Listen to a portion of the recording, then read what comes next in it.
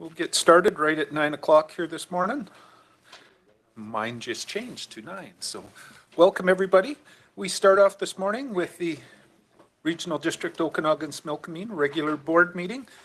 We have before us the potential agenda. This is an opportunity to remove anything off the consent agenda and into the regular, if there's anybody wanting to discuss any of those items. Not seeing anything there. And also, we were going to amend the agenda slightly by adding the one item which was on the Community Services Committee, no, not Community, Corporate Services Committee, I'll get this right, into the regular agenda because it needs to be approved by the board. So we will cancel the Corporate Services Committee and it will go under the CAO reports. And that's the only amendment to the agenda. So looking for a motion to approve the agenda as amended. Moved, seconded, thank you. All in favor? Any opposed? Motion carries. That brings us to the consent agenda, corporate issues. Looking for a motion on that one. Mover, thank you. Seconded, great. All those in favor? Any opposed? Motion carries. Down to delegations, I believe, and that brings us to Mr. Nielsen and company. If you would just come up to the front there, and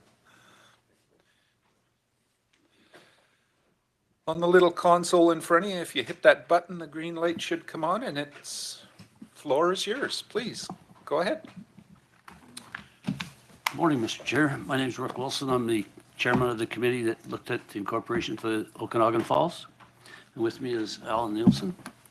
I'd like to thank you for getting us on the agenda so quickly. The incorporation study has followed a course led by Alan and Sherry Hurst and Natasha Horseman as consultants.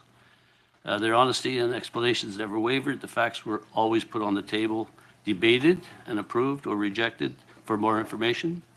All 42 service or issue sheets were approved as written or amended. The committee was appointed by this board after consultation with the RDOS staff, who vetted the candidates and selected 10 members of the community within the incorporation study area as set out by previous study group and approved by the province. Excuse me. The committee members were myself, Kia Adashi as vice chair, Eleanor Walker, Randy Ludwar, Eugene Detling, Ian Bowman, Kelvin Hall, Debbie Rose, Marcel Osthorn, Judy Gardner. The committee selected me as a chair and Kia as the vice chair. I commend the committee for their dedication to the process, keeping personal issues away and not taking a position on incorporation, only evaluating the consultants' work with an open mind, and they did a fantastic job on it. We'd like to thank all the staff of the RDOS for their guidance in keeping this process on track. The information for the public was processed by the staff, the minutes kept, and the meeting was set up to ensure the public was heard. All with a smile, even when we kept them quite late. Thank you to Director Taylor for his support and guidance throughout the process. Also, we would like to thank the members of the staff members of the Ministry of Housing and Municipal Affairs, Simon Rasmussen and Patrick Thompson. And I would like to now pass it over to Alan. He has some presentation. Thank you very much, Chair Wilson. And Chair Pendergraph and members of the board, thank you for having us here today. It's a pleasure to be back. I'm just going to ask Adam if he can start the slides. We've just got a few slides to go through to, here we go, perfect.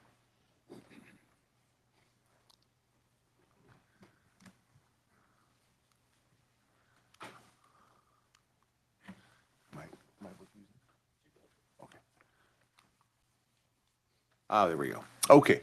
Thank you, Mr. Chair. Let me just give a little bit of an outline of the slides that I'd like to go through just to pick up on what Mr. Wilson had presented a moment ago. Just try this here. There we go. Just in terms of the presentation, oops, okay, we've gone. Give me 1 second here. Here we go. In terms of the presentation, Mr. Chair, so we've heard from our committee chair, Rick Wilson. We'll take a little bit of background on the study because our purpose here today really is to give a brief outline of the work that the committee has done, the Okanagan Falls Incorporation Study Committee has done for the last 15 months to come before the board here with a recommendation. So we'll give a little bit of background onto that. We'll talk about who does what in the study or who has done what in the study. Bit of an outline on study purpose and process, and then get into our key findings. We'll keep it all very short and very tight because the full report is with the board packages, of course, and the directors have had a chance to look at that.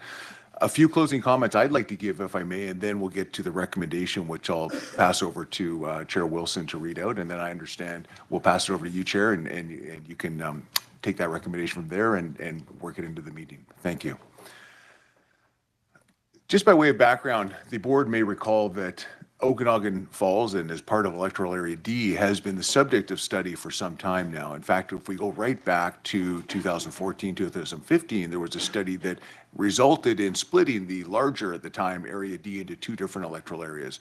Following that study, we had a study specifically for Electoral Area D, including Okanagan Falls, which was titled the Electoral Area D Service and Boundary Configuration Study. That study looked at the issues and concerns that residents in Electoral Area D may have or with respect to different services, different local government services provided by or to them by the regional district, by the ministry, by other agencies as well.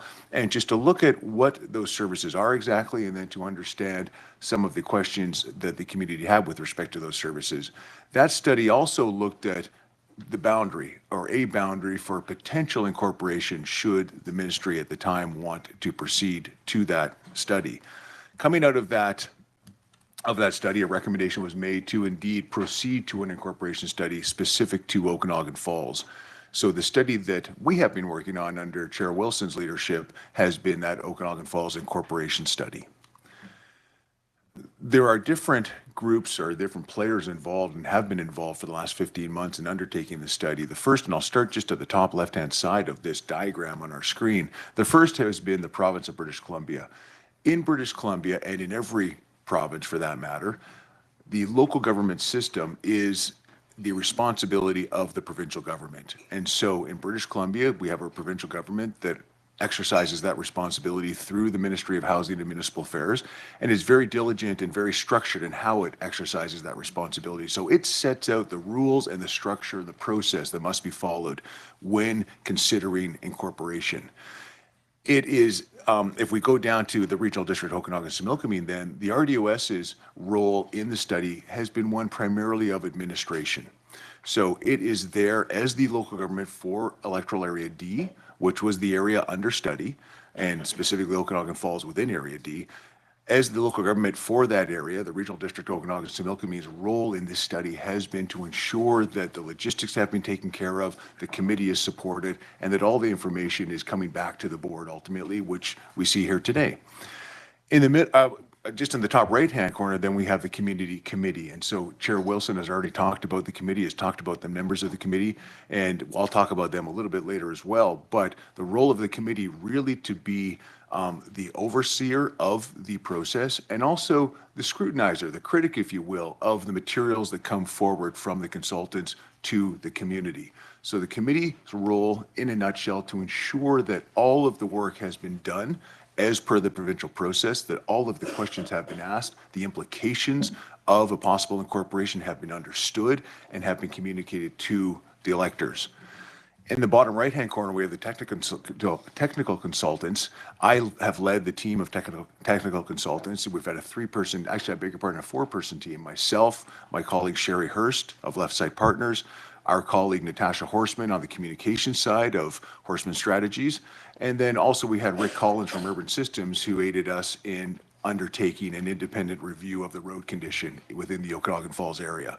So together, our role has been to undertake all of the analysis required to understand the services and, more importantly, to understand the governance system and the implications of all of that implications of a decision to incorporate for electors within the Okanagan Falls area.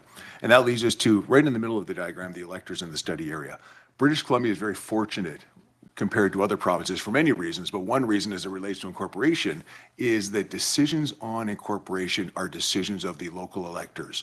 That's a different situation than in most other provinces. In British Columbia, we've had that policy in place since the late 1970s, which means that under the steerage of a community committee, we have the local electors who come to the table, who learn about the different issues, who learn about the implications of a decision to incorporate, and then ultimately make the decision through a referendum. We'll come back to that idea of a referendum a little later as we talk about the recommendation that we're presenting today.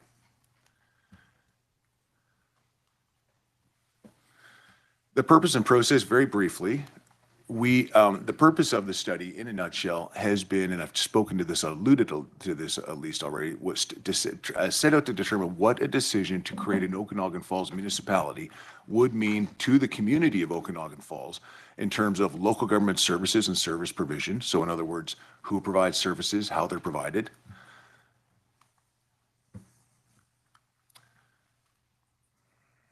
Governance. So when we think about governance, it's all about decision-making, who makes decisions and how they're made. And then finally, costs. And costs take their form, in our case, in the form of local government, local property taxes. So what would a decision to incorporate a separate municipality mean for the community in terms of the services they receive and who provides them, the governance, the decisions they make and how they make those decisions, and the costs that they pay to be their own municipality, those service costs as they, and they take the form of local property taxes. The study is, as I noted already, is about providing information that residents, that electors in the study area need in order to make an informed decision. And that's a very key point of this study. The study exists to understand the implications and to communicate the implications. So a big part of the study is that technical analysis to understand and to examine what those implications would be. And then an equally large part of the study has been to reach out and engage with the community, ensure that the community members have every opportunity to ask questions about, to read materials, to hear from us, and to understand what it would mean to them to incorporate. We are looking at two different options here we have been looking at two different options in the incorporation study. The first is the status quo option. And the status quo option is where we see Okanagan Falls, and you'll see it in the middle of electoral area D there. Okanagan Falls as an unincorporated area within, an unincorporated community, within electoral area D. In our status quo situation, we have RDOS as the local government. So for electoral area D and including for Okanagan Falls, currently RDOS is the local government, responsible for providing most of the services, but also recognizing that some of the services come from the Ministry of Municipal Affairs and other ministries, transportation and infrastructure in particular. Right now, in terms of governance, we have area D as a whole represented on this body by one electoral area director. And we have the property taxes being paid to the regional district and to the province for policing and for roads in particular.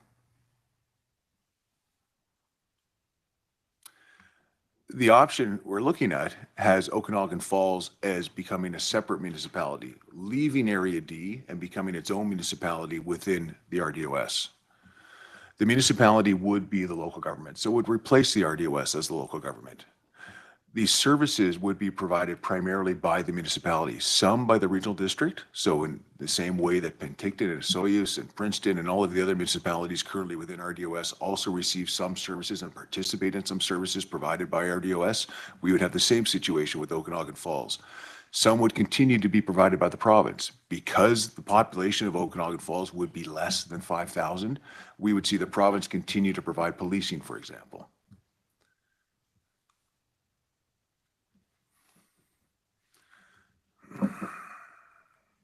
The municipal council would be the governing body. Right now with the regional district, we have this body, the regional board as the governing body. The municipal council would become the governing body with one mayor and 4 councillors. Property taxes would be paid to the municipality, some to the regional district for regional services and some to British Columbia primarily for policing. And the new municipality of Okanagan Falls, similar to many of the municipalities around the table here, would be represented on this body. And in the case of Okanagan Falls, it would be with one electoral area director. I beg your pardon, one municipal director, sitting beside the electoral area director for Area D. The key findings. So as Chair Wilson mentioned in his opening comments, the consultants, with the guidance of the committee, produced a number of what we called service sheets and issue sheets to look in detail at the over 40 services provided to Okanagan Falls currently, and to look at some of the issues that would affect Okanagan Falls in the context of incorporation. For example, what happens to farm status lands when they become part of a municipality? How do we deal with size of council, those kinds of things? What are the differences between a council and a regional district board? All of those kinds of questions explored and addressed through service sheets and issue sheets. Each service sheet took one specific service or one area of services and looked at that and profiled that service or area of services as they exist today, and then looked at and envisioned what the services would look like under a municipality. How would it change? How would the service provision change? How would the governance or decision-making for the services change? And how would the cost of the service change? And the property tax bill that taxpayers would be expected to pay. So all of that information was brought together for those over 40 services, combined with issues, looked at governance in particular, put out information on how decision-making would change under a municipality versus under the current regional district, and then came forward with, for the public to understand even better, the cost issues. We looked at tax comparisons, and we looked at a representative house within Okanagan Falls, and we chose that value at $500,000 based on BC assessment figures. We looked at what people pay today for that house, what they would pay under a new municipality, and we saw that difference to be about $290 more under a new municipality. And most of that difference is related to the cost of roads, because a key point to understand with incorporation is that once a jurisdiction leaves the unincorporated status and becomes incorporated, that jurisdiction, irrespective of its size, automatically becomes responsible for the provision of roads. As an electoral area, it's the province that provides the local roads. So that's a costly service, so we expect those costs to go up. What we also have found, however, is that in exchange for that extra tax burden, that extra tax cost, the electors, the residents of Okanagan Falls, would greater control over local decision-making, would have greater local decision-making scope than they do at presently under the RDOS government system.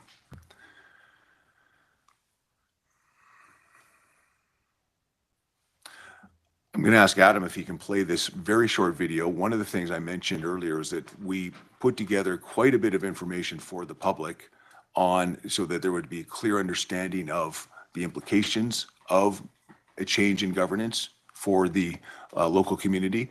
One of the methods we used to communicate was a couple of different videos that were put together at different points of the study, but we also had a very robust website with all of the information, including these videos, listed for people to go through.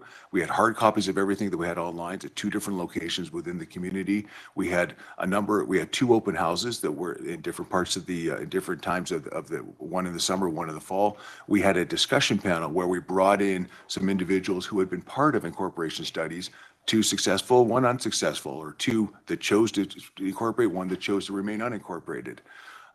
In the past, we brought those people together and had a discussion panel with over 100 people in attendance to listen to that. We also had a number of editorials and social media messages and advertisements in the local press in Okanagan Falls. So quite a robust engagement process to ensure that everybody living in Okanagan Falls had an opportunity to understand and ask questions about the study, the services, what we were looking at, the findings, and most importantly, the implications of a decision to incorporate. So I'll ask Adam if he can just give us a play here so that we can give a sense of where we ended up with the study.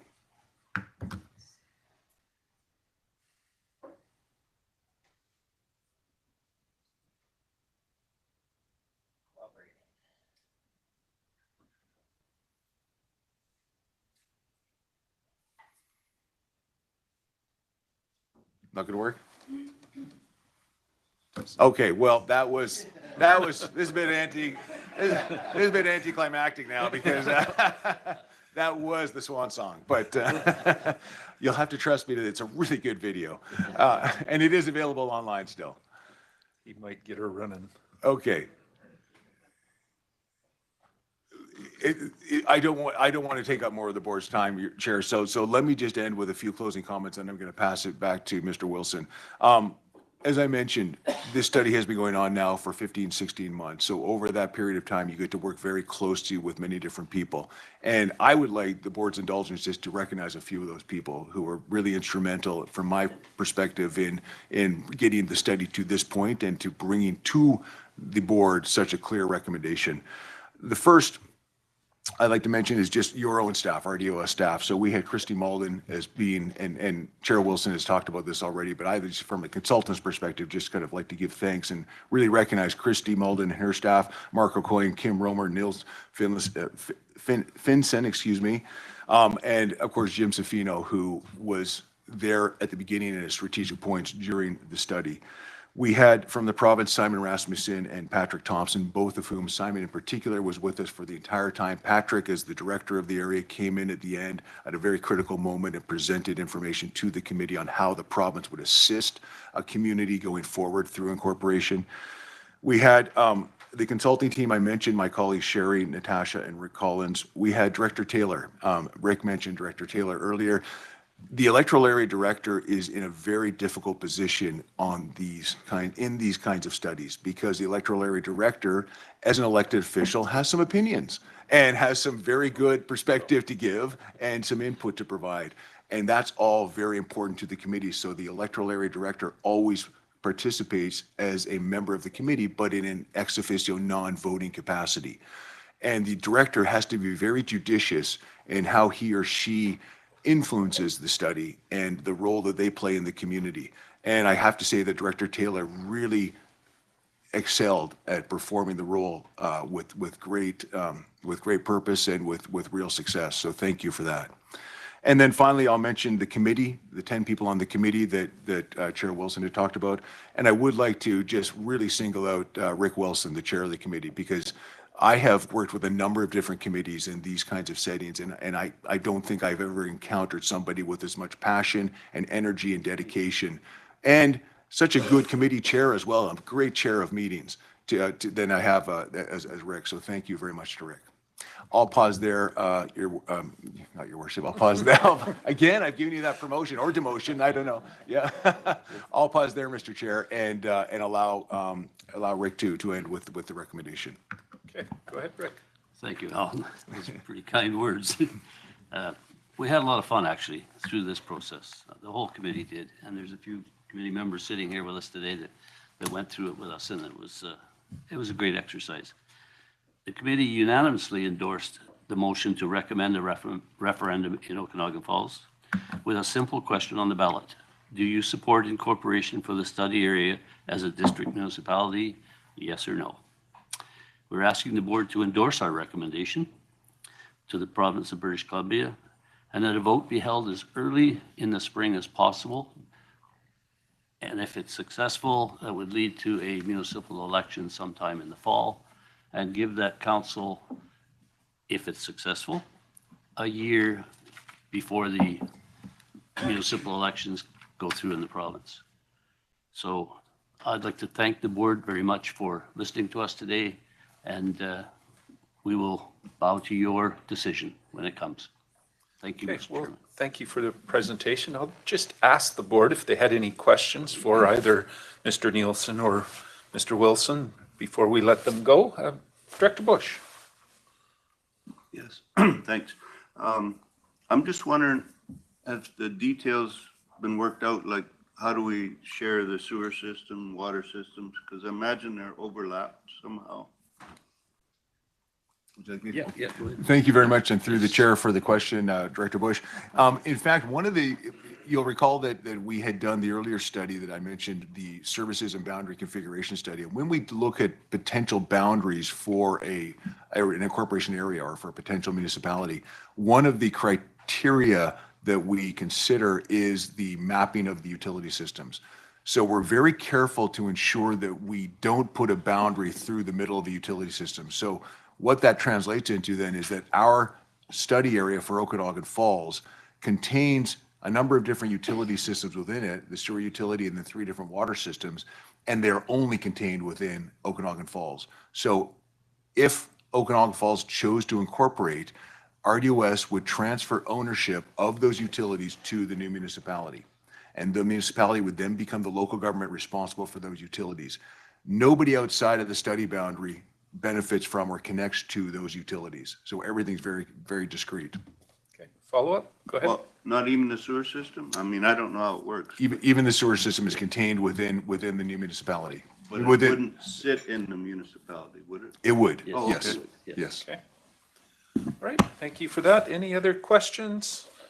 Not seeing any hands. Again, thank you, and specifically to the committee and Rick, job well done, and thanks for your time and efforts that you put in on it. I'm sure it's much appreciated by the community, and I know it is by Director Taylor for sure. So, Yeah, I'm sure it is. Thank you very much. all right, thanks. And just so you know, we will deal with this specific recommendation just a little bit later in the agenda. So. Okay, moving on to development services. Item C1, we go to a development variance permit in Area E, and I'll go to the CAO. Thank you. I'll start off with, I'm losing my voice, so I might have to delegate at some point, talking about the recommendations to the deputy. Okay. So I'll start off with, this application is seeking a variance to the maximum height of an accessory building structure that applies to the subject property in order to undertake the construction of a garage. The administrative recommendation is that the development variance permit E 2024.035 to allow for the construction of an accessory building at 845 Kinney Road be denied. Staff's here to answer any questions you may have. Okay, thank you for that, and I'll go to Director Federico. I would like to refer this to my APC, please. Okay, so you're moving that it goes to the APC. Is there seconded? Any discussion on that? Call the question. All those in favor? Great. Any opposed? Motion carries. Down to C2, a development variance permit in Area H, CAO. Thank you. This application is seeking a variance to the interior side parcel line setback that applies to the subject property in order to formalize an existing carport. And the administrative recommendation is that the development variance permit H 2024.036 to allow the construction of an accessory building at 2255 Old Headley Road be approved. And again, staff's here to answer questions. Okay, thank you. I'll go to Director Stringfellow. Any direction on this? Yes, I'd like to move the administrative recommendation, please. Okay, moved, seconded. It's on the floor. Any discussion? Not seeing any hands. Again, this one is a rural vote. I'll call the question. All those in favor? Thank you. Any opposed? Motion carries. Down to C3, a petition to enter the service area in Area E. Yep, okay, thank you. Director Bloomfield, we'll make sure we get you as soon as this is done. I'll go to CAO. Thank you. The Regional District has initiated a service area petition that seeks to include the entirety of the properties at 7, 8, 9, 10, and 11, 4650 North Naramata Road, being Strata Lot 2, 3, 4, 5, and 6, District Lot 3314, in the Naramata Water System Service Area. And the administrative recommendation is that the Naramata Water System Local Service Establishment Bylaw 3086, 2024, being the bylaw to extend the Naramata Water Service Area be adopted. Director Federico. I'll move staff administrative Okay, recommendation for moving adoption. adoption and seconded. Any discussion on this? Again, seeing no hands, this one is a corporate vote. I'll call the question. All in favor? Thank you. Any opposed? Motion carries. Down to community services, the ADRA Tunnel License of Occupation, CAO. And thank you. This is to acquire tenure for the province to maintain and manage the ADRA tunnel. And the recommended motion is that the board support the application to acquire a Land Act tenure in the form of a lease for up to 30 years from the province of British Columbia, District Lot 2125S, as shown on the plan included with the report. And that for $11.90 for community institutional purposes to support the ongoing operation and maintenance of the ADRA tunnel and the associated recreational trail located, which forms part of the Kettle Valley Trail system. And staff's here to answer any questions or concerns you may have. Okay, again, over to Director Federico. direction? I'll move the administrative recommendation. Okay, moved, seconded, it's on the floor. Any discussion? Director Taylor, start with you and then over to Coyne. Yeah, I'm generally quite supportive of this initiative, but I would like some understanding of who is responsible or who is liable for continued rockfall. You know, there's obviously some geological issues there. That's why it was closed. So what happens if that should happen again? Who's on the hook? Staff, can you respond to that? Yeah, due to the nature and uniqueness of Adria Tunnel, at the inception of this project, it was determined that the RDOS would be the primary caretaker, so to speak, of the tunnel. So routine inspections, minor rock falls, those things are certainly fall within our responsibility of the lease. In the case of significant issues, that would be determined likely through the board and then work with the province for significant works requiring capital funding. Okay.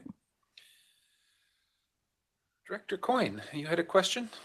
Yeah, I mean, I think my views on the KVR are well known. I would like to see a complete KVR.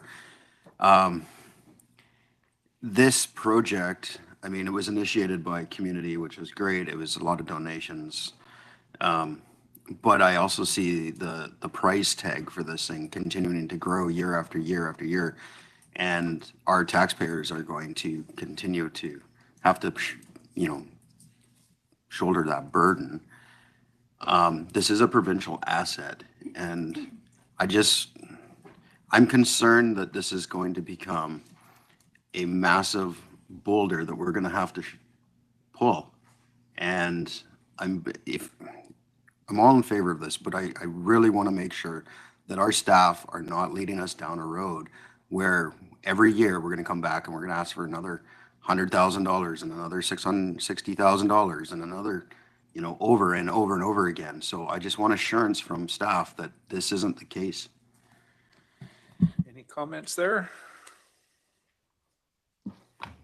With the unknowns of this tunnel, you know, we put our best business case forward on how to operate and maintain this tunnel and this asset along with other assets of the KVR with the best information we have in front of us.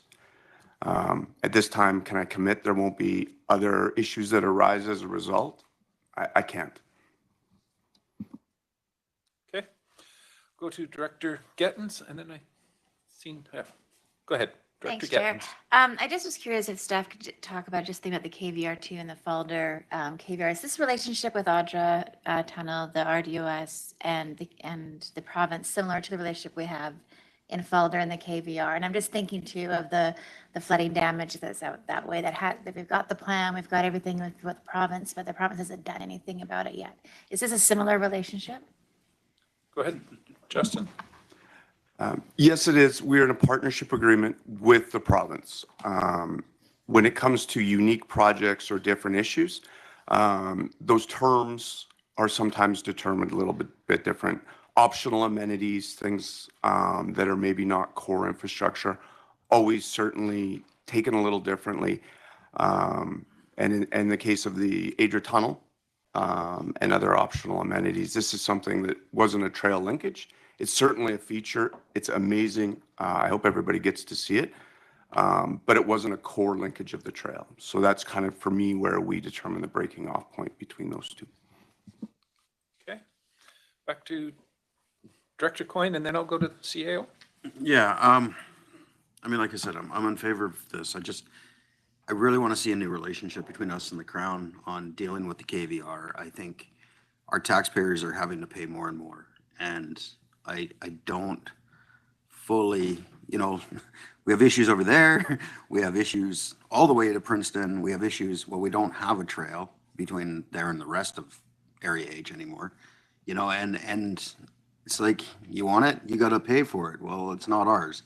And I really have a hard time, you know, with more offloading onto us to maintain provincial assets. So there you go.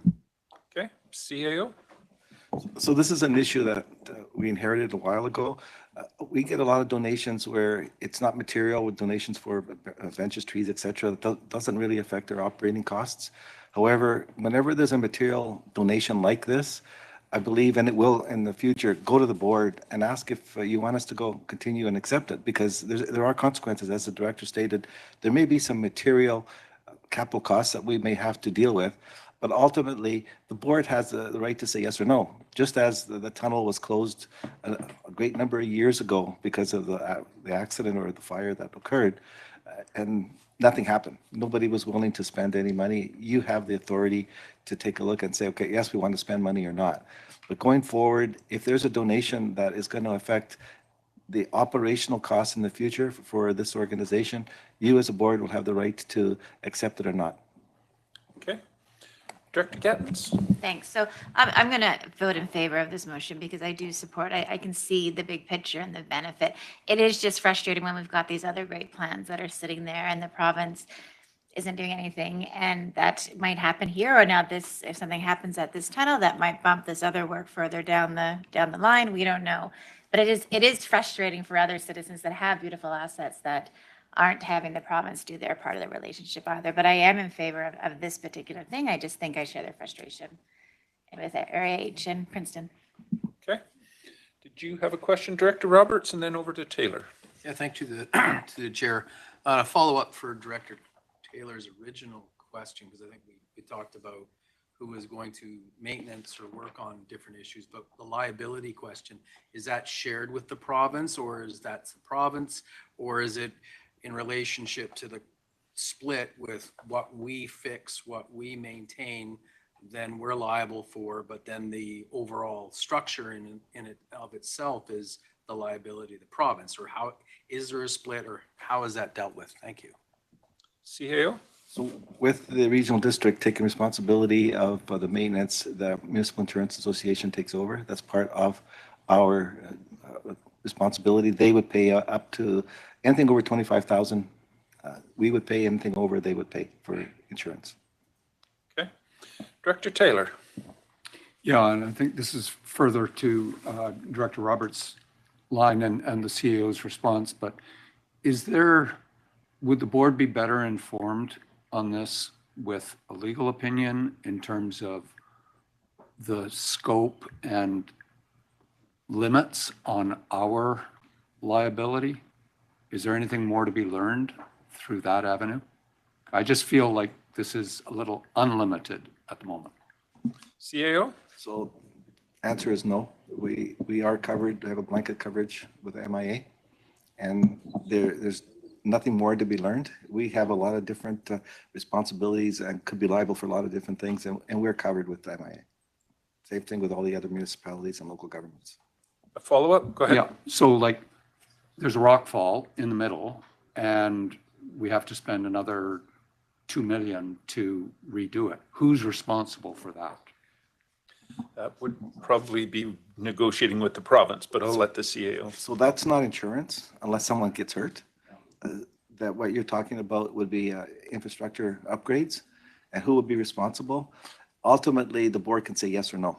So just as it's now open, and because of all the donations that were occurred, if something happens where it requires $2 million to repair, the board can say close it. You don't have to spend the money if there's a material requirement. Okay. Director Coyne? Yeah, I just wanted to point out that this wouldn't be the only tunnel on the KVR that we're responsible for. We have tunnels in the Princeton area. Just in the Area H area, there's 2 tunnels, and the town of Princeton has a tunnel as well. So it's not like this is the only tunnel on the KVR. There's multiples. Good point. Seeing no other hands, this is a corporate vote. I'm going to call the question. All those in favor? Thank you. Any opposed? The motion carries. Over to D2, Parks and Recreation Commission appointments. Someone prepared to move that? Moved and seconded. Any discussion on this? Fairly straightforward item. Again, a corporate vote. All those in favor? Thank you. Any opposed? Motion carries.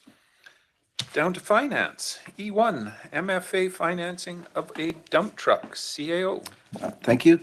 In the 2022-2023 annual budget, the board approved the acquisition of a dump truck for parks and trails. The truck was to be funded from a combination of vehicle replacement reserve, $92,000, and the MFA equipment financing program, $38,000. Administrative recommendation is that the board of the regional district of Okanagan-Similkameen authorize up to $120,000 be borrowed under Section 403 of the Local Government Act from the Municipal Finance Authority for the purpose of the purchase of the 2023 F550 XLT dump truck. Staff's here to answer your questions. Okay. Director Taylor, you're moving it? Or you have a question? Go ahead with the question first. Sorry. Just trying to clarify, is this a lease or do we own? And at the end of the 5-year term, along that, do we still have the truck or do we return the truck with the keys? Go ahead. It's financing, so it's a loan. So we do own the truck after 5 years. Just to clarify, it does say lease in several places in the briefing note. That's what tripped me up here. All right. So the program, the confusion is the program used to be called the MFA leasing, equipment leasing program. They changed it to financing, and I apologize if leasing was in there. We sometimes go back to that word, but it actually is a financing program. Okay. Director Weep? Just thinking through the chair. Perhaps I'm remembering incorrectly. Was there an ask for this last year? And I thought we had had some dialogue about shared, right, rather than buying it outright, that we look at one region working together. There are dump trucks in multiple areas that potentially could be a service agreement or fee for service. It is a lot of money, and I'm just wondering whether that option was abandoned or never really made it to the table. And again, if I'm mistaken, I saw a couple nods that it was discussed, I think, last year's budget or this year's budget, and I'm just looking for clarification, please. Okay, I'll go to the CAO. So with economies of scale and use from different local governments, we're just starting to do that right now. The board's going to receive a number of possibilities where we can save funds. However, at any given point with something like this, one local government has to own it. Where we, in this case here, if the other local governments can release it or we establish a rental fee, that will happen. However, it has to start off with one government purchasing it.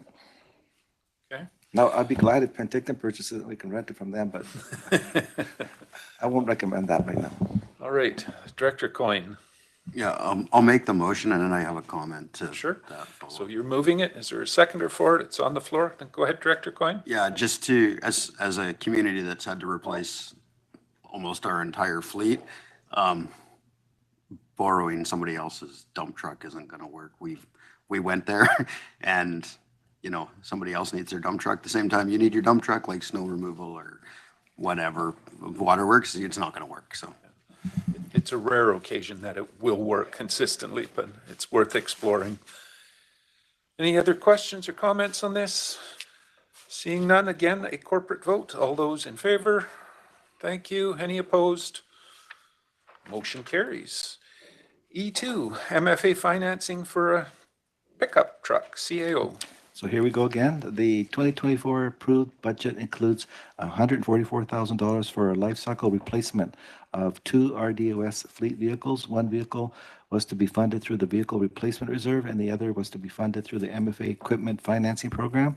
The financial purchase price of each truck was $77,537.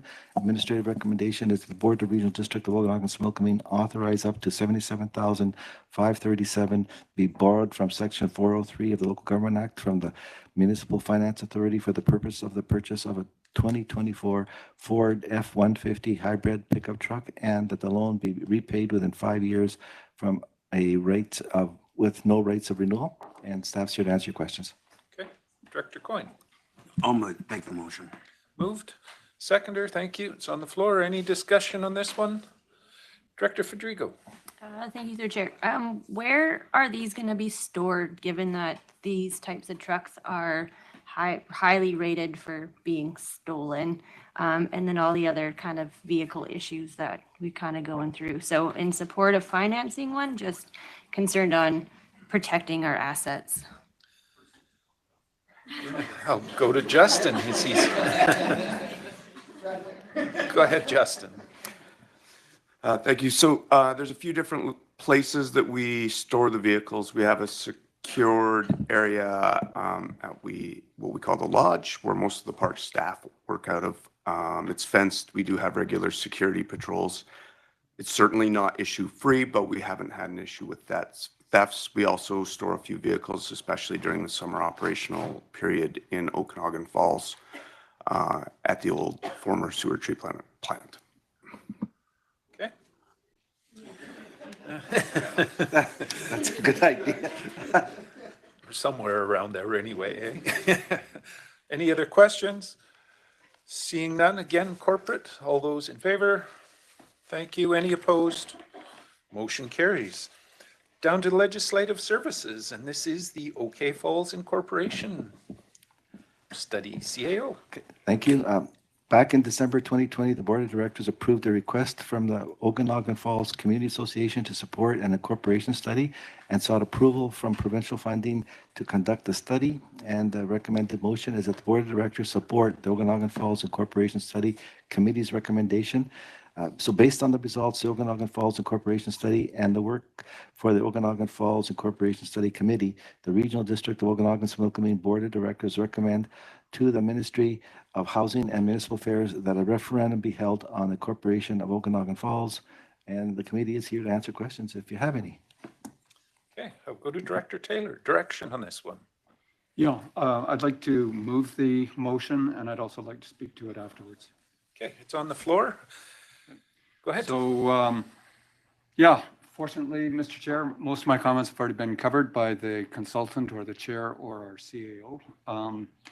I would like to note this has been at least a 10-year process, and there have been previous studies that were in the 80s and the 90s. I'd like to thank the participants of the current committee, many of whom, or several of whom are in the room here, Eugene Detling, Randy Ludwar, Eleanor Walker. I believe we have a couple online as well. I'd like to thank participants of the previous boundary study, again, Eleanor Walker, Kay Medland. And I'd like to thank members of the governance study that was done back in the 20-teens and led to the splitting and was an effort to see if there were things we could do within the governance of the regional district that would satisfy the community's concerns. And participants in the room for that study are, again, Eleanor Walker. I would also like to note that this current process, as the CAO noted, started with a letter from the Community Association.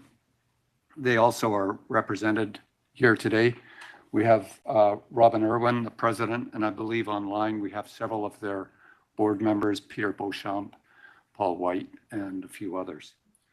Lastly, I'd like to thank our Area D alternate director, Jim DeAndrea, who with me or my predecessor has sat through almost every meeting of the last two study processes. So with all those thanks in mind, I'd like to note that if the board supports this recommendation, it will enable the minister to approve a referendum this spring. And if that is favorable, that would allow for a council by-election to be held next fall, which in turn would allow the incorporated community to start getting its bylaws in order and contracts in place and staffing in place. So I do think that's important that we get this done in a timely manner starting today. I feel that the RDOS has done its due diligence more than over the course of these three studies, and I strongly support this recommendation going forward. Okay, thanks for that. Any other questions or comments? Go ahead, Director Holmes. Yeah, I'd like to extend my congratulations to everybody involved as well. I think today's an important milestone. I have some questions regarding the referendum. Who runs the referendum? Is it us or is it the province? I'll go to Ms. Malden.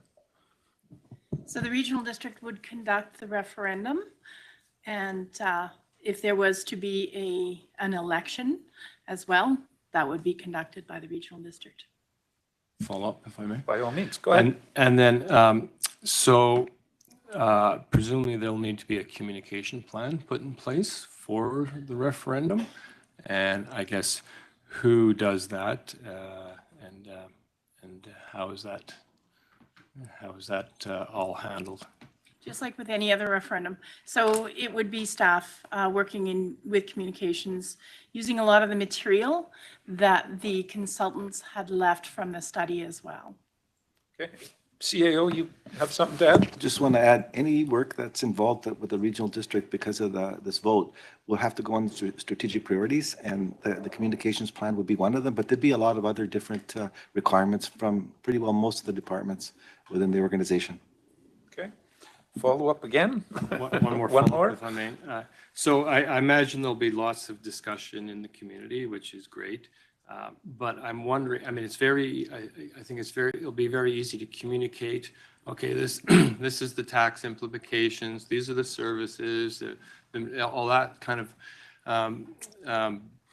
meat and bone stuff. But I guess how do you articulate in a communication, how do you communicate the intangibles? Like, how do you communicate the benefits of local self-determination and how you strengthen local democracy? How do you communicate the potential for future development and prosperity? All these sort of things about, these are the reasons why you would want to incorporate.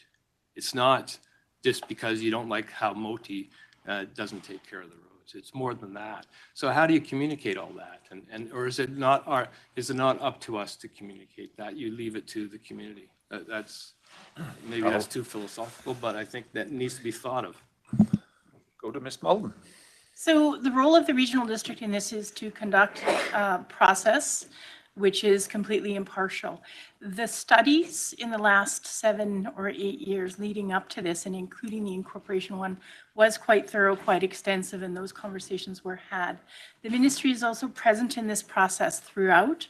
So if there's any questions that get more into the administration of a new municipality, they're there to help answer those as well.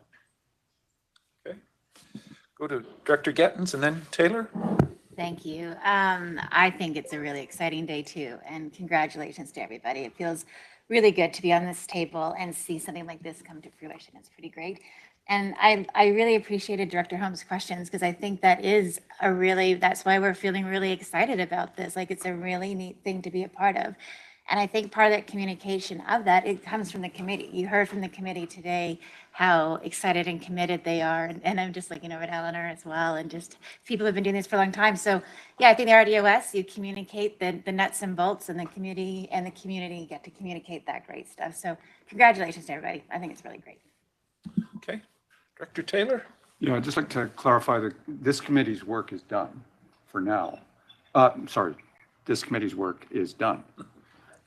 I would expect the community to form its own groups that will be loudly espousing the pros and cons of incorporation. As our CEO has indicated, most of these points are written down in the material that's been provided. So it's a question of sifting through that and finding it. And much of it has been put together. There are several very clear pros and cons sheets that have been prepared already. Last, I'd just like to, cost is an important factor.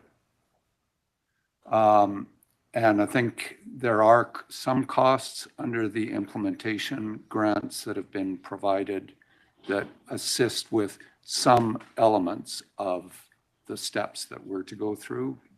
I'm not sure. Okay. I've got you're okay there? I've got Director Coyne and Bush and Konetz. Go ahead. Yeah, congratulations. I mean, I'm excited that we're at this point. I used to sit beside your predecessor over in the corner there where Director Graham is. And, you know, I used to rib him all the time. Just incorporate already. And, you know, we went to that first meeting at UBCM and we explained to the province at this time, you know, it'll be different and the process will do its job. And I'm excited. I think this has been a long road and I think the community is ready to make a decision. And I fully support this motion. I fully support this process. And I just want to say good work from everybody. Congrats. Director Bush. Yeah.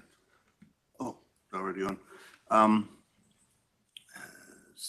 I'm not quite sure where my thoughts are here. I have concerns because the province made the corporation so small that it took away a lot of the tax base because they didn't include Heritage Hills and Gaha, whatever it is, and Vintage Hills. And I'm wondering, my concern is it going to bear a big cost on the taxpayers because now that they're smaller? So the less tax base you have, you still have to pay for the same amount of overhead when it comes to your council or whatever, or not your council, but your CFO, CAO, CEO, maintenance, all that stuff. And I'm sure it was considered, but I just think it's a shame that they made it too small. And then I'm wondering, are there other people in Area D, are they affected? Are they going to have to pay more taxes now because of the incorporation? Because now Area D is going to be so much smaller. Ms. Malden. So to answer those questions, the analysis was quite thorough that the consultant prepared. So as for the increasing costs, it's all in there. It's all on the website there. And I think Alan Nielsen mentioned that, you know, it was approximately 200. So the increase is not significant, not expected to be significant as the province helps to transition a new municipality, if that's the direction that the citizens choose to go. As for the rest of Area D, there'll have to be an analysis study done on what happens with the rest of Area D. There's not expected to be a significant increase in taxes for those either. Okay. Director Cohens. Yes, thank you. Congratulations to everyone for all their hard work for the last decade or two that this has been going on. So really appreciate everything. That the democratic process is alive and well. That's awesome. But my question was similar to Director Bush's in that I would hope we would not have 21 people sitting at this table. It's already hard. Is it 20 right now? God, I'm sure it's 20. I would say that it would be much more efficient to have Area D, what's left of Area D, join another area if possible. And because I think that, as you know, we're having a lot of difficulty already with the number of people that are around in this board, as any board that gets this large. So if I would imagine, I don't know what the population is of that area, that little area that would be left, but I'm hoping that another area would encompass it or take it over. And so we wouldn't have to have 21 people sitting around this table. I think that would require another analysis, but it's a point that would be considered in the future possibly. Any other comments or discussion on this? Seeing no hands, I call the question. All those in favor? Great. Any opposed? It's unanimous. And again, thank you to everybody involved in that. It was a job well done. Moving on to F2, Freedom of Information Protection of Privacy Bylaw Amendment, CAO. So thank you. As you just stated, it's for the freedom of information, and it is to remove definition of the board and coordinators and to add a definition for the commercial applicant. And the administrative recommendation is that the board, that bylaw number 2519.03, 2024 being a bylaw to amend the Freedom of Information and Protection of Service League bylaw be read a first, second, and third time and be adopted. direction on this? Someone prepared to move it? It's moved, seconded, thank you. Any discussion? Seeing no hands again, this one is a corporate vote. All those in favor? Thank you. Any opposed? Motion carries. Strategic Program Tracker, CAO. Okay, be right there.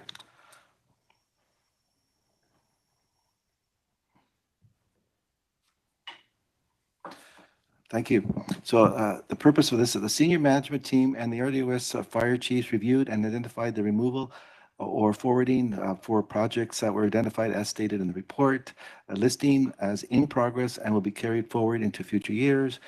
Also, there's a listing that are being recommended for removal due to an explanation provided below, which is included in your report. Only the board can add, only the board can remove what was, it still says Gantt chart because it's a 2024 name. It's now the Strategic Program Tracker.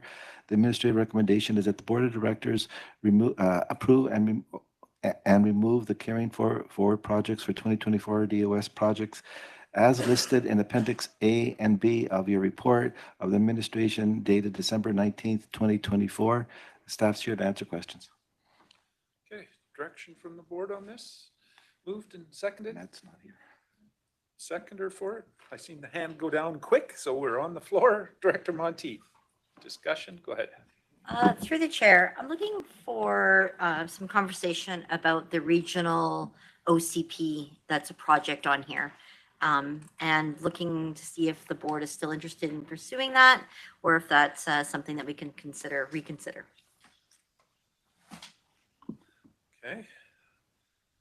Not seeing any hands on it. You have a direction you would prefer it going, or is that? Yeah, thank you through the chair. I'm not interested in having a regional OCP.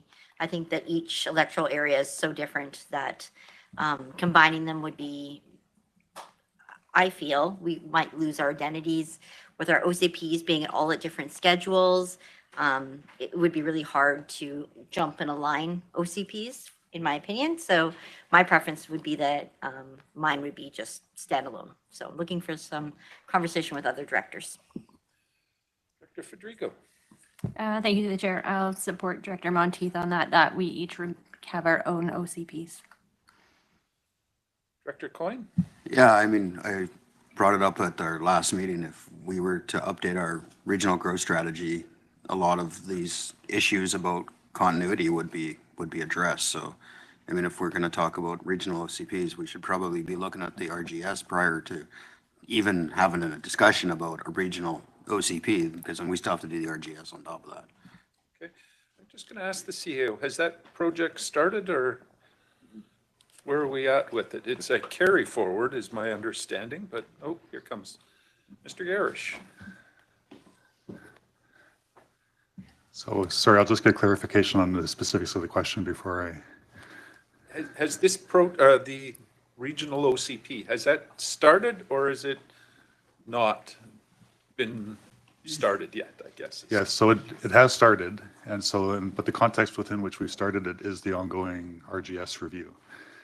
And so because of the proposed amendments to the RGS, which we are trying to bring back to committee for discussion, and speaking about regional consistency, so having the RGS is one part of it, but then also the OCPs are supposed to be consistent with the RGS. And so if we have to make amendments to the OCPs to support the potential new direction in the RGS, we've been doing the two together as an efficiency measure. So they are nearing completion. If I had to wager a completion point on a single OCP, I mean, recognizing that we're not starting from scratch here, we are dealing with 6 different existing electoral area OCPs, a lot of which have significant overlap in terms of regional policies. I'd say we're probably around 90% completion mark on that project. Okay. Director Gilbert. Yeah, thanks through the chair. I guess there's some clarification from the directors that want to have separate OCPs. Like, can we not have the electoral areas be reflected within a one OCP? Like, we do this within the city of Penticton. We have different neighborhoods that are reflected within our OCP that understand the characteristics and the identity of those neighborhoods reflected in that bylaw. Instead of having multiple ones, we can have one big one that reflects the ideas and characteristics of each regional district area within that one OCP instead of just having multiple of ones. I think that was the intent, but I'll just let Mr. Garish clarify. Thank you. So that is our hope when we bring it back to the board, is that we can show how a single OCP can accommodate the different communities within a variety of electoral areas, and that again, the challenge with a regional district OCP, unlike a municipal one, is that we are dealing with basically two sets of policies. So we have obviously overarching regional policies, and then we have the more specific policies for each community, such as the Caledons, Naramadas, Willowbrooks, anarchists, etc. So, okay, Director Monteith. Thank you, through the chair. For me, I think it is the process. So if it's a regional OCP, then everybody's going to be looking out for their own region or their own area to make sure that the changes reflect theirs. When it's an individual OCP, we have a little more autonomy in our communities to make those changes that we want to have at a local level. So combining it is, once again, to me, it's the process of bringing it regionally together and identifying that each of our electoral areas are all so different, and put us all in the same box. I think it's going to be challenging for areas who want to have that difference. And yes, I understand that we can deal with that through zoning, but I just think the optics of all being together is going to be hard for electoral areas. Okay, Director Knodel. Yes, I have to agree with Director Monteith on this. The differences in the areas are extreme when you consider economics, right through to the, what we do, the housing styles, the populations, the geographies. It's going to be a problem doing it as one. I'm interested to see what Mr. Garish comes up with, but I do see problems with this. Thank you. Okay. Director Gilbert. Yeah, think through the chair, and just for clarification on process, if we have individual OCPs, these are bylaws, so the board as a whole would be voting on each of these OCPs individually? Okay. That's the way it goes now. CAO, did you want to comment? The strategic priorities is going to be coming to the board in January. So you'll be discussing each of your strategic priorities, and a number of the electoral directors and other directors have actually added their own. So you'll be looking at, some of them have already asked for their own specific OCPs in the strategic priorities. Okay, Director Gettins, and then Campbell.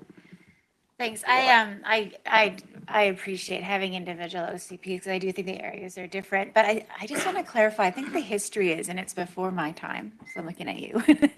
I think the idea was to have one OCP because there are commonalities, and get the commonalities, and then have all the different areas within the one OCP. And I think what's happened that I've seen over the past 2 terms is that we kind of I think sometimes the areas are feeling a little bit washed down to try and meet that commonality goal rather than keeping how different we are. So if you look at Greater West Bench and Area C, the people who live in the different areas are different. What they need is different. Like, it's so different. And I think that's what the rural directors are saying, is that we're feeling a little bit muted in the individuality of our areas. So if we can, and if you're 90% of this project, like let's wrap it up to the 100% for sure, and let's see what those commonalities are. But then let's really protect that individualism, because I that's what you're hearing from for the rest of the board, is that we're feeling a little bit like we need to fight for our identity. And I think that was a direction, though, to be fair to staff, provided maybe a few terms ago for those efficiencies and such. But that's kind of my take on it. So happy to see this get to the next 10%, but do support that we need some individuality, and maybe we break it out within the one OCP. I'm just going to ask the question of, it's not that long ago that this came to the board to even start the direction on this. It's not like 2 terms ago, it was this term. Is that correct? Yeah, it was this. So it was this term, and the point that we put to the board is that, I mean, we are struggling with keeping up with strategic projects and planning. We have a 20-year schedule for reviewing OCPs, but you take into consideration other factors that slow us down. It's probably closer to 25 to 30 years. You're losing one of your senior planning staff on this 2-year rotating cycle for OCPs that are dedicated to these projects, but you have other projects you want done. We're dealing with OCPs that, now that we're actually like this close to finishing the project, we can see that there's a significant amount of regional policies. I'd say 85% to 90% of these OCPs are policies that affect each of you equally. The local area policies are the smaller percentage. And it's also costing us in terms of consulting help, you know, to review all these OCPs over that 20-year period, upwards of $1 million. So we're spending all this money, staff time, resources to review policies that are 85% the same across electoral areas. And we feel there's a better way to spend those resources. And so a single OCP would help us. And I'm very understanding and appreciative of the concerns that the directors have raised in this discussion. But from our perspective, what you're describing applies if there's one OCP or multiple OCPs. I mean, there's always those challenges around have we accurately captured the policies for those local communities, regardless of what form the OCP is. And I think that was an issue that came up. I can't recall if it was this term or the previous term in relation to Falder, where we had just completed an OCP review, and lo and behold, the policies for that community weren't as robust and didn't provide as much direction in terms of the aquifers and water quality as we had thought in relation to rezoning applications. So, Thanks for that. Director Watt? Thank you, Chair. I'm just looking to have confirmation and then maybe a quick question, because this doesn't prohibit each area from being unique. It gives an opportunity for the region to stay under one umbrella. And for not to be sorry for CEO Zafino, but it's one region working together, gives us that blanket umbrella. And I'm just wondering if you can tell me, Mr. Gersh, what is the common, what do other regional districts do? Is this a format they follow? Mr. Gersh? So for the board's benefit, there's, and it's a very niche group, but there's an association of regional district planning managers, and we get together every once a year in Victoria to discuss, the goings-ons in the areas. And I'd say within the last 5 years, I think it was, sorry, I get my valleys on the island mixed up. It's either Cowichan Valley or Comox Valley was the first one to take a stab at a single OCP, and they've pulled it off, and it's certainly been a topic of discussion amongst the other regional districts, and I know that we're one of potentially 3 or 4 other ones looking at exploring a single OCP for our, of course, in this context, it's not the whole of the RD, but for the Okanagan electoral areas. So it's something that's of interest. We certainly see the benefit in single OCPs, but I think historically what you've seen is OCPs by electoral areas, but there seems to be a shift more towards regional OCPs, if you will. Okay. Director Monteith? Thank you. Through the chair, I just want to share at UBCM, I had several conversations with other regional district directors, and they all said the same thing, regretted going to a regional OCP. The Kelowna Regional District, Nord, is it?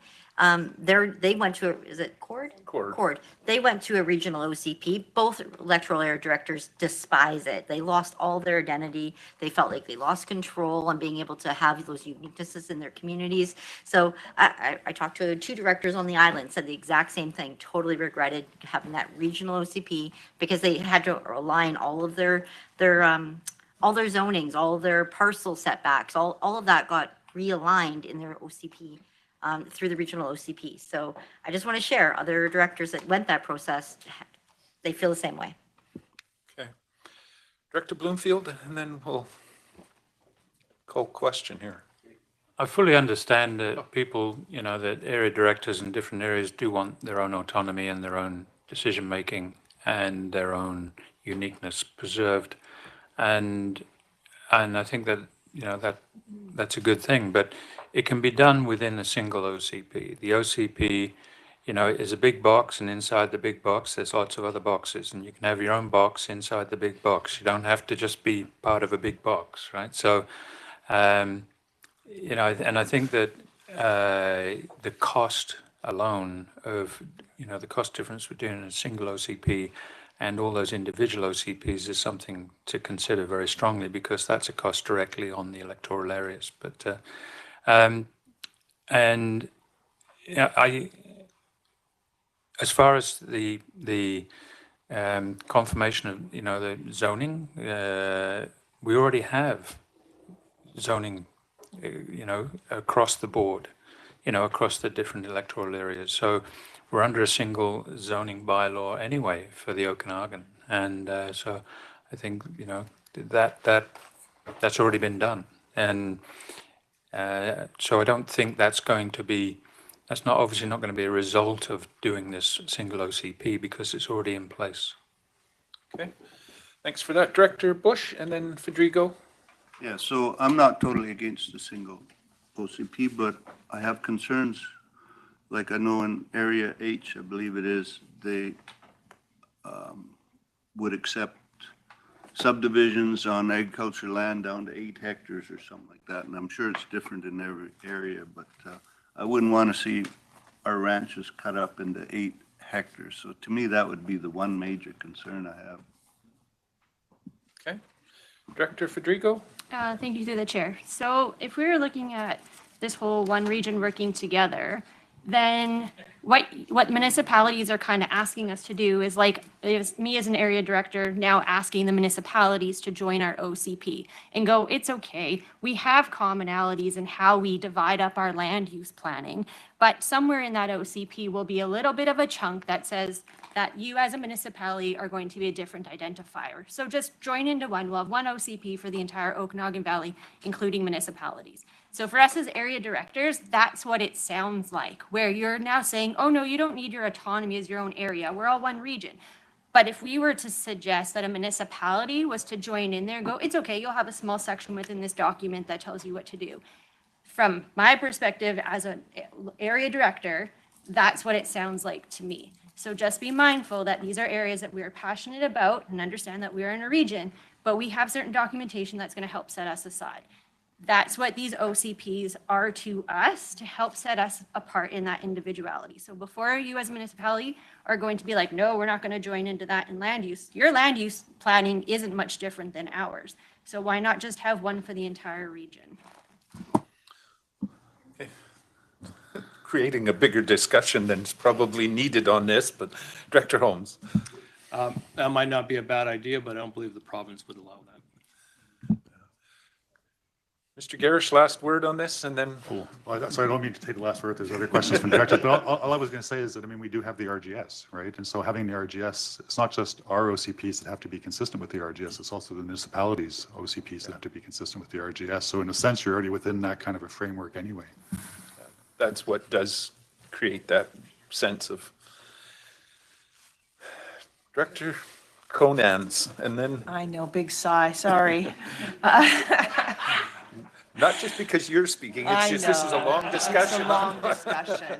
I know, I appreciate it's a really long discussion, but I do want to say that I don't think we should take out the regional housing strategy. Isn't regional housing strategy? What's that? Regional housing strategy is number 5 of taking out removal. And I think that's the number 1 thing around this table right now, housing, including homelessness, including people living in the bush right now because they don't have anywhere else to go.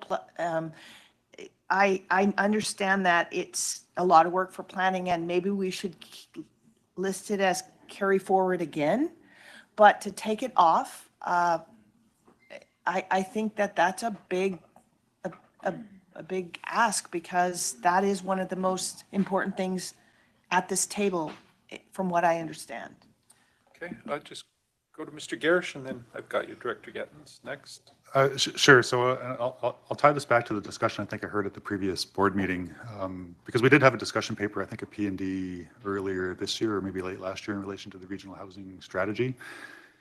And we recognize it is a natural follow-on from having completed a housing needs report, which the regional district and all the municipalities have done.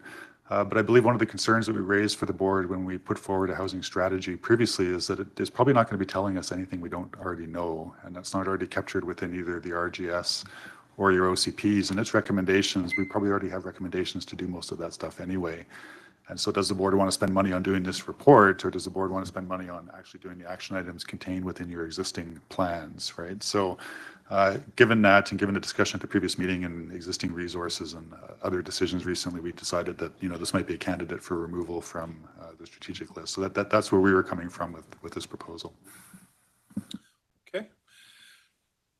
Seen another hand, Director Gettins, and then. Yeah, I just want to make sure, we're just looking right now just to get some of the things removed, and then this chart comes back with the staff priority. I just want to, I know we went down a bit of a rabbit hole, but I just want to make sure what we're voting on here. CAO.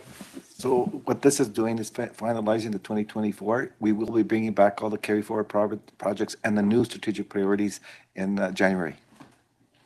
Okay, so everybody's clear on that? It's moved and seconded already? Not seeing any other hands, I'm going to call a question. Corporate, all those in favor? Thank you. Any opposed? 1. Director Monteith is opposed. Oh, and Director Knodel. Gotcha, Director Knodel. The motion. Because I couldn't access anything on my computer. Motion carries irregardless of the two with the opposed. And that brings us down to CAO reports. CAO. So thank you. The first report is regarding early approval. At the last budget meeting, there was a number of FTEs that the board tentatively accepted. In that report, we asked that you tentatively approved for 2 early approvals. This is the request for those 2 approvals. One of them is for the solid waste operational managers, which we had that position before, and because of the restructuring, it was temporarily removed, and we officially have to bring it back. And also the utilities coordinator, you were told in that pre-budget meeting that the utilities coordinator more than recuperates their revenue. So it was not a surprise to me. Based when I was in finance, I saw that there was a hole in our system. This filled the hole. So the recommended motion is that the board of the Regional District of Okanagan-Similkameen authorize an early approval for the solid waste operations manager and utility coordinator full-time equivalent requests. Okay, moving it. Seconder for it. Thank you. Any discussion? Director Bush. I hate to ask this, but why did we lose the last one, and why are we like asking for it over again? Like, we were never told of any of these, like whether there was reasons for it or not. CAO? So during the restructuring, there was one position that was eliminated, and that was the position that was eliminated. But because it was replaced with a managing director, this now has to be, it's a position that has a number of individuals that report to it, for instance, the landfill staff, et cetera. So we need it to fulfill the department right now. The senior manager is doing senior manager's work and their work. Okay. Any other discussion? Seeing no hands, again, corporate vote. All those in favor? Thank you. Any opposed?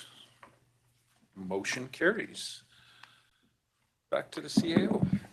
Thank you. So the next report is regarding the flexible schedule, which the board now authorize it to be in the board meeting.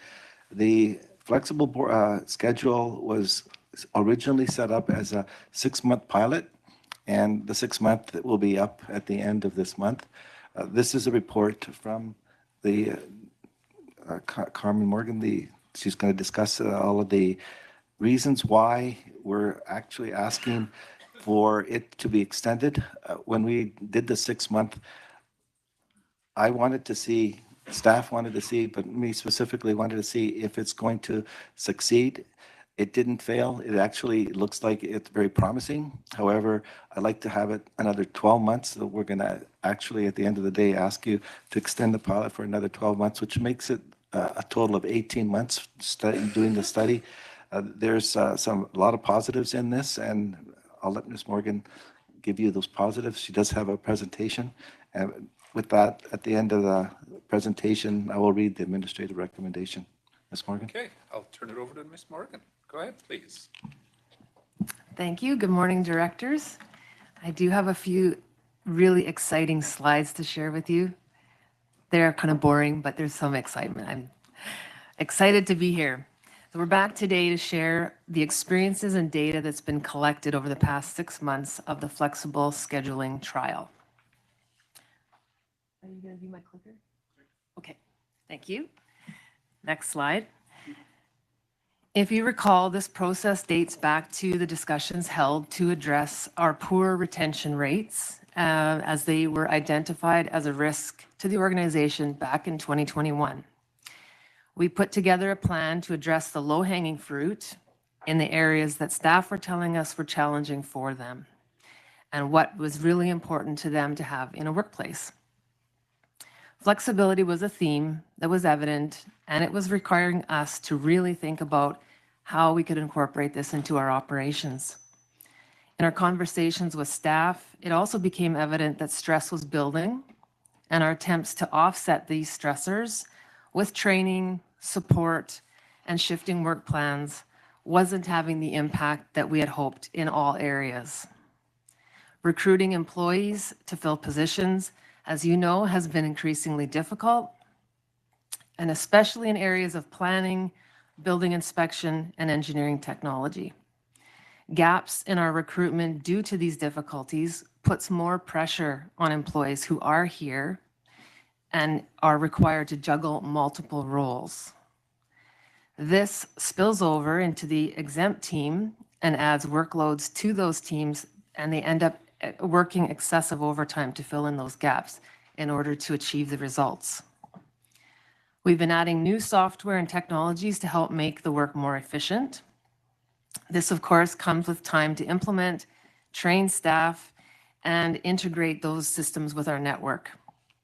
These changes take time to see, and the results that that staff are hoping to see and embracing those results. The flexible scheduling initiative that we embarked upon this year has come to fruition as a result of trying other less time and energy intensive means to see the same results. While things like the Earned Day Off program did offer some flexibility, we found that it was not easy to manage when staff were taking random days off throughout the year, and it was not having the impact that we needed to address the items I just touched upon. Next slide, please.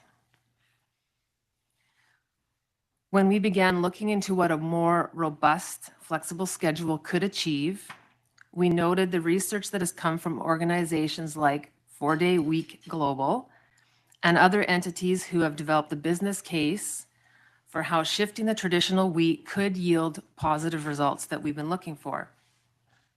If we could find a way to reduce the constant recruiting, lower the stress levels for existing staff who have been struggling to achieve results without a full team, improve their well-being in the process, and streamline existing systems, this sounded really too good to be true.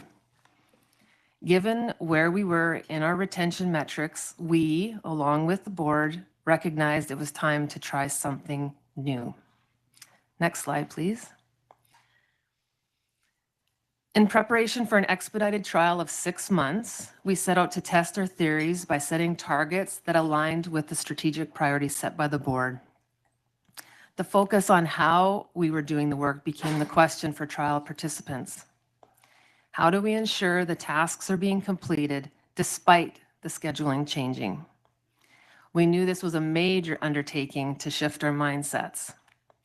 With the help of Debbie Bailey, our 4-Day Week global consultant, who is online with us today, I believe, she helped guide the transition that many organizations around the world have done and are doing now.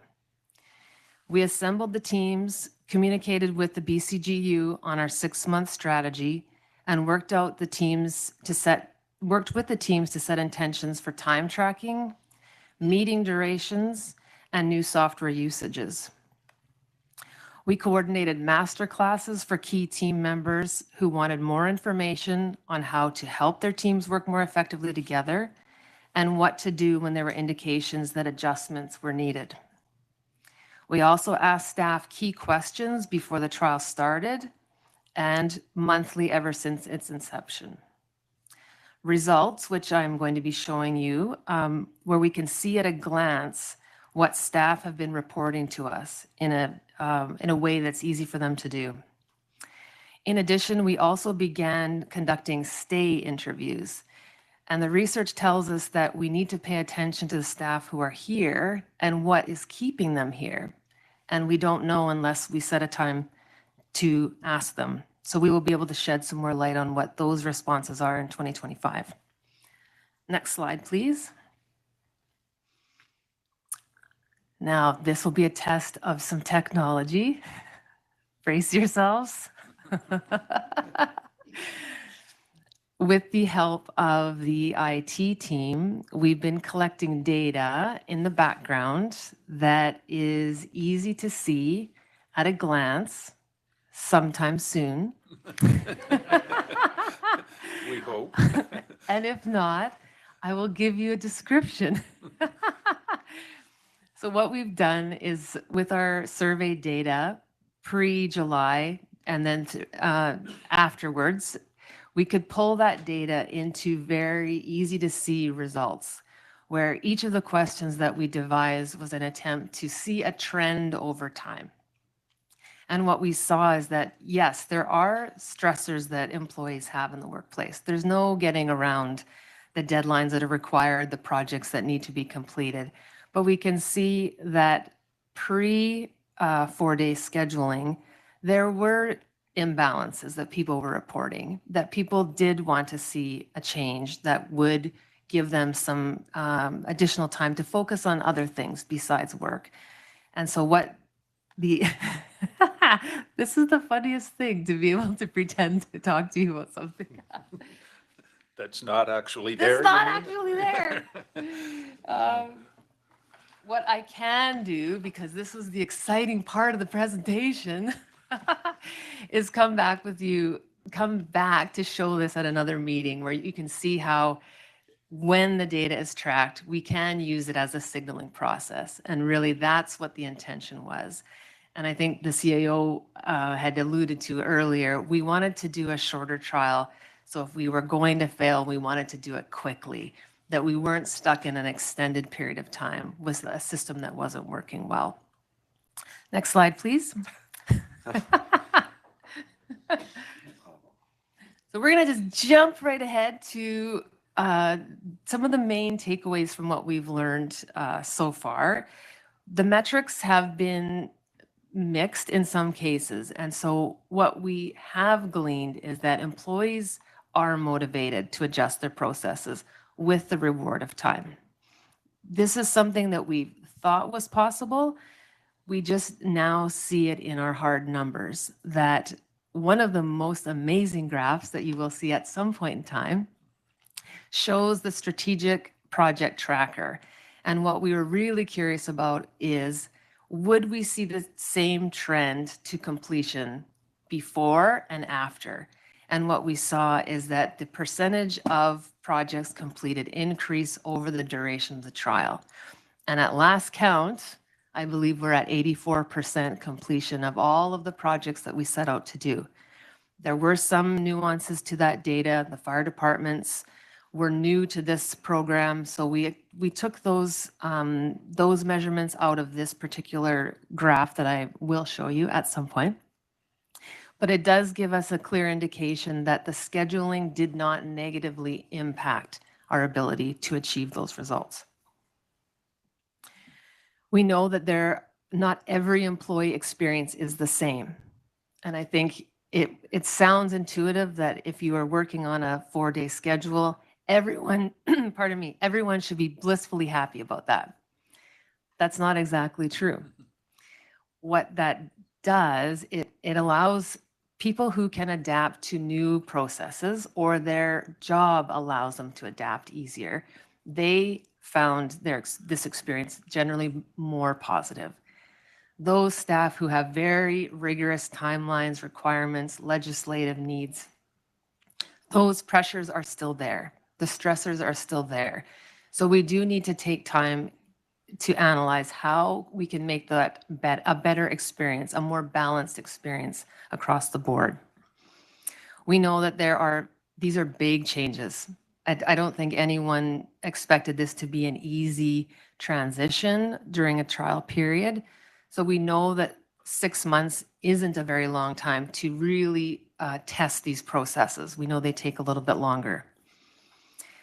When we were looking at some of the data, we didn't want to compare 6 months in 2024 to simply 6 months in 2023, because that doesn't give us a big enough picture to see those trends. So what we did see, our overtime was one of those factors that we were surprised about. We weren't sure what to see. Would overtime increase given people are stressed to try to get the work done in less time? And then they would be asking to come in on the weekend. That wasn't actually the case. So we did see a decrease in the overtime for the union staff. We didn't see a decrease in the exempt, what we've been calling personal donated time. That has not been mitigated in this 6 months process, but we understand there have been a number of changes in the organization in 2024, and there's still adjustments that are being made in that regard. Next slide, please. So 2025, we understand that there's been a lot happening in 2024. 6 months is a short time. We can see where there are many things that are set in motion at this point. The data does suggest that we are making positive changes. We are moving in the right direction, but some more time would be helpful to affirm some of the things that we haven't been definitive yet. Next slide, please. So in summary for the recommendation, as you have before you today, and in closing, we have noted a 30% drop in departures this year over previous years, which for us is significant. We hear from staff not only from the survey, but in conversations about the appreciation to have more time for other aspects in their lives and how differently they feel about their work environment since starting the trial. We have noticed lowered costs associated with reduced paid overtime, and the combination of using statutory holiday pay, employee contributed time with the existing employer budgeted cost, the financial implications have been neutral. The processes we are working on to make the projects that have been part of the strategic direction you have identified are being addressed, and we see where more attention is needed. Applying these course corrections early with our new tracking methods makes this a quicker process than ever before. Accountability metrics are clear and staff appreciate having this information. It is with your support for this initiative that other local governments are asking us what we are doing, and they are looking to address similar challenges in their organizations. It has truly been an exercise that we have both appreciated in participating in and learning from. CEO? I'm sorry that you can't see those graphs because they're really telling. One of my indicators, specific, what was called the Gantt tracker before, and that was the one that would actually make it or break it for me to come to the board with a recommendation. And at first, it was no worse, and then slowly got better for as far as the work performance from each month increased dramatically. In fact, the 80+% that we're at right now, and we're not even finished the year because it's not it's about December 7th or 8th that we're up to. I'm impressed for the very first year. So this is the first year where the staff's 100% accountable to me and I'm accountable to you. So we're saying this is what we promised, and now we're telling you this is where we're at. And there's other indicators. So while we did lose some staff, we lost them for a specific reason. Like for instance, one of them was headhunted and became a manager of another municipality. So she was in the union, was doing a very good job. She was the municipality identified that. So then when we actually posted jobs, the number of applicants are incredible. We're no longer having to go back a second or third time to ask for job resumes. We're getting the A team is applying to us, and we're getting municipalities that are interested, and some of them are your municipalities are coming to us and wanting to know how we're doing. Do we recommend this? Because they don't want to be in a position where they lose staff to us. So and I don't mind having an A team for another department, but we don't poach. Just make that clear. So the recommended motion is that the flexible scheduling initiative be extended into 2025 in order to allow the further monitoring and analysis of the productivity as well as measurement of employee recruitment and retention efforts. And one thing I want to add is I was very pleasantly surprised in that the overtime was reduced materially, because when you're talking about, this is the union overtime we're talking about, that's a benefit to the organization. It's a benefit to the taxpayer. Okay, I had a hand. Director Coyne?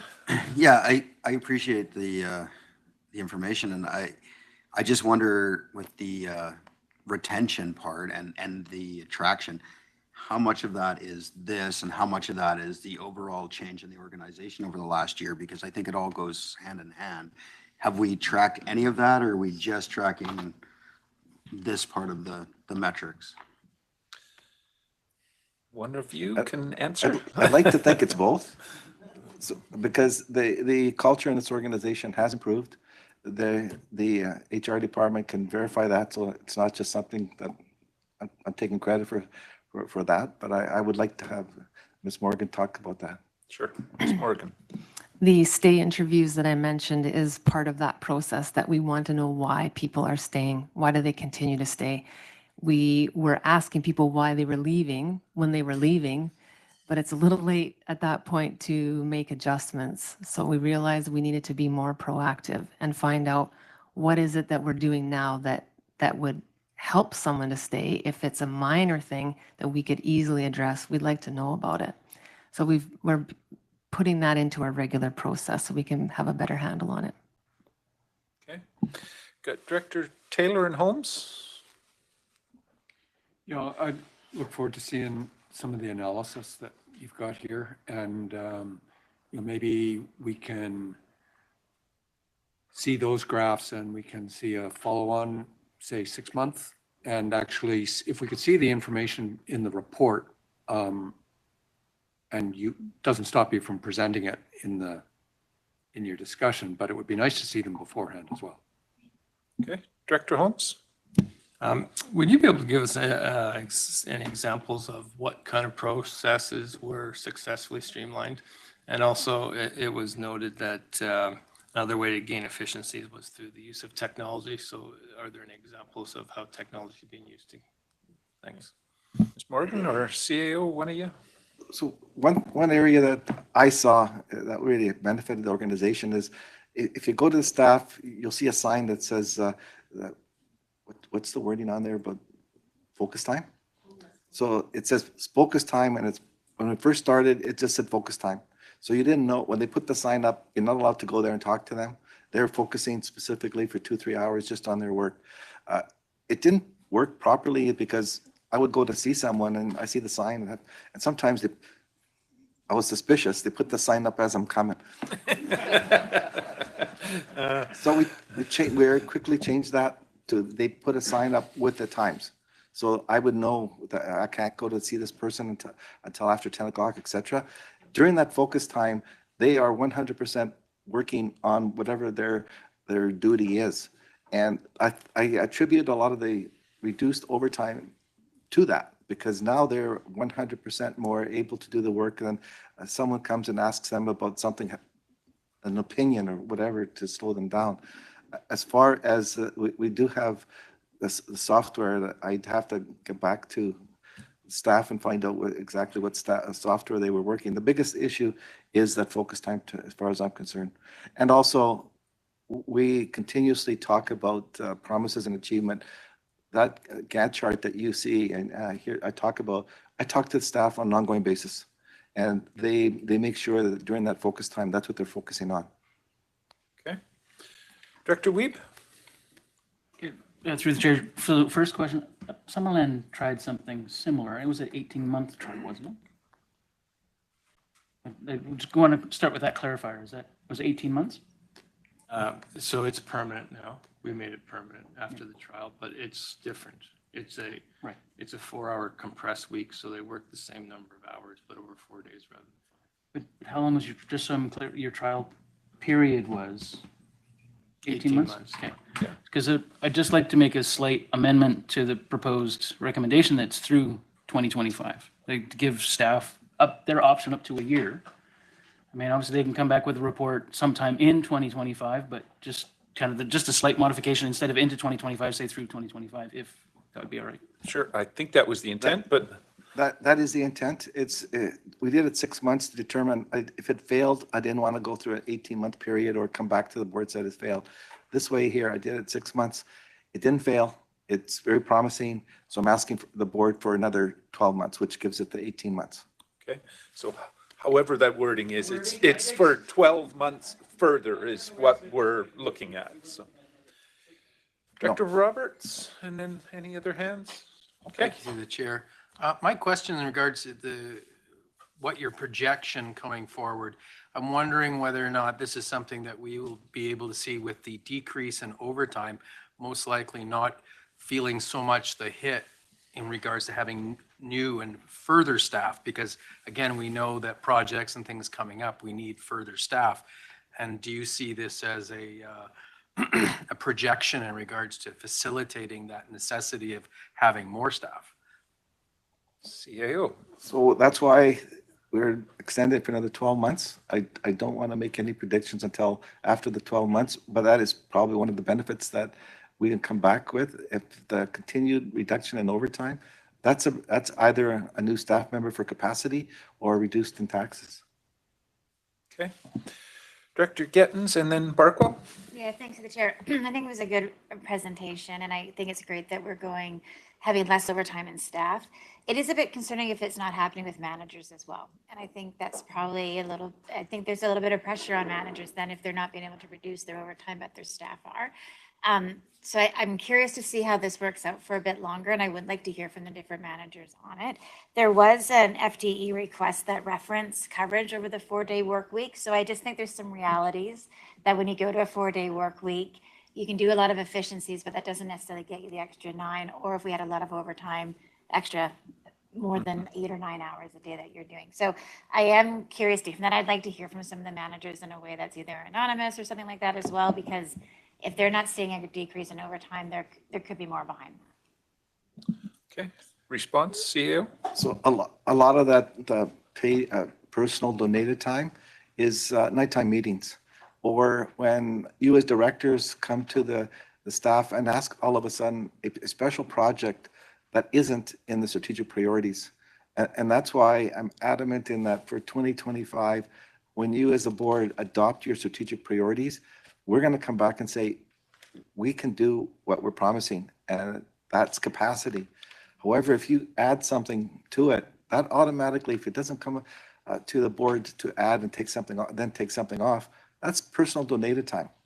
So that if the board sticks to the plan, which strategic priorities is equivalent as the budget in that it's your domain, it's your power, that will be reduced. Okay. Director Barkwell. Yeah, I think that I don't need to see metrics to know that a flexible work week or various models of that is essential for attracting staff today. And the federal and provincial governments have had that for 30 years. And so you're really kind of late to the game. So I know it does depend on the position. I've had various positions throughout the years. Some years it's amenable to a 4-day week, and others it doesn't. And some people like it and some people don't. So the more flexibility you have in your plan, the more attractive your positions will be. And that's the way it is. People have their own personal situations. Childcare is a big one. And the other part of it is my comment is on the Gantt charts. I was first introduced to them 40 years ago at university. And throughout my 40 years of work, sometimes they've been essential to focus the accomplishment of tasks, especially when one task depends on another. You can't do the other one before the first one's complete. So, great for bringing that in. Okay, response. So thank you, first of all. I've been working with that Gantt chart for a number of years, and it is successful. Just to let everyone know, not all of us are involved in the 4-day work week. Ms. Malden and I, for instance, recognize that we need to be here. So both of us are on the 5-day work week. But then there's other managers that have chosen for the same reason. Okay. Director Conans. Yeah, I have a question, if you could clarify, and I wasn't here for the meeting when this started 6 months ago. And so I had thought that the employees were working a compressed 4-day work week, but they are not working the same amount of hours as a 5-day week? Go ahead. So that's correct. We have talked with a number of other organizations who have gone down the path of adjusting the schedules. And what we currently had with our EDO program essentially compressed that time for time off. So we knew that wasn't exactly the strategy that was working for us to say, with all of our EOC hours, the number of emergencies that staff have been responding to, trying to squish more time into 4 days wouldn't be as effective for us. So what we did is we changed that formula where staff are working a little bit less, but they're contributing to a flex time bank. So they have a portion to contribute, as well as the stat pay based on similar to what Summerland did as well with their stat pay. That is spread out over the course of 12 months. So it offsets the time, but the budgeted amount stays the same for those positions, if that helps. Okay.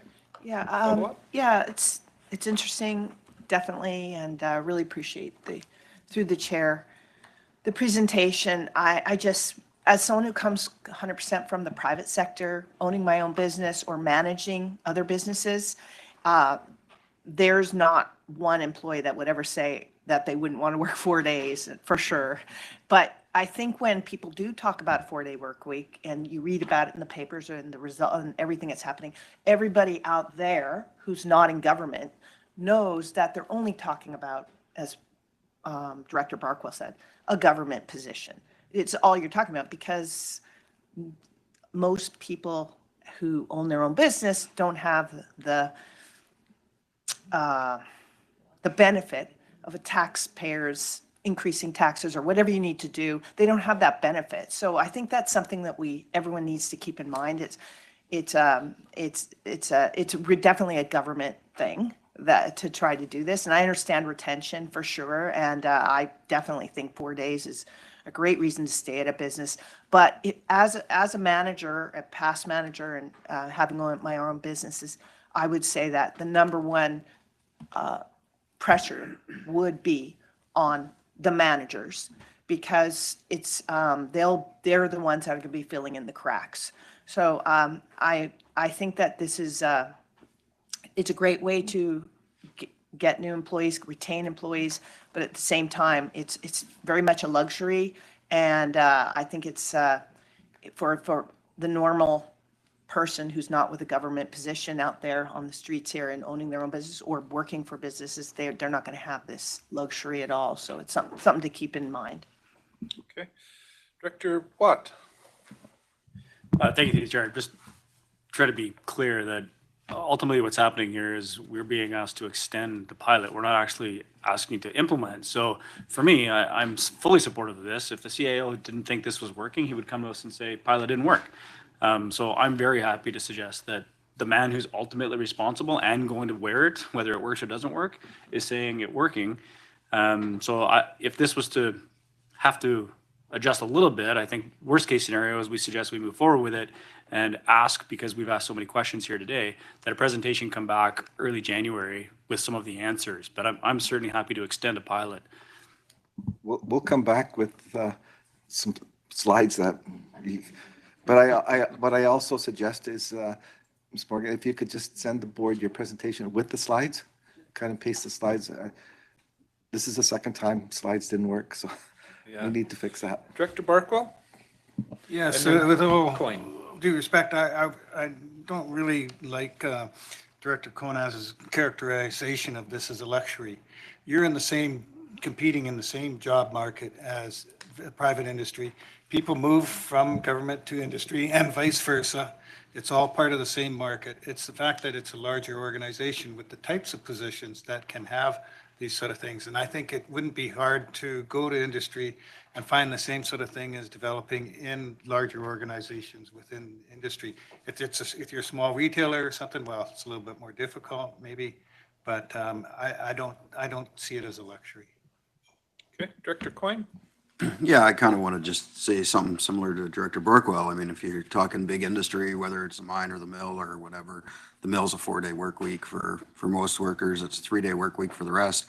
The mine right now is 7 on, 7 off. It was 4 and 4s. Like, it's not unusual to have a different type of schedule. In retail and small business, yeah, definitely. I mean, I've been there, right? Try to manage a 4-day work week with 7 days a week. You got to be open. It's not easy. But no, I mean, if there's anything, I mean, if we have to try to, like, again, like Director Barkwell said, we're competing in a bigger market right now, and the marketplace, I don't like it, is strictly a workers' marketplace right now. And I mean, I have a hard time with a 4-day work week because it's not in my blood to do a 4-day work week. So, but I understand. We've done the earned day off thing. So, you know, we have a 4-day work week for most of our workers, and it's just a different format of this, but it's still there. So I support it. I don't know if we need a motion or we're just. It's already there? Okay, I missed that part. Okay, any further discussion on it? Okay, we'll call the question on extending it to a further 12 months. All those in favor? Yeah, up to a further 12. Any opposed? Motion carries. Anything further, CAO? Nothing further. Thank you. Okay, thank you for that. Moving down to Chair's report. Not a whole lot to report for the second meeting of this month, but I would just remind everybody of the get-together this afternoon at 4 o'clock at the hotel across the way, the Bufflehead, I think it's called. Miss Mulden, do Yes, you want it to give is- us the exact location? It is the Bufflehead in the Lakeside Hotel. Okay, thank you for that.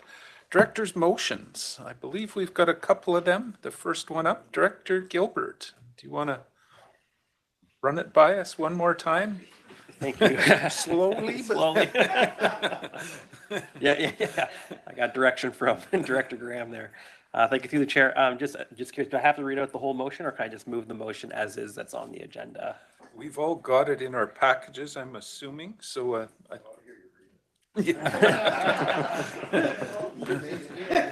just move it. Okay, I would like to move it, but I guess I should have clarified with it. It's in the list there was, I did intend to remove delegations and other business from that list. So I'd like to move the motion with those two gone. And if it's seconded, I'd like to speak to the motion for it. Okay, so it's moved, and I'm assuming it's a seconded there. Okay, it's on the floor. You want to speak to it? Go ahead, Director Gilbert. Yeah, thank you through the chair. So this comes from, I appreciate the report that came out about our governance here at the RDOS, and kind of looking for some efficiencies in the board, and also too looking to, I think, make it fair not only for us, for our time, but also the time of delegations that come to the board. So with the first part of it, removing the committees, I'm going to tie the first one and the third together. Kind of the way I've looked at it is, we look at the last meeting, we had the public safety, we had a regular board meeting, we finished early, we were waiting for the delegation of RCMP to show up. They weren't here, so we moved into going into the environment committee, moved through it, and then staff, after going through two items, staff and a delegation were ready to present, but we had to recess that committee to then move back to the public safety committee because the delegation was here.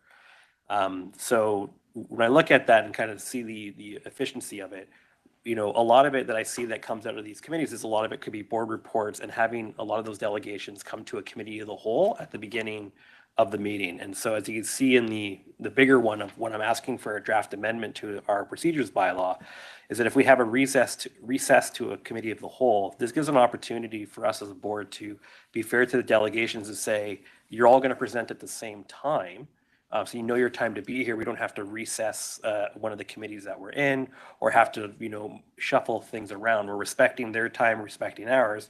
But also too, at the bottom there where it says business arising, it gives us an opportunity as a board of directors to also, if we hear something, as Director Monteith had when it came to the Okanagan Bats when they presented, an opportunity to bring a motion forward to the board to direct staff to maybe look at including that in strategic planning for it. So, this does come out of the, report that came out of the Nielsen report. The second point to this too, I do agree. I think that it'd be great to have an electoral area subcommittee, for the board of directors. And we've heard that within the strategic planning and from members on this board. And I think it'd be great to have that opportunity for the local area directors to meet and talk about it, and then bring recommendations that they seem fit to the board of directors. The last bit on this is the draft amendments to the board remunerations, which is if we do go down the path of removing the committees that we have currently, and we move to more ones where we have select committees with 9 or 10 members on it, and they meet separately from the meetings.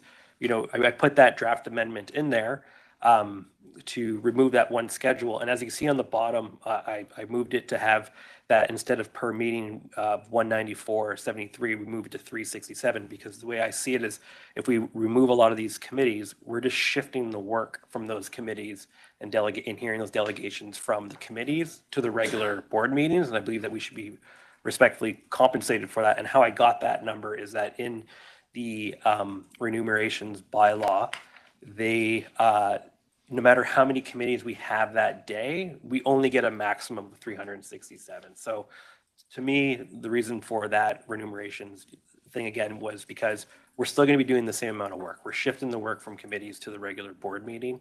And so that is my motion. I would love to hear other directors, motions on this. And I think it's a good opportunity to discuss how we want to continue to govern and how we want to see our meetings go forward. And yeah, I'd love to hear what other directors have to say. Okay, thanks for that. Director Holmes? So if this was a motion for us to review our committee structure, I could probably get behind that, though I don't know if it's necessary because I think it's in our strategic priorities that we've been discussing. If this was a motion to review our procedures bylaw, I could probably get behind that, but we probably ought to be doing that regularly anyways. I think we do. So for me, it's just the way the motion is now. It's just way too prescriptive. I don't think this is the way the way to do it. I think the way to do it is that we ask staff to come back with the proposals, that we discuss it, we provide direction to staff, and that's kind of the normal way to do it rather than a take it or leave it approach like this. So. Okay. Go ahead, Director Gilbert, and then. Yeah, thank you through the chair. It was a little bit prescriptive on this, but as the motion reads, these are draft amendments. So this is to have staff come back with draft amendments to it. I'm not asking that this is not a bylaw amendment. I'm asking staff to come back to us with a report, essentially, with draft amendments to those bylaws. Okay. Anything further for discussion here? Director Fedrigo? Thank you to the chair. Similar to Director Holmes there, I agree that, needing to relook at our committee structures. I'm definitely on board with an electoral area one specific. But for me, I don't quite like the proposed way for the board meetings to go. I do kind of like the way that ours currently go. So for that, I'm not in favor of that. But yeah, that's where I'm at. Okay. Director Gilbert? Don't want to turn this into a debate on everyone. Thank you, through the chair. I just want some clarification on what the part of the regular board meeting that is not in favor of that. The board meeting that's here is exactly the same board meeting that we receive every week when we meet. I think she was referring to the majority of the committees. You're comfortable with that we've got, or? Through the chair. No, I'm okay with looking at restructuring for the committees, but just the way that it's laid out here is a little too prescriptive to kind of the way that the municipalities run their council meetings. And so it is, well, the way it's laid out here looks a little different than what is being proposed and what our current board meetings look like. I do quite in favor of where we're currently at in our structure. Okay. Director Gettins, and then What?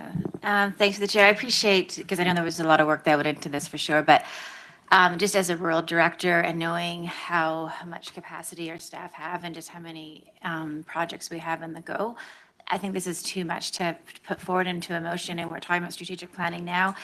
And there's probably ways to get to there. And I know there's been a lot of discussion about an EA committee for sure, but I can't support putting this much work on staff right now without seeing their Gantt chart and what that impact, and then what projects are we going to knock off to let staff do this? Because I don't have a project that I want to knock off for this right now. So, but I am happy to, I get where you're coming from, but yeah, I can't support it as it is. I just don't think we have the capacity, and I don't have enough to give to make room for this. Sorry. Okay. Dr. Watt? Thank you, the chair. I appreciate the point. I think staff should speak for staff, whether this is something they have the capacity for. And again, because this is time consuming, I certainly agree with the point. Having said that, I also think that this is just to have staff come back, assuming they have the time, to say, this is how we would recommend that it gets looked at, and then the board again can evaluate and make decisions and tweaks. Okay. Director Taylor, and then I'll go to CAO. Go ahead, CAO. So it is in your, it's going to be in your strategic priorities, and the director, again, this correct, there's going to be a capacity in there, and it's something that you, in January, will be able to take a look at that, and at that point, we can come back and say, this is what you'll lose if that's something that you want included. Okay. Director Taylor? Yeah, I think for the most part, we're in agreement on the destination. We're just debating how we're going to get there, because I've heard a lot of agreement that we need to look at this. And so, yeah, I'm in favor of giving it consideration through the strategic prioritization. Okay. Director Bush? Yeah, so I'm a little confused on the fee structure of the meetings. I just wouldn't want to see it cost our taxpayers any more for us to have the same meetings. Okay, I don't know. Ms. Mulden? So what I'm hearing here is there's primarily three different issues. One is board structure and procedure. Second one is the feasibility and implementation of an EAC, Electoral Area Advisory Committee, and third is compensation. So I think Director Watt, if I may suggest, had a very good idea that we bring back a report with the implications of all of that. That report likely won't come back until about March or April because of the amount of time that's required to do the work, so that we can present a clear picture with resource implications and everything to the board. So if that was what the board wanted to go with, that would be a reasonable approach and certainly doable from staff's perspective. So just for clarity, that if we were to support this motion, that's what you're saying? No, so rather than something that is so prescriptive and does indeed put staff to work immediately, to propose a motion or to direct staff in some way to come back addressing those three issues, the board procedure and EAC and compensation, all right, would be certainly achievable by about March. Okay, CAO? So, great idea. However, I think that the board should defer this until strategic priorities, because it will affect other work. So at that point, we can do Ms. Malden's idea and have the report at that time, if the board at that point accepts it. If not, then it's dead in the water, and the report is coming to you in January. Director Bush, Coyne? So my question is, should we defer this or just turn this motion down?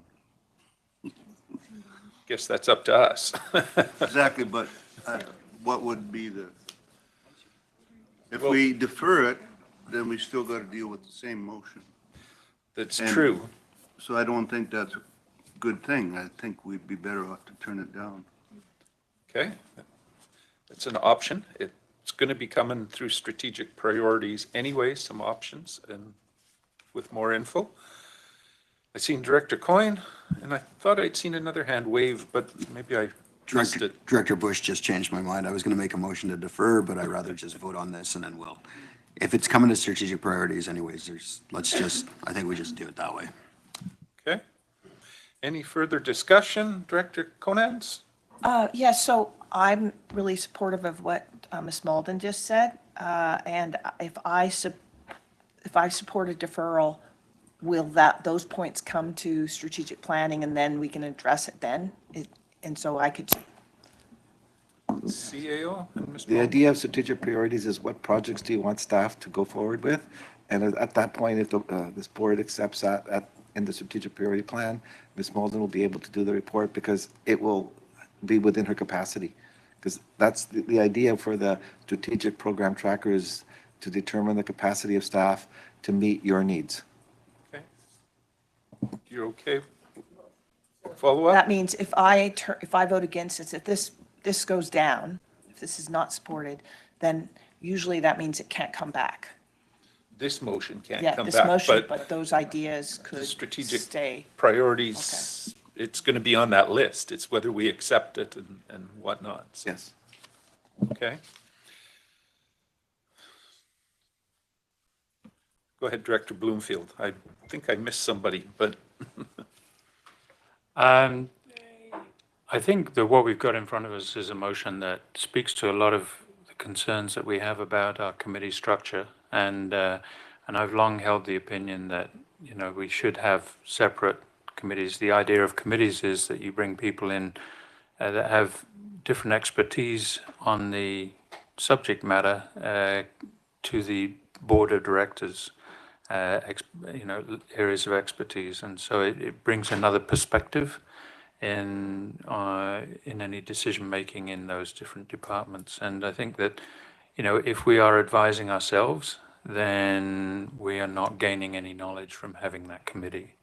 And so I fully support having the review of the committee structures, and I fully support having an electoral area committee. And so given that, and the fact that the rest of this motion is just draft amendments that yes, they are prescriptive, and you know, should they be final? I think that's for future debate, but I'd like to see this move forward, and I don't want to see a time frame put on it. And so whether this is dealt with immediately or whether it's dealt with at some point this year, and according to staff abilities and capabilities, then I think that it's worth running with this motion and just letting staff then bring back a report centered around this motion in due course, but not with any time frame set to it. Okay. Director Coyne? So I just want clarity, because there's a lot of stuff floating around here. If this is voted down, this is still on our strategic priorities, correct? So whether this vote passes or fails, it's still on our strategic priority list, and it will come forward. So that's all I wanted clarity on, and I think we can vote on that. Director Holmes? Yeah, I mean, it's already in the works. You know, we've been talking about this a lot. We're talking in strategic planning. It's already happening. I can't support this motion because you can say it's just for draft amendments, but the motion very clearly says to dissolve the committees.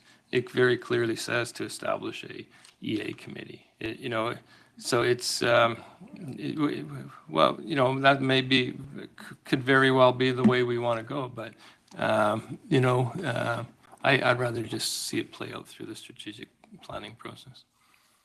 Okay. Director Knodel? I think Director Holmes has kind of stolen my thunder there, but I have to agree with him. It seems like we're already looking at this, so we'd be actually burdening staff with doing this more or less twice then. Thank you. Okay. Director McCordoff? Thank you. I think that the strategic priorities has to be a priority, and I would rather see that we go down that path. I'm totally in favor of an electoral area subcommittee. I think that's probably a good idea that's been asked for a while, but I can't support it in this format. So I'm willing to turn it down and see what happens in the early part of next year with strategic priorities. Okay. Not seeing any other hands. We'll call the question on this. All those in favor? Okay, and those opposed, and I'll have to get the hands. Ms. Mulden, you're going to record them. Do you want to go through on your own, or should I call them out? I'll just go around the room. Barkwell, Taylor, Holmes, Weeb, Gettins, McCordoff, Pendergraft, Roberts, Fedrigo. Am I going too fast? Okay, Bush, Monteith, Coyne, Knodel, Johansson, and Stringfellow. The motion is defeated. Thank you for that one. And I believe there was one more director's motions. Two? Oh, go ahead. Next one. Director Gilbert. Yeah, thanks through the chair. So the next motion is about a economic development committee, and to not go down the same path that we went here, I'd like to just change the motion that the board directs staff to take the steps to establish an economic development committee, or to maybe look at it in the strategic priorities that are coming forward in that report. and with this compensation of the advisory committee. So that's the motion I'll move today. Okay. Is there a seconder for that? It's on the floor. Discussion. Director Federico's got her hand up quick. Yep, thank you, the chair. So I just want to bring to light that ETSI has actually started an economic development practitioners network that has already started meeting. There was a meeting last week about this. So they're already starting down this path, in which it includes municipal directors, local chambers, and different groups within the region. So eventually, so the initial meeting that we had was kind of sort of Summerland down to Osoyoos. Eventually, it'll include Peachland and Kelowna, and then it'll be the entire Okanagan. And so an ETSI is also putting funding towards this as well. So I just wanted to make that known that this is kind of started in motion, and they, as a network, are going to start trying to figure out who, where, and how that's all going to go. But just putting that out there. Okay, Director Gilbert, and then Coyne. Yeah, thanks for the chair. So just in regards to this motion, I think what we saw again with strategic priorities, so that's why I'll move it to that strategic priority. The one thing I like about kind of where I modeled this from is what we see is the regional district of Central Okanagan kind of has a similar makeup of it. And I would really like to, see this kind of come about as, as a region to essentially make sure that, like, at the end of the day, it's about, making sure that we're sustainable and resilient. There's a lot of factors that happen in the valley that affect us all. And how can we all come together to ensure that we're all, that our economies and our communities are resilient. We've seen that with the closure of BC tree spruce. We've seen that with the freezing of the vines. I want to make sure that, the city Penticton is working in lockstep with, the other communities and the, Indian bands and a lot of the economic development partner groups to work together so that when we have a disruption in our community or economy, we have a plan in place, or we have a network that could be moved fast and flexible to be able to make sure that we have, a sustainable community. Okay, Director Coyne, and then Monty. Yeah, I just want to confirm with staff, because it was on our list last week that economic development was on our strategic priorities. Is it still on? It's on there until the board takes it off. So again, I think this is like the last motion. It's already something that's in the works. I think if we let that play out, then we can discuss it further. But right now, with everything that's going on and ETSI's foot in the bill to discuss this stuff, and let's let that play out as well and see where we land, because I'll tell you right now, there's probably going to be a motion from the Smilkameen that we're a sub-region and we do something separate from this side of the hill, just when it comes to economic development, just because we are linked differently than you guys are on some stuff. So I can't support this at this time because it is on our strategic priorities and there are things happening. Director Monteith, and then Gettins. You're okay? Thanks. I just had actually a question about this because it's new information about ETSI to me, so thanks for sharing that. If we put a motion like this through this table, is there then the expectation that this would be supported internally by our regional district staff? Because somebody has to take the minutes, somebody has to organize the minutes. So is that now our staff's job? CEO or Ms. Mulden? If the motion were supported, yes, absolutely. That would become an internal task that we would try to manage, and there's resource implications with that. Okay, thank you for the clarification. So I think for the same reason, because it's already on strategic planning, ETSI's obviously doing something, and it sounds like they're paying for the bill. I won't vote in favor of this because I just would like it to come back to strategic planning so we can figure out capacity and implications on our budget before putting something like this together. I like the idea, just I feel like we're a month too soon. Okay. Go to Director Gilbert. Yeah, thanks for the chair. I think I kind of amended the first part of that motion to say for this structure to come through that strategic planning, to look at how that might fit in with it, not to do this committee right now, to put it through what the strategic plan is. How does this committee fit into that, and will it work, and have the staff come and report back to that. Okay. Clarifying. Director Taylor? Yeah, I feel we've got some issues that we're legally obligated to be doing. As of November 1st, we're supposed to be providing business licenses. And we haven't got that done, although our board said we were proceeding in a particular direction, which required it. So I got to look at how we prioritize these things. I'm strongly in support of economic development. I've participated in these calls myself. I think we got to see it work through the process. And it takes time. I promise you it won't take 10 years. One never knows. Any further discussion on this? We have a motion on the floor.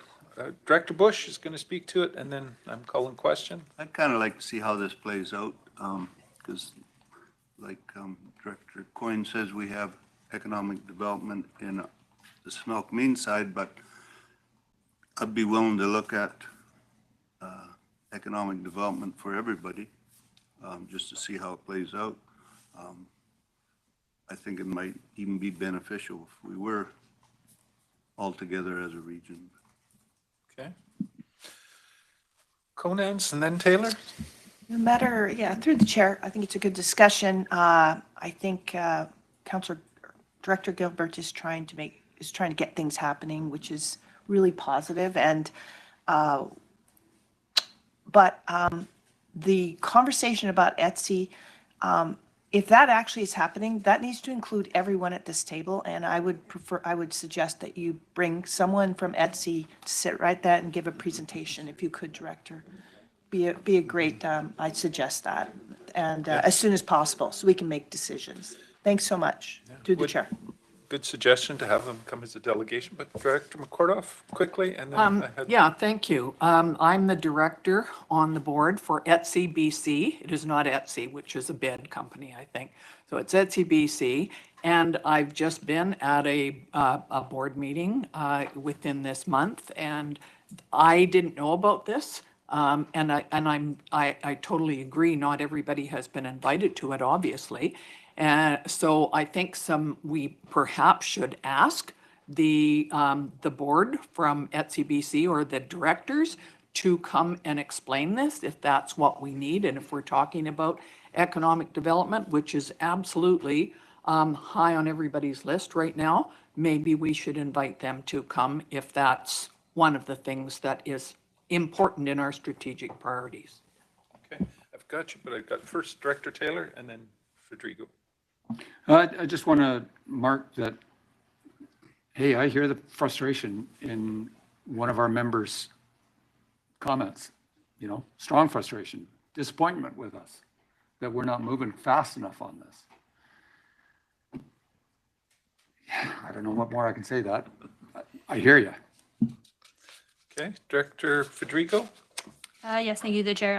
I will inquire on more information from our link to where this practitioners network is coming from and send that out. But there was representation from ASOIs, from Oliver, from Area I, Area D, Area E, Smilkameen, Penticton was there as well through various channels. There was the CAO, there was chambers, there's different groups. So I will definitely get more information to send out to everybody. Okay, much appreciated. Did I see a hand there, Coyne? Director Coyne? I mean, it's how do I say this? Frustration on the speed that we're working on this. I mean, we've been asking for a number of years to have this as a priority. This is the first year, and it's all of a sudden it's like, let's do this. But, there's staff considerations. There's a number of different considerations. There's a number of different economic functions within the regional district. I believe Director Taylor has one. Director Verdigro is trying to start one. The Similkameen has one. Like, there's a whole bunch of things. And then each municipality has their own as well. So there's going to be a lot of work on this. And I really don't want to go too fast, which is funny to say. But because right now, we have something that's in the works and it's working. There's bringing everybody to the table to have these discussions on how we move forward as a region and whatnot. And I don't want to jeopardize that by bringing it in and then us duplicating the same thing that's happening through ETSI. This is the first time economic development has been on our strategic priorities in the 6 years I've been here. So, this is moving fast all of a sudden, because I think we just got it on there, a month or so ago. And now it's like, let's go time. So Kirsty has been part of the discussions, and she's representing the regional district, and she's doing a good job at it. And I think we can have Etsy come and have a discussion with us. We can have these bigger discussions, but it's already on the strategic priorities. It's already happening. If we're going to talk about this structure, I think this structure is a disservice to the regional district because it only has one representative from the regional district itself, and every municipality has an equal spot at the table, and the 9 electoral areas only have one, and I'm concerned with that. No, you read it. No, not here. When? No, he said that this is the structure to look at this structure. So if we're looking at this structure, it's not a fair structure. Okay. Any other discussion? I'm going to call the question. All those in favor? Thank you. Those Sorry. opposed? Can we just be clear on what the motion is? Is it to defer to strategic planning? I'll let Director Gilbert clarify that. Yeah, thank you through the chair. Yeah, this was to move what this is, to have staff look at this in strategic priorities and bring it back to us with this, if this is something that we want to do. So this is the idea that I have, is to have a committee like this, and I've said to put it towards strategic priorities under economic development, to bring that forward with the other options that are probably going to be there. That was the motion that I was saying, not saying that we have to go with the structure right now or go with the structure, was to bring it through strategic priorities so that staff can look at it through that lens. Okay, so it's clear. He altered the motion. At the start, that was what he amended the motion to start. Yeah. That's the motion he made. This is on paper. He made a motion slightly different than what is here on the paper, correct? Yeah, thank you through the chair. When I made the motion, I changed it so that this would go through the strategic priorities instead of asking to what was on there. So the words was changed to put it towards strategic priorities for staff to look at it and bring it back through that lens, and not go through like as trying to. I'm not asking to establish the committee right now. Okay. So we're clear on what we're voting on. Director Gettens. Yeah, sorry, I just need some clear. It is challenging when we've got the motion in front of us and then we've changed it and then we have debate about something that we can't read. To me, this is already on our strategic plan and our priorities are coming from us. So I don't even know why we would vote on it. I understand voting on what's in front of me, but we're already got a strategic conversation coming to us. So I don't think we need to vote on this at all, if that's the change. Check with the CAO, is interpretation. Based on the strategic priorities that you've done with Mr. Nielsen, yes, it's on there. Okay. For you to consider if you want to keep it. So in essence, this motion is unnecessary at this time? It's redundant, yes. Okay. But So it is on the floor. it is on the floor. We can't withdraw it. We've got to do something with it. So if we vote this down, which is probably the way to go, it will still come back through strategic priorities, correct? Correct. Okay.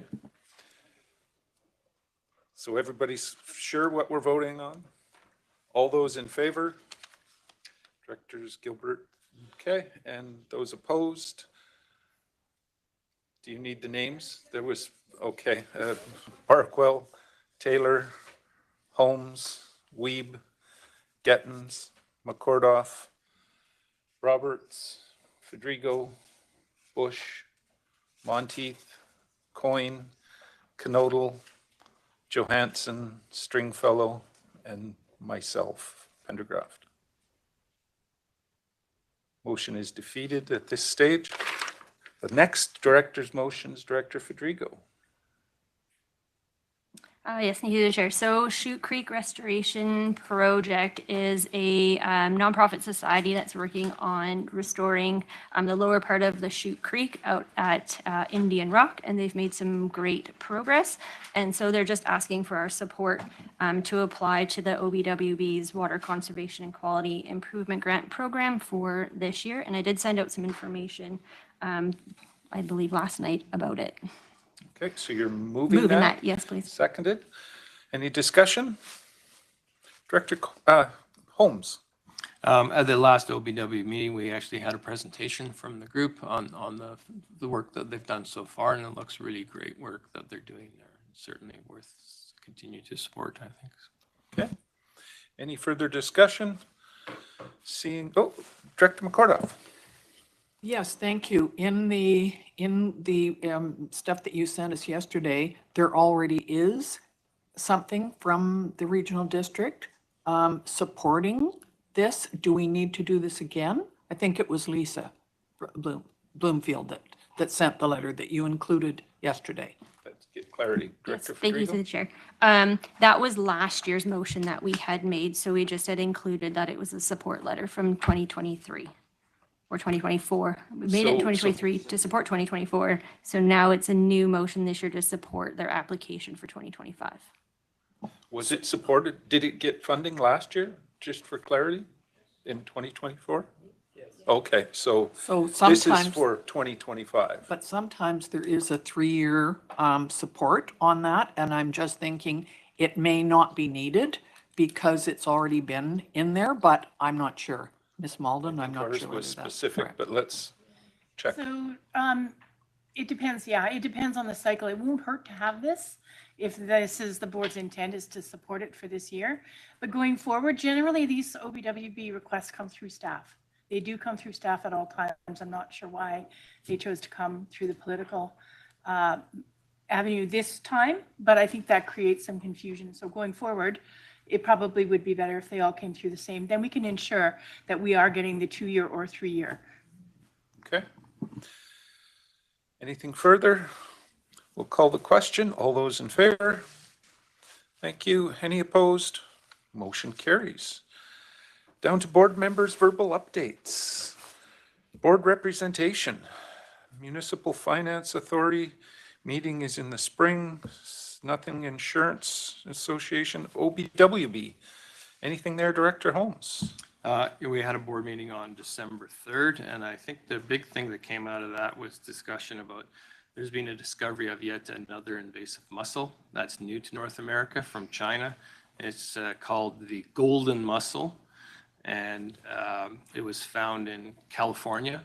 And like the quagga and zebra mussels, it presents a threat to infrastructure and habitats, and we need to do everything we can to keep it out of the Okanagan. So one more. Wow. Okanagan Regional Film Commission, I should say. Mr. Coyne. Nothing. We had our presentation last week from John, and that's all we got. Okay. Okanagan Regional Library. Anything there, Director Federico? Nothing. Sterile insect release, Director Bush? Yeah, I sent out a report which should cover it all. Thanks. Okay, that's right. I did see that. Simia, anything there, Director Knodel? All Shaking quiet. his head no. Starling Control, Director Bush? Nothing at this time. Etsy, anything further there? Etsy BC? Yes. Yes, we had a regional advisory committee meeting where there were several people from the Okanagan, or South Okanagan on that one. And then we had a board meeting as well. At the board meeting, and the regional advisory committee as well supported $804,000 for the fall projects. That was 26 of them. 2 of them happened to be within the regional district, the Oliver Heritage Society, and Penticton Employment Development Plan was another one that was supported. This happens twice a year, and so the next one will be in the spring, and certainly everybody will be given notification of that. But this is supporting economic development in smaller rural areas. So that it's really important that we use this as part of our economic development procedure. Thanks. Okay. Anything to report from your communities? Anybody have anything that they want to add? Director Coyne? Yeah, I just had a question to Director Holmes on that golden mussel, because California's pretty close. And if it gets over into Portland, it's coming this way. So do we know how far it's spread or where it's at? Anything?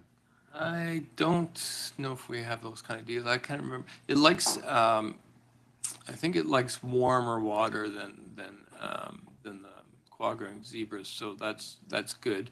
but it might be warm enough in the Okanagan for them as well. So. Okay.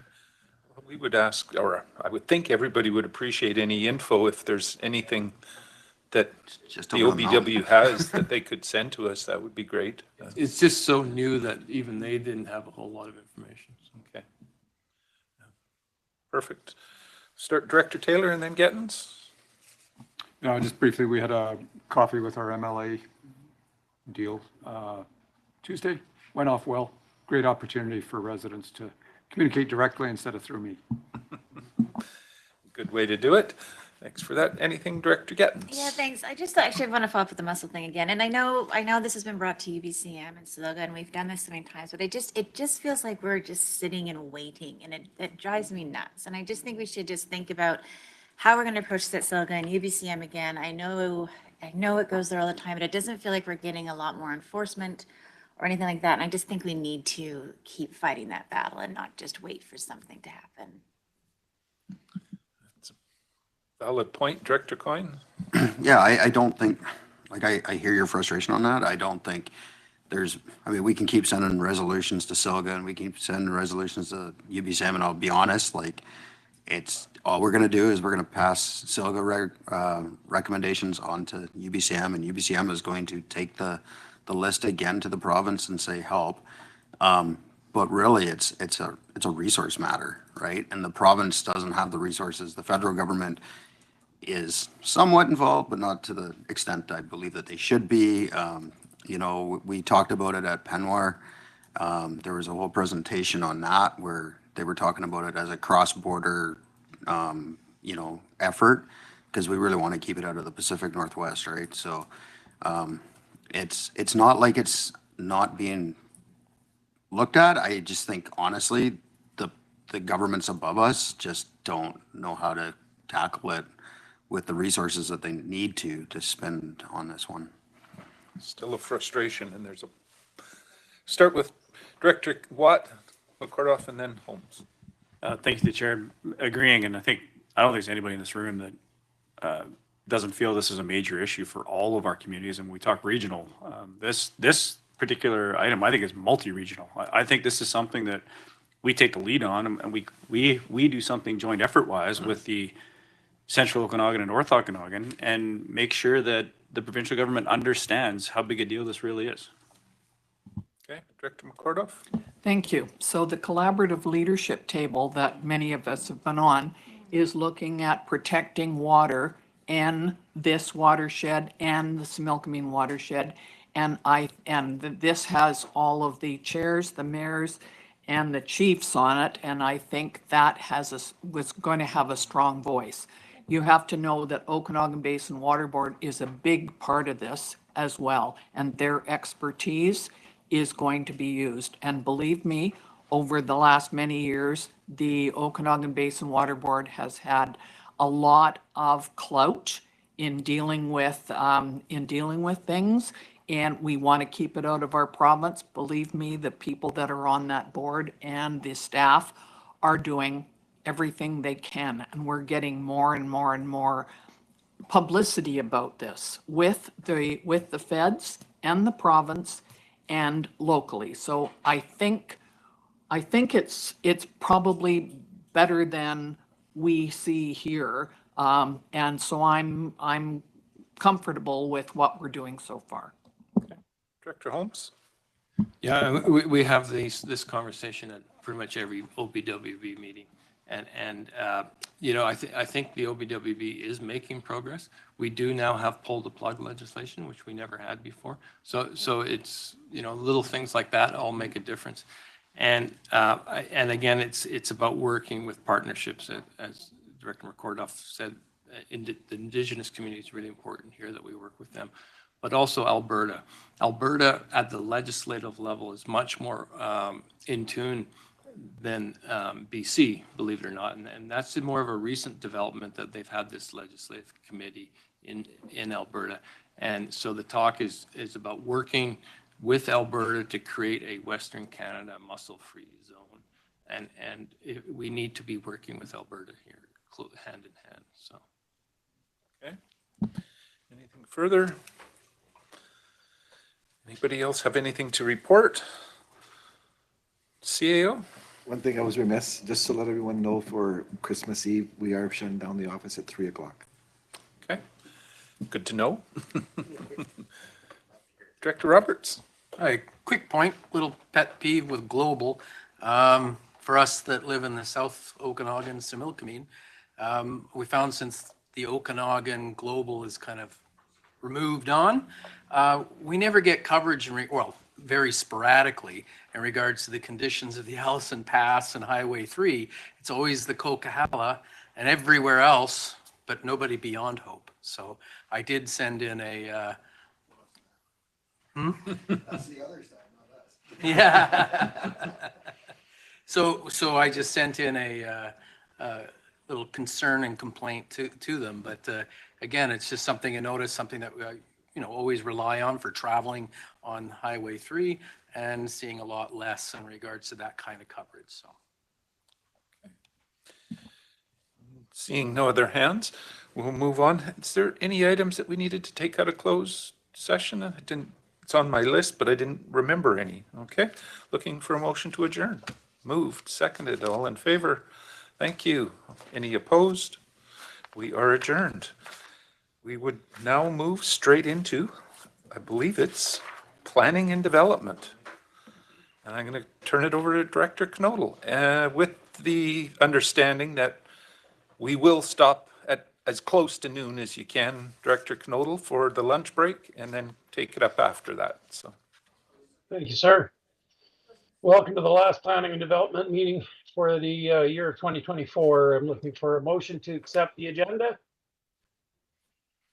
Moved, Director Monteith, seconded, Director Holmes, all in favor? Any opposed? Seeing none, we'll move forward. First item, item B, vacation rental business license bylaw. CAO Zafino, please. So thank you. So as the chair stated, we are going to be discussing business license bylaws.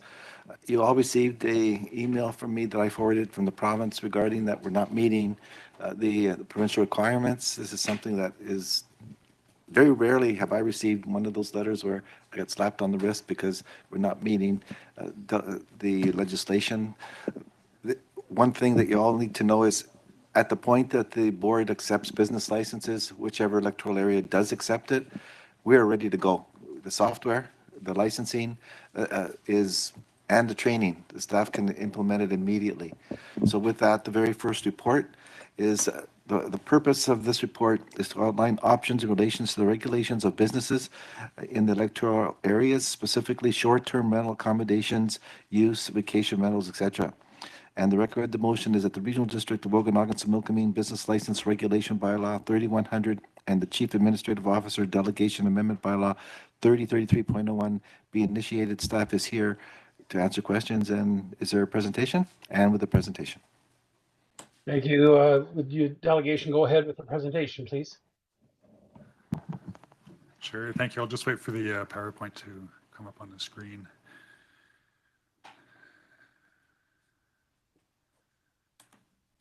All right.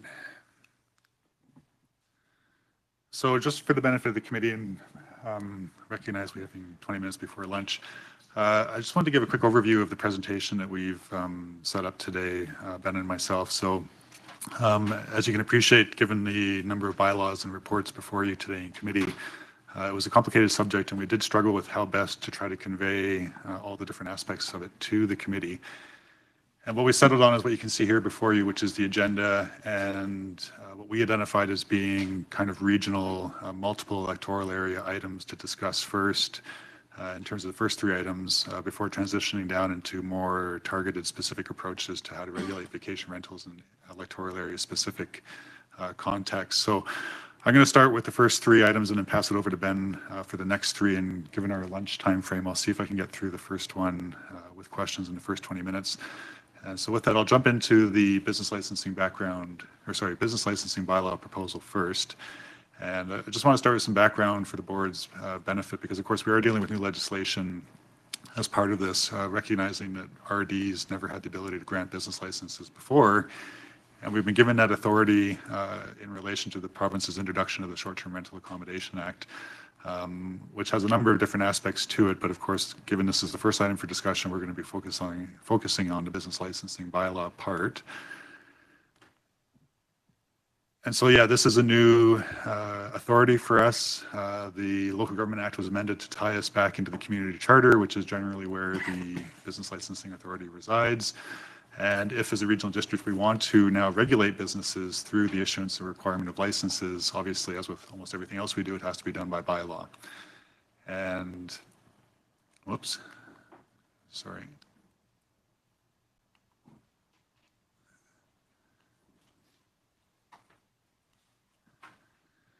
So just some legislative parameters around what the board can do within a business licensing bylaw. I just want to highlight, because I think there's been some questions around this as we've moved through this process, the degree to which a business licensing bylaw can be used to quote unquote regulate a business. It really can't be used to regulate. The regulations in your zoning bylaw. The business licensing bylaw, however, can be used to confirm compliance with your zoning, which we see as probably one of the main benefits for it. But if the board does have concerns around off-street parking, signage, landscaping, et cetera, in relation to a use, those are matters that should be dealt with through your zoning bylaw, not your business licensing bylaw. So something to keep in mind as we talk about how we've structured draft bylaw 3100. Some other legislative requirements. Just wanted to make the board aware of them. So we do have authority not to issue a business license, but it can't be unreasonably refused. In refusing an application, we'll have to provide written reasons for why that's being done. We have to give an applicant notice before refusing an application. I think we've discussed with the board previously that you do have legislative authority to delegate to staff, and any staff decisions that may be delegated can be reconsidered by the board at an applicant's request. As well, an administrative aspect of the bylaw. So if the board does intend to adopt a business licensing bylaw, there is a statutory requirement that we notify it. It's very unspecified, though, as to what that notification has to be, other than to specify that whatever the board deems reasonable. And that we have to give opportunities for persons who may consider themselves affected by such a bylaw to provide representations for the board to consider. So with that in mind, we'll jump into the business licensing bylaw now. So again, just as a little bit of background reminder, a couple of meetings back, or 2 months back ago, the board did adopt the establishment bylaw. And so that applies to electoral areas A, B, D, E, F, G, and I.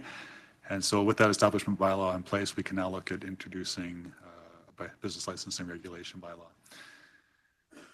And so I'm not going to go, obviously, line by line through 3100, but I did want to highlight some key aspects of the bylaw. And I apologize for any typos in my graphics. It's still a kinky program I'm using to generate some of this stuff. But so what we're proposing with 3100 is that it applies to what we're calling short-term rental accommodation uses, and Ben will touch upon this in a subsequent presentation. That will include B&Bs. We have drafted the bylaw, again, because I think of informal feedback or comments that we've heard from the board as we move through this process to quote unquote be expandable in future. So even though at this point in time, we're only proposing the regulation of short-term rentals, if in future the board wants to regulate other industrial or commercial uses, the bylaw will easily accommodate that. The license inspector, so this would be the person who issues the licenses, is in this bylaw being defined as the CAO or their delegate. The bylaw is going to establish application requirements, and those application requirements are structured in a way to help us confirm compliance with zoning. Some other housekeeping aspects of the bylaw, just to help us with application intake. If an incomplete application is received, the bylaw will set 2 weeks for the person to provide us with what we need, otherwise we'll close the file. Sets out requirements in relation to the refusal, suspension, and cancellation of a license, transfers, renewals, reconsideration, so a lot of housekeeping aspects. And again, so this part is based on discussions we had with individual directors after, I think it was the July 25th P&D committee. So the business licensing bylaw at this point in time is being proposed to apply to electoral areas A, B, D, F, and I. And again, this is also based on the service establishment bylaw, so we can't apply business licenses to C and H. Another key aspect.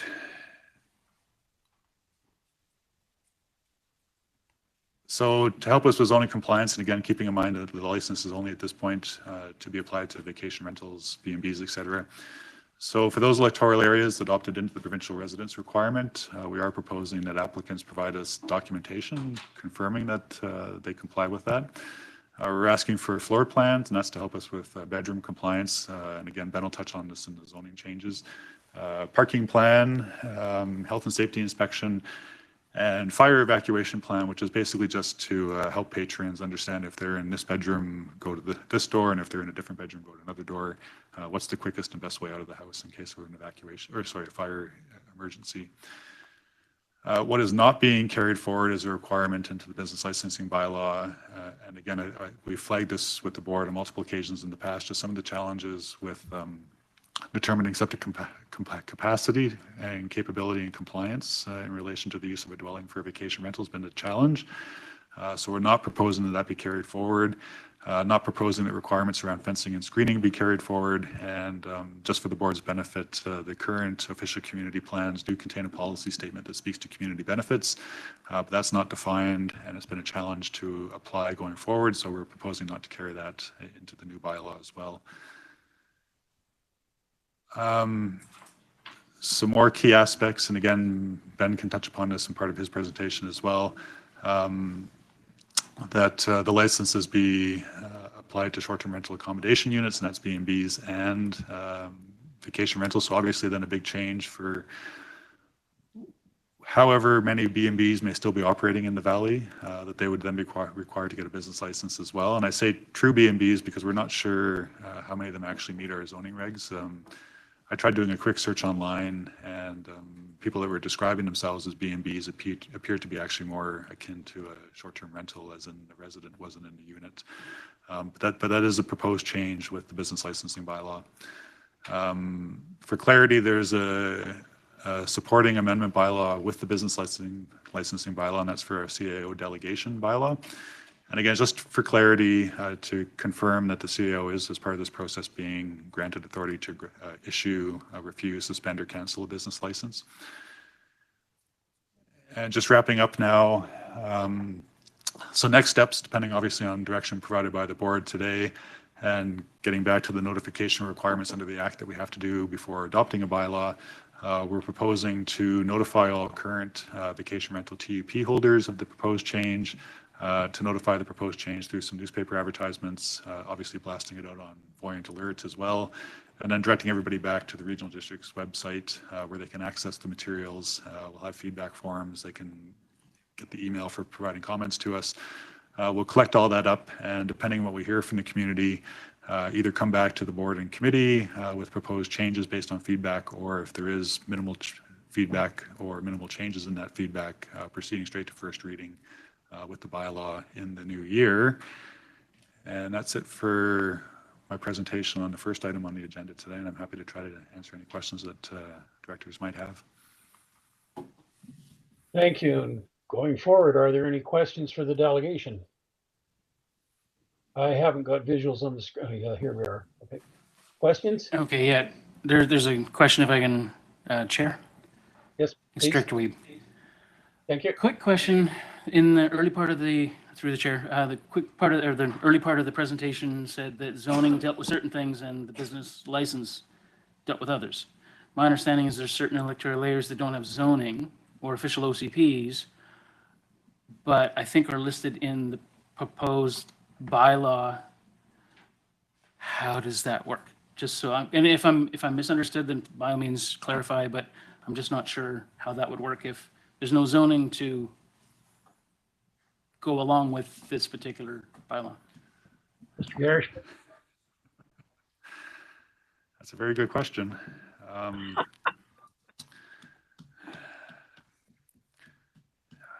don't know if I have an answer for that one. Shall we break for lunch and you can get an answer? Yeah, I was going to say, leave me twisting for another 10 minutes and half an hour at lunch. No, I'd have to get back to you on that one.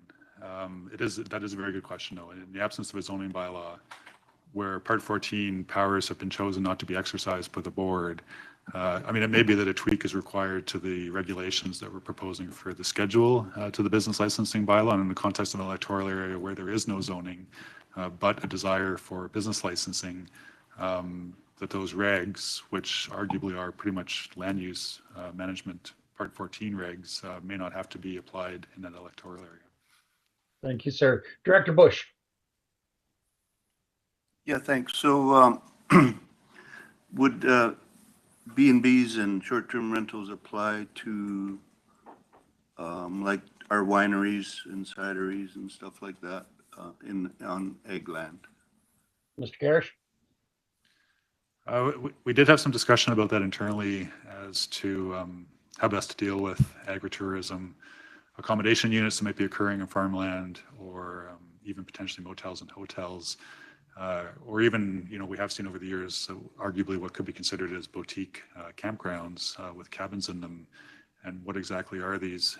But, at this point in time, I think specifically to your question about agritourism accommodation units, we're not proposing licensing for them at this time. It's only B&Bs, short-term rentals, which generally occur in residential dwelling units. Because if we were to, Go ahead, sir. No, it's not tax, but if we were to charge the farmers, I'd like to remove Area B from any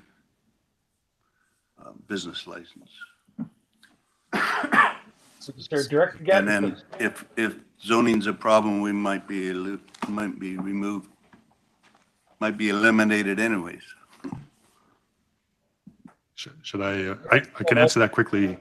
So it would only, my understanding, the way we structured it at the moment, it would only apply to ag parcels if an ag parcel wanted to rent out the main dwelling unit for short-term rental accommodation purposes. But it would, if they also had separate agritourism accommodation units on the property, we wouldn't be licensing those. Thank you, sir. That answer your question, Director Bush? Yep. Director Gittens, please. And then Director Federico. Thanks to the chair. I'll just let Director Federico go because she's been waiting longer than me. Thank you, Director Federico. Yeah, thank you to the chair. So Area E is definitely interested in business license. And I'm guessing on here is that we want to go to community consultation before being included in this right now. CAO, I'm not sure how we go about doing that. Yeah, so I mean, this was the challenge with this particular presentation. We do have a lot of balls in the air, and there's some things I'm not touching on now, but we'll touch on later that would answer that question now. So I'm going to steal your thunder here, but yeah, so our understanding with the previous meetings from directors is that E and H didn't want to make a decision at this time until they had an opportunity for more consultation with their communities. And so we've set that up as, I think, the last item to be discussed today. But obviously, depending on what comes out of those discussions, with E being in the service establishment bylaw for the licensing, if your community does decide they want licensing, we can bring you in at a later time. To the reg bylaw, you're already in the servicing bylaw, so it should be pretty easy, I believe. Yeah. Thank you. Director Gittens, please. Can I follow up? Sorry, yes, please. Thank you. So I guess then carrying into that conversation, then if we're looking at adding it to our inns and motels and kind of going to where Director Bush was going with agritourism, that's something then that we can look at after we go to the community, and that's something that we can add at this time, or are you looking for us to more postpone that for a while? Mr. Garish, please. Well, so I mean, obviously we'll take direction from the board today on whatever you want us to do, but the proposal before you is for those areas currently comprised within the draft regs bylaw for licensing. It would only be applied to short-term rentals and B&Bs, or vacation rentals and B&Bs, which we're now calling a combined short-term rental accommodation use. Because E has asked for the additional consultation before any specific decisions are made on this issue, I don't see why, if your community came back and said they wanted to have expanded licensing beyond just those two uses, that we could, like I said earlier, the bylaw has been drafted to be expandable in future to more commercial uses. So if that's what your community wants, the bylaw is set up for that, but it's just going to be a matter of amending it to bring E in. And if there's additional use classes to be added, we'll have to draft that into the bylaw as well. Thank you. Director Gettins and Director Roberts, can we get to you after lunch? It's now 12 o'clock on my computer. Yep. We'll break for half an hour. We'll see you at 12:30. Thank you. Thank you. The lunch? The lunch is going to be good? Or? Oh, the question's going to be good. Oh, she wants to go off on this. I think Adam's got to turn up the volume. Hey. Ah.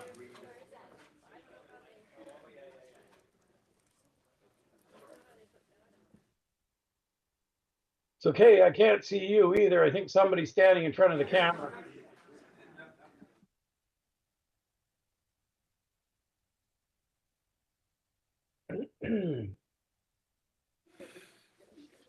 Okay, if we could get back to our seats. Director Knodl's trying to get our attention and his volume wasn't quite loud enough.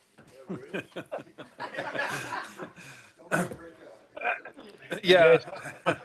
You guys found my mute button, His did voice ya? is loud enough, but the volume on his mic wasn't. So.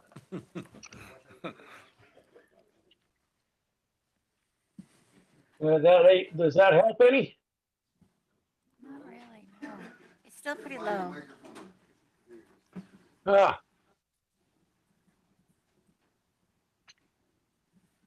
All right, Director Gettins, if I remember right, you were last up, so have at her. Thank you. Thanks, Chair.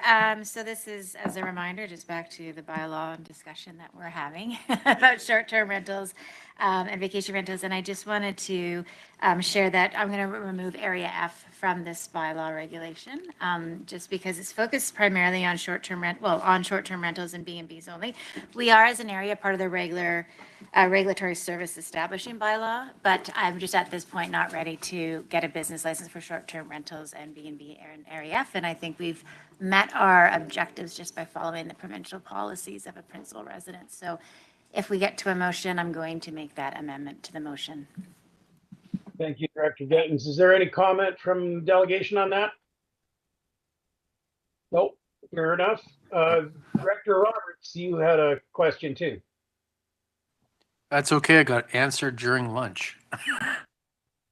Carrying on without me, I'm heartbroken. Any other questions for the delegation before we move to the next item? Seeing no waving hands, I don't believe this this does require a motion. Would somebody care to make the motion? Director Gettins, you want to make the amendment to the motion?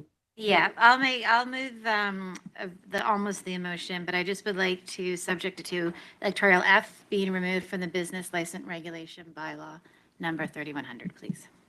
Thank you. Is there a seconder for this motion? Seconder, Director Pendergraft.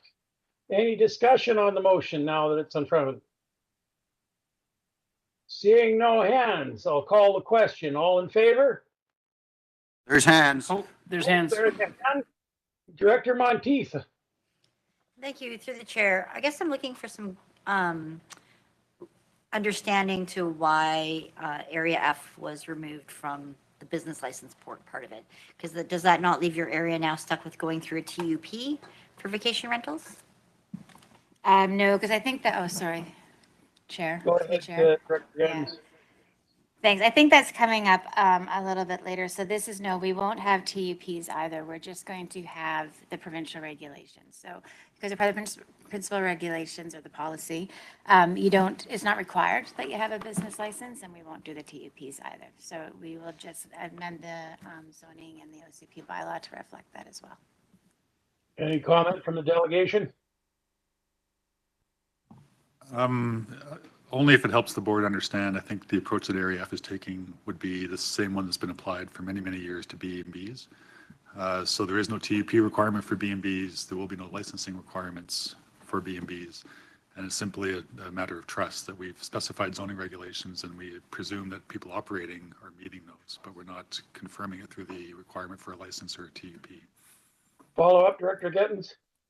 Yeah, thank you. That's a way better way of saying it. So with Area F being so close to Summerland and Penticton and the provincial regulation, actually Summerland, you were leading the horse on, or leading the cart on this one anyway, about it being a principal residence. The main reason Area F opted in is we didn't want speculators to then look at Area F as a way of investing because they can no longer invest in Penticton and Summerland. I think that the provincial policy as it is makes that clear enough to investors that that statement's there. Now, if somebody wants to go and, take that chance with the province and do what they're going to do to work around the system, that's on them. We've had B&Bs and we've had Airbnbs also in Area F without TUPs, and we don't have a lot of complaints about it. So I'm going to try it this way, keep it as simple as possible, let the province do the work that the province is going to do. We are part of the established, so we can get into the bylaw if we need to. We can do that, but I just want to see. I don't think having a business license is going to solve any problems that we currently have in Area F. I think the provincial policy has done that for us. Thank you, Director Gettens. Director Monteith, does that answer your question? I'm going to assume that's a yes. Any other questions? Director Taylor, please. Yeah, again, I'm just trying to understand everybody else's direction here so that I don't miss something that I could be trying. So I thought in order to advertise, you would need a number. In order to register, you would need a business license number or a TUP number. Mr. Garish, so that's my understanding. Mr. Garish, please. I think I'll take this one. So the Short-Term Rental Accommodation Act specifies that where a business license requirement applies, then you will need a business license number, and that will need to be included on the online listing of the short-term rental accommodation use. But if there is no business license requirement imposed by the local government, then obviously you wouldn't need to list that business license number because there simply isn't a service providing that in that area. So I believe the motion in Area F would just simply to not impose a business license requirement. Thank you. That clarify that for you, Director Taylor? Follow on, I guess. And so in the past, we have required a TUP because it's not permitted. So, Mr. Kent? Yeah, that's correct. So I believe the direction that is soon to follow under one of the subsequent reports would be to introduce zoning amendments in Area F to allow short-term rental accommodation as a permitted use. So there would be no requirement for a temporary use permit in that case. Thank you. Director Gettens.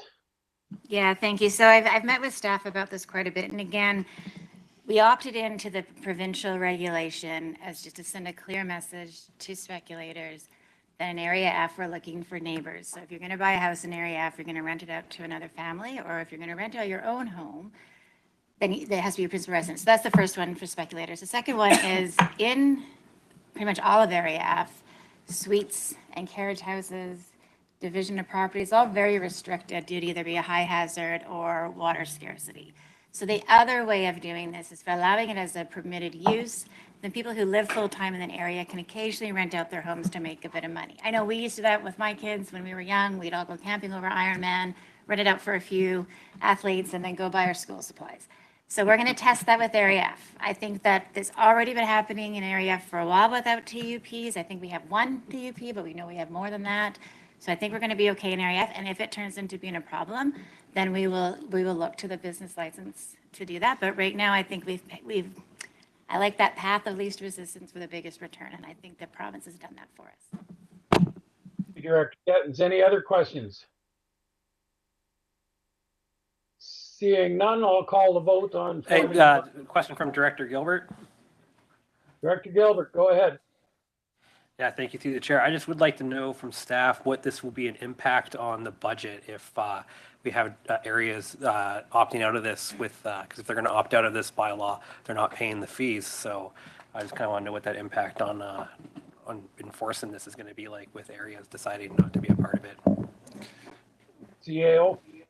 So those areas that aren't going to opt in for business licenses, when there is an issue where a bylaw has to attend, essentially the taxpayer for that area will pay. Where those areas that have business licenses and bylaw is required, it's the business license fee that will pay for that cost. Thank you. Director Gilbert, does that answer your question, sir? I'm assuming it does. Director Conant, is that a? Oh, yeah, oh, thank you. Quick question. In the budget, we were considering hiring another bylaw officer only and only if the business license passed. So how many areas do we need to have a business license or business licenses in order for us to trigger hiring a new person into the organization? Thank you. CAO? So regardless of how many opt in, it's going to be there's going to be the bylaw officer's time is going to be needed for complaints for all of the electoral areas.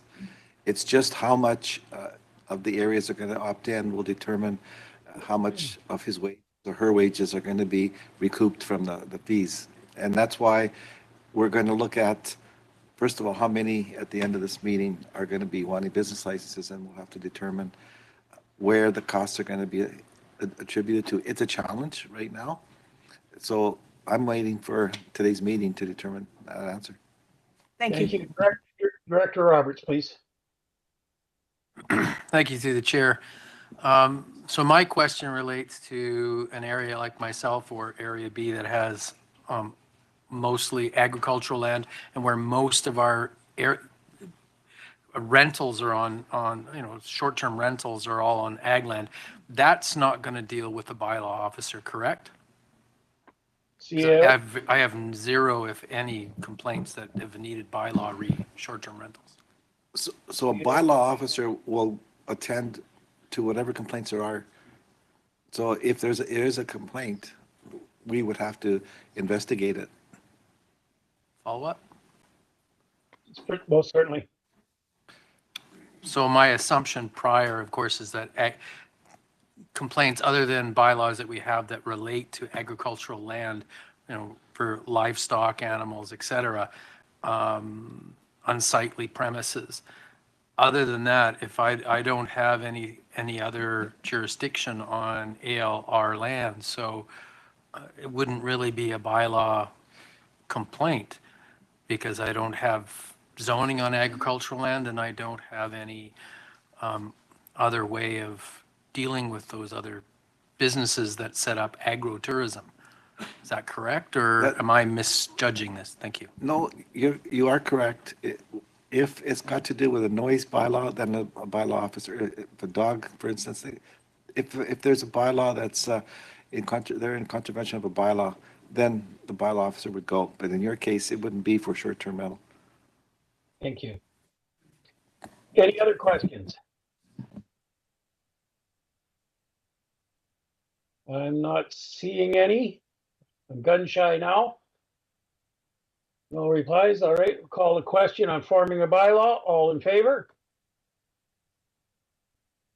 Any opposed? I'm not seeing any there. Motion passes. Carry on to the next one, item C, vacation rental proposed business license fees. CAO Zafino, please.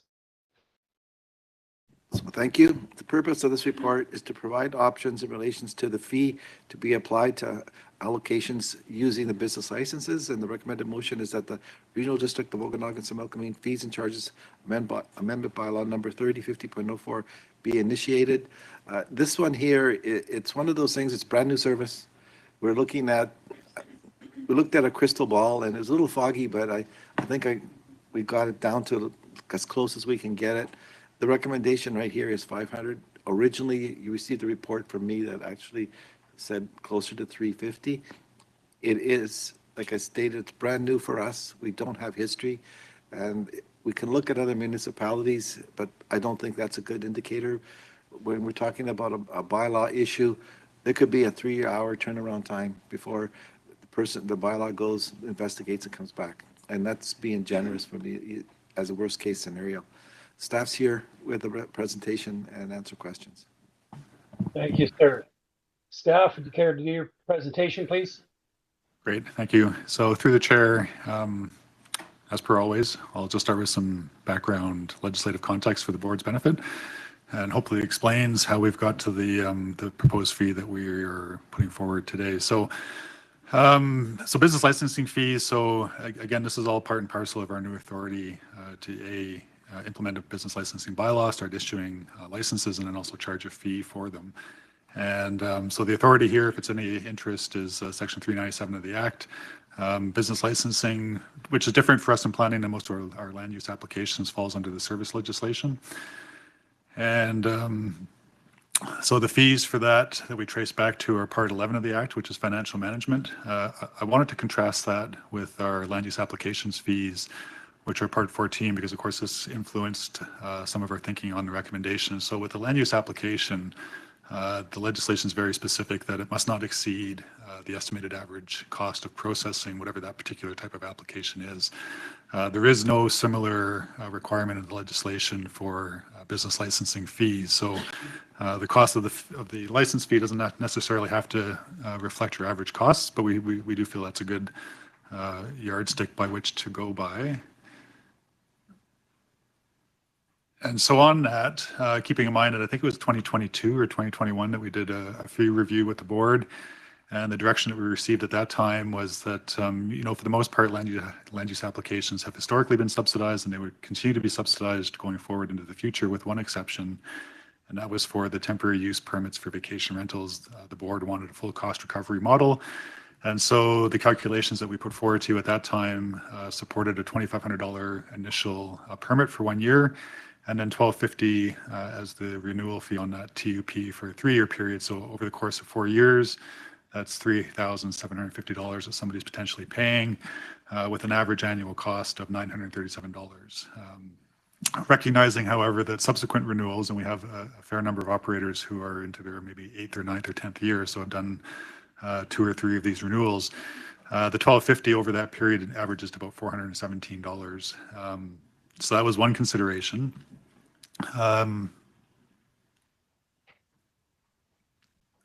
Yeah, and further to what the CAO was just saying, obviously we always try to do benchmarking with our other communities in the area. But again, recognizing that, at least in the context of land use applications, they're historically subsidized, and each local government is going to take their own approach to the degree to which they want to subsidize an application. So what you're seeing in terms of costs and their fees and charges bylaw may not be reflective of what is actually costing them. It's maybe more a reflection of how much they're willing to subsidize the processing of those application fees. But nonetheless, I did pick out some here. Obviously, higher end, lower end. I've got an asterisk on this use because theirs is simply out for proposal right now at $750. But you can see south end of the valley here, you do start to get some of the higher fees for licenses for STRs. So yeah, and further to what the CAO has said earlier, we are recommending a $500 fee be applied in 2025. This is a recognition of our current TUP fees, which, depending on how you look at them, are around a $400 to $500 cost anyway, comparable to other local governments. And we also feel it's probably reflective of what we're going to be looking at in terms of getting this program off the ground and dealing potentially with the volume and the various steps and reviews and whatnot to confirm compliance with zoning for these licenses. And just a caveat at the end here with the last dot point that, as with everything in this project, we suspect we'll be back before you in 12 or 18 months' time just to tell you what's working and what's not. And it may be that fees is one of those items that we revisit with you to see if it's been set appropriately or if it needs to be adjusted up or down, depending on how the board wants to deal with recouping some of the costs for administering this program. Yeah, so similar to the previous discussion, just flagging that, and again, this gets to one of Ben's presentations later on, but with the recategorization, if you will, of vacation rentals and B&Bs into this new short-term rental STR category, these fees would apply to B&B operators in the valley to the extent there are still true B&Bs operating. And also, just for the board's benefit, yes, we are recommending $500, but obviously there's always alternative fee options that you could consider. And I've just thrown a couple up here under the last dot point, higher and lower, that, you know, depending on your preference, we could certainly look at building into the fees bylaw. And that's it for my presentation, and I'm happy to try to answer any questions that the board might have. Thank you. And questions from the board? I haven't got visuals right at the moment. Director Stringfellow. In the business license bylaw, it says all the licenses expire December 31st. So would it be a prorated fee? Like if you apply December 1st, you're paying $500 and it expires in 1 month, or you apply January 1st? Staff? I apologize. I don't have a copy of the sorry, the bylaw in front of me. I mean, certainly in drafting the bylaw and looking at other local government examples, there are instances where prorating applies. I think the most common one I saw was applications after July 1st were given a 50% reduction.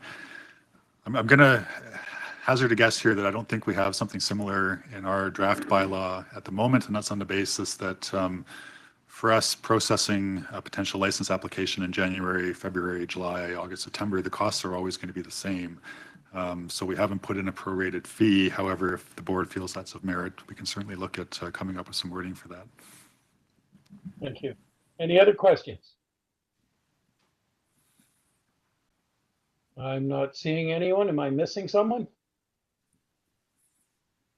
Doesn't appear so. Someone care to make the motion?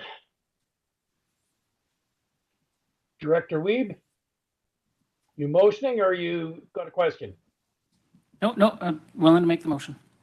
And it looked Okay. like seconded by Chair Pendergraft. Second by Director Pendergraft. Follow-up questions? Seeing none, we'll call the question. All in favor? Any opposed?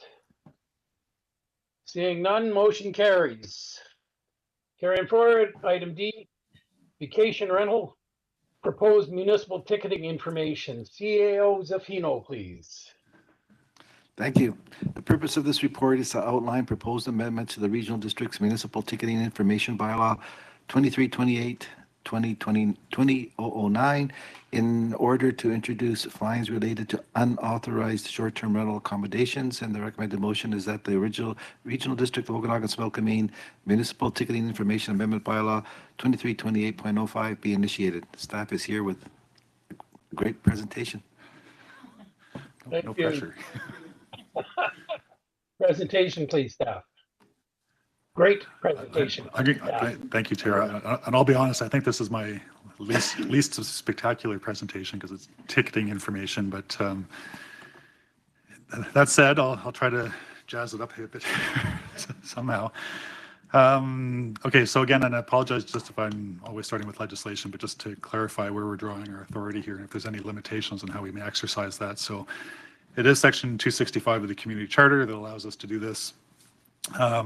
We are limited in the extent that the maximum that we can apply is set out by provincial legislation. So we can't go above and beyond that. I do think you do have the ability to go lower than that, however, so that's certainly something we'll talk about later. So with recent changes, again, related to the rollout of the short-term rental accommodation legislation, the province did increase for the municipal ticket information fines, the maximum amount that a local government can charge. This was done in 2023. Previously, it was $1,000. The province has now bumped that up to $3,000. The third dot point I've put on simply because, and I know there was a UBCM resolution asking the province to reconsider this, but the ticketing information was only, the ticketing fines was only increased for MTI tickets. The province did not make any changes to the bylaw notice enforcement type tickets. Those remain at $500, and as it happens, it's the B&E route that we generally rely on the most when enforcing our bylaws. I don't think municipal ticketing is used very frequently, if at all.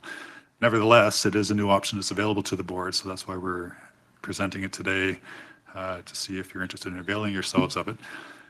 And again, the background for why the province did this, really it was a means to help us enforce our bylaws with the provincial goal of helping to return more housing to long-term residential occupancy, and maybe not for the short-term speculative processes that they're concerned about. Again, just some background context, speaking to how we use MTI at the moment. It does only apply to two bylaws, or two types of bylaws, sorry. OCPs in the context of development permits, so environmentally sensitive water course, form and character, et cetera. And then the other bylaw it applies to is soil removal and deposit bylaw in area F. So if we wanted to expand ticketing, it would require amendment of the bylaw to introduce new types, so zoning and business licensing, and then establishing maximum fines for infraction of those bylaws, and yeah, going forward from there. So again, as I was hinting at earlier, there are various options for the board here. You could choose to apply those fines to those bylaws at the maximum amount of $3,000. You could go with a lesser amount, which is the historic $1,000, or not at all, recognizing that we generally use B&E. We don't think status quo is the preferred option because it's limiting your ability to use a tool that the province has given you in this respect. So with that, I think the proposal that we have, and again, I apologize for the spelling on these graphics, but the proposal that we have before you would set out, I think, primarily focused on advertisements and doing those in contravention of the business licensing bylaw, especially if there is no license issued or it's not compliant with the number of bedrooms, parking, whatever the case may be. And third part would be failure to display a valid business license. So those would be categories that we're proposing a $3,000 fine be applied to. In relation to the zoning bylaw, the fine structure could be in relation to contravention of the terms of a TUP. And then also, again, operating the TUP contrary to the zoning regs that might exist in relation to bedrooms, parking stalls, signage, et cetera. It's a bit of a different context here in that I think in order to establish that fine, we're recommending $3,000 for short-term rentals, $1,000 for all other zoning infractions. But again, we'll take direction from the board on how they wish to apply that. And I think that might be it for my presentation. So I'm happy to try to answer any questions that directors may have. Thank you very much. Any questions, Director Holmes? Yeah, thanks. So if you change the bylaw so you can issue an MTI for short-term rentals, could you still have the option to issue a BNE first, for example, and then if it becomes a problem, then you can go the MTI route? Is that still an option? Yeah. Okay. Thanks. Yes, it is. Any other questions at this point?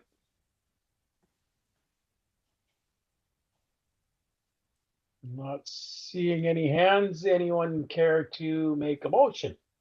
Director Federico, please. Is there a I'll make the seconder? stuff. Oh, how's it going? Is there a seconder? Director Gettins. Thank you. Any questions at this point? Motion's on the floor. Seeing none, call the question. All in favor? Any opposed? Seeing none, motion carries. Next up, item E, vacation rentals, electorals areas D, F, and I. CAO's official, please. Thank you. The purpose of this report is to outline proposed bylaw amendments to facilitate the regulation of short-term rental accommodations in electoral D, F, and I. And the recommended motion is that the Regional District of Okanagan-Similkameen Official Community Amendment Bylaw number 3099 and Okanagan Valley Zoning Amendment Bylaw 2800.50 be initiated. Staff's here with the presentation and answer questions. Thank you. Front up from staff, though, I gather area F is looking to be removed. So does that change your presentation?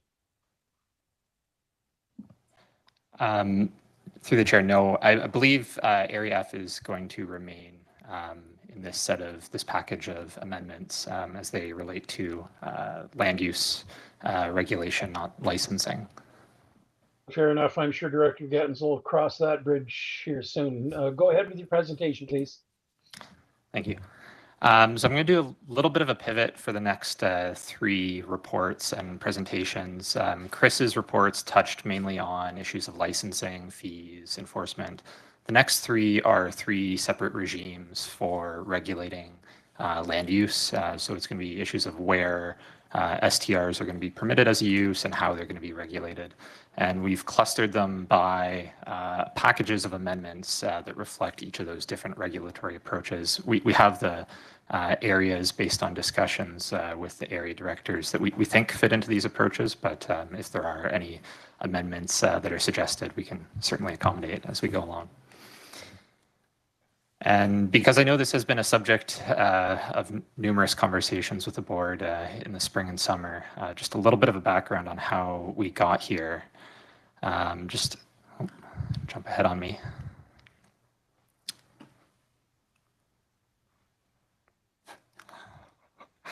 Having issues with my clicker here.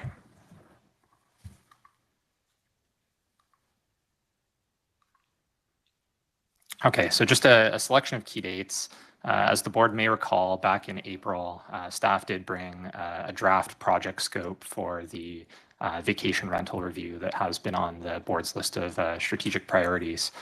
And in light of a number of legislative changes, the Short-Term Rental Accommodations Act being introduced, and a number of concurrent considerations that were ongoing in relation to that, namely business licensing, it was determined that the best approach would be to defer consideration of that project proposal and instead to reconvene after a series of workshops that were held in relation to business licensing. So those were held early summer, and in July, P&D committee did reconvene on the matter and decided to go with an alternative project scope that reflected those discussions, mainly related to business licensing. Also at that July 25th meeting, there was a commitment made by staff to meet individually with the area directors just to confirm the finer details of what those regulatory approaches in each area would entail. And those discussions were completed between August and September. And just as a reminder, over the course of these workshops that were held in the summer, planning staff presented what we saw as three regulatory approaches that could be pursued in relation to short-term rental accommodations. And so those three options were the status quo, where what's currently referred to as a vacation rental use is prohibited in all electoral areas except at Apex. And allowing property owners to operate this use class would require the issuance of a temporary use permit. Option two was to permit short-term rental accommodations directly in the zoning bylaws and avoid the need for a temporary use permit. And staff presented that that could be accompanied by a requirement for a business license. And then the third option was really a streamlined version of option one, which was what staff considered to be a more efficient and streamlined temporary use permit established under the Temporary Use Permit Authority of the Local Government Act, but nominally referred to as a short-term rental permit. And just as a reminder here, this was the direction that was received in relation to a number of issues that were considered at the business licensing workshops between May and June, reflecting an initial preferred direction for each electoral area.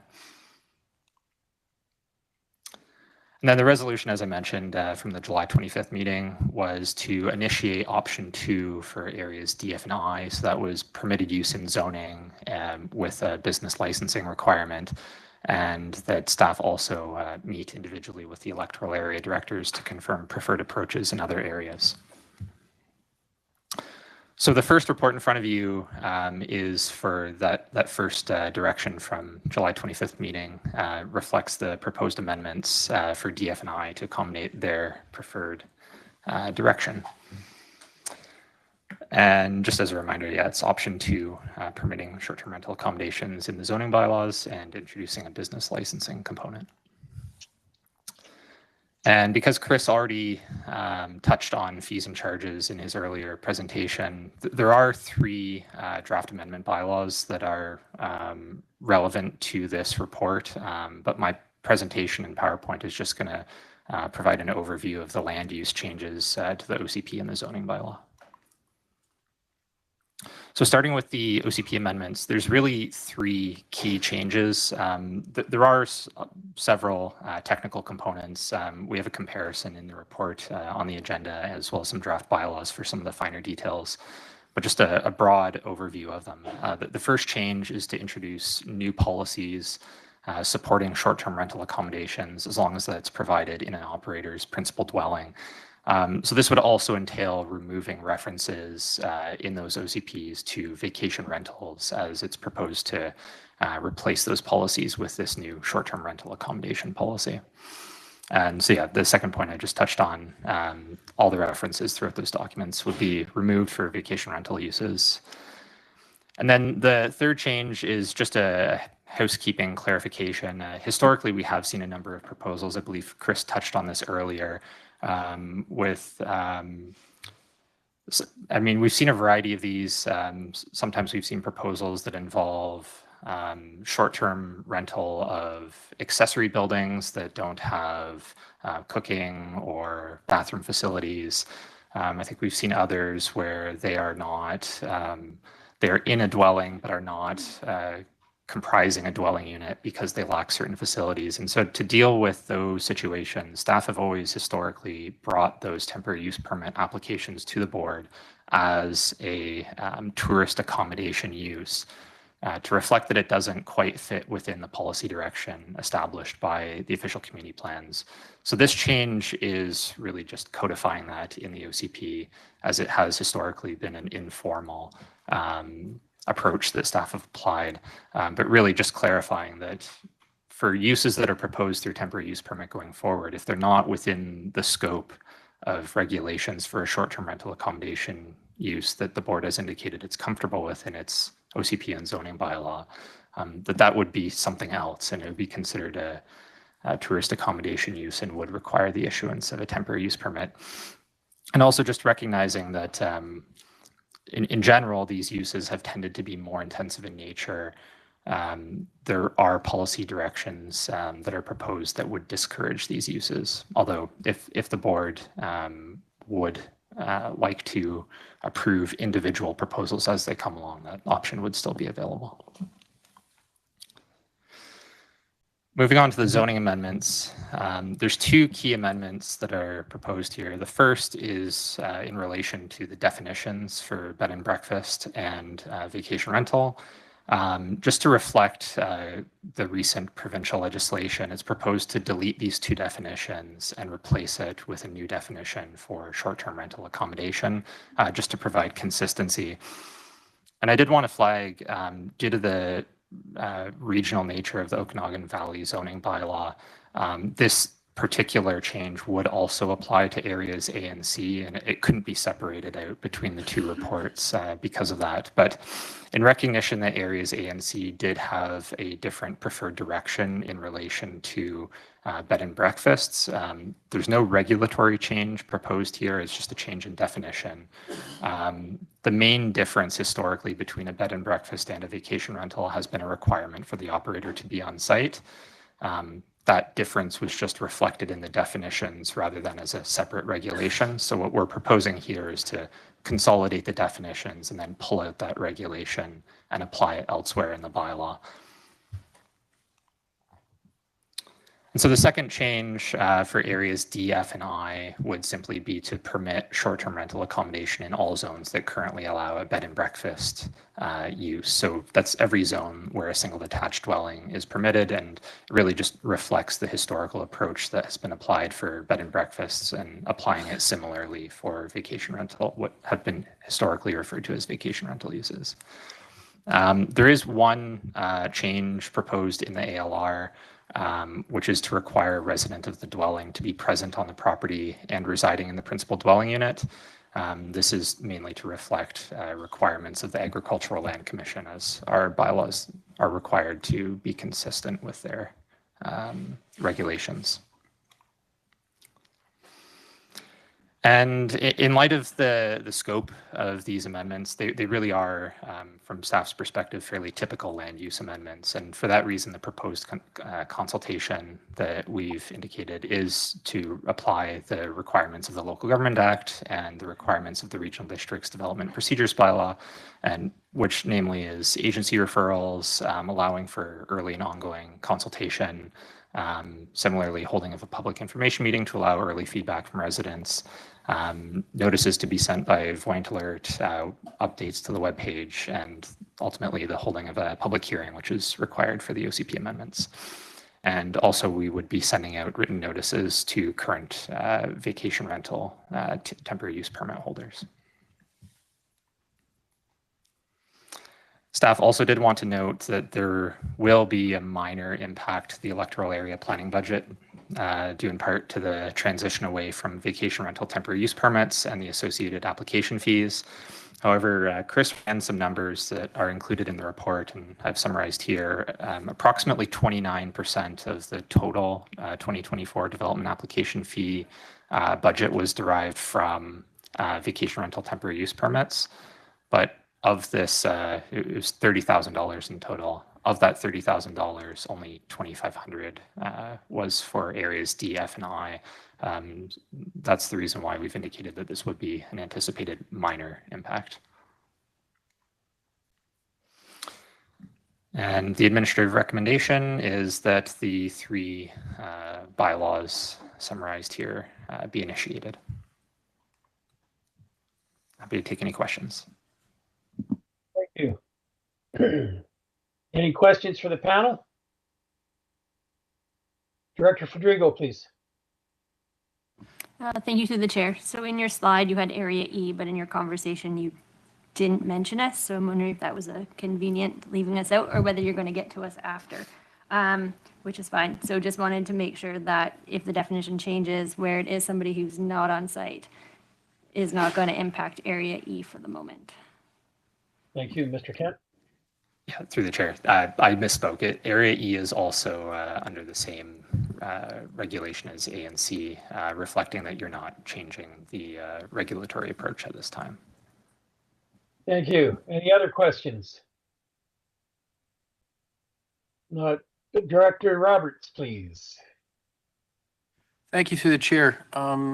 This, you might not be able to answer this, but in one of your slides, you were talking about the ALR land directing that people must live on the site in regards to vacation rentals or, let's say, agritourism facilities. I see, seems like most of them don't. So is that an ALC thing or is that a zoning thing with us? Thanks. That's been allowed. Kent, please. Through the chair. So the Agricultural Land Commission Act establishes two different use classes that are generally tourist accommodation related. So the one is a bed and breakfast and the other is agritourism accommodation. And those don't necessarily map one-to-one onto either our current zoning regulations or the proposed ones. But in general, especially in your area, it would be an ALR requirement due in part to the absence of zoning that applies to these uses. Thank you, sir. Any other questions? Follow up? Yes, go ahead, sir. Yeah, thank you. That's to staff. That's very helpful. Just strictly because, as what I put on strategic planning, some of the things you're looking at, you're kind of going, wait a minute. Thanks. Appreciate it. Thank you. Director Taylor, please. Yep, similarly, somewhat concerned about this ALR thing because it seems to me there are a number of properties that operate and will want to operate. Question one, don't bed and breakfasts have their own provincial regulation? Can staff help me on that one? Staff, please. I've heard that mentioned before, but I don't know. It might have, I'm sorry, I'm drawing a blank, but it might have been done away with 20 years ago when they were doing all that downloading from the province and relate, like, because you know, the part of when they were doing the floodplain and riparian and everything else. Okay. Well, I understand what we're doing here in terms of using this definitional way of getting it into zoning, but I do have concerns about considering bed and breakfasts to be the same as an Airbnb or a short-term rental rather. To me, it's about as similar as a semi-trailer and a car. They're different. So that's a concern. Last, on the consultation, would all residents get consulted? Because like in DNI or DN, yeah, DNI, there's a fair number of units out there, but none of them, like if you're going to notify the TUP holders, well, that doesn't get you very far. So are you notifying everybody? Stuff. I mean, it's always a challenge with these electoral area-wide amendments and making sure that you contact the people who most need to know. Obviously, for us, the best starting point is our list of issued TUP holders in those electoral areas.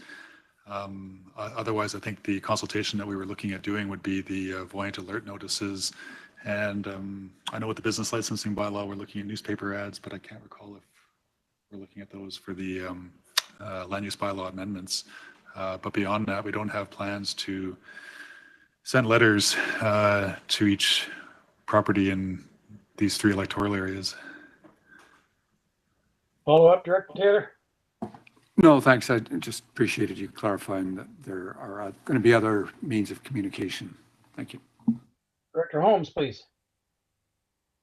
Yeah, just so for Director Taylor, in Summerland, when we brought in our short-term rental bylaws, we included bed and breakfasts, B&Bs, in the same bylaw. We just combined it to the common denominator being the principal residency requirement.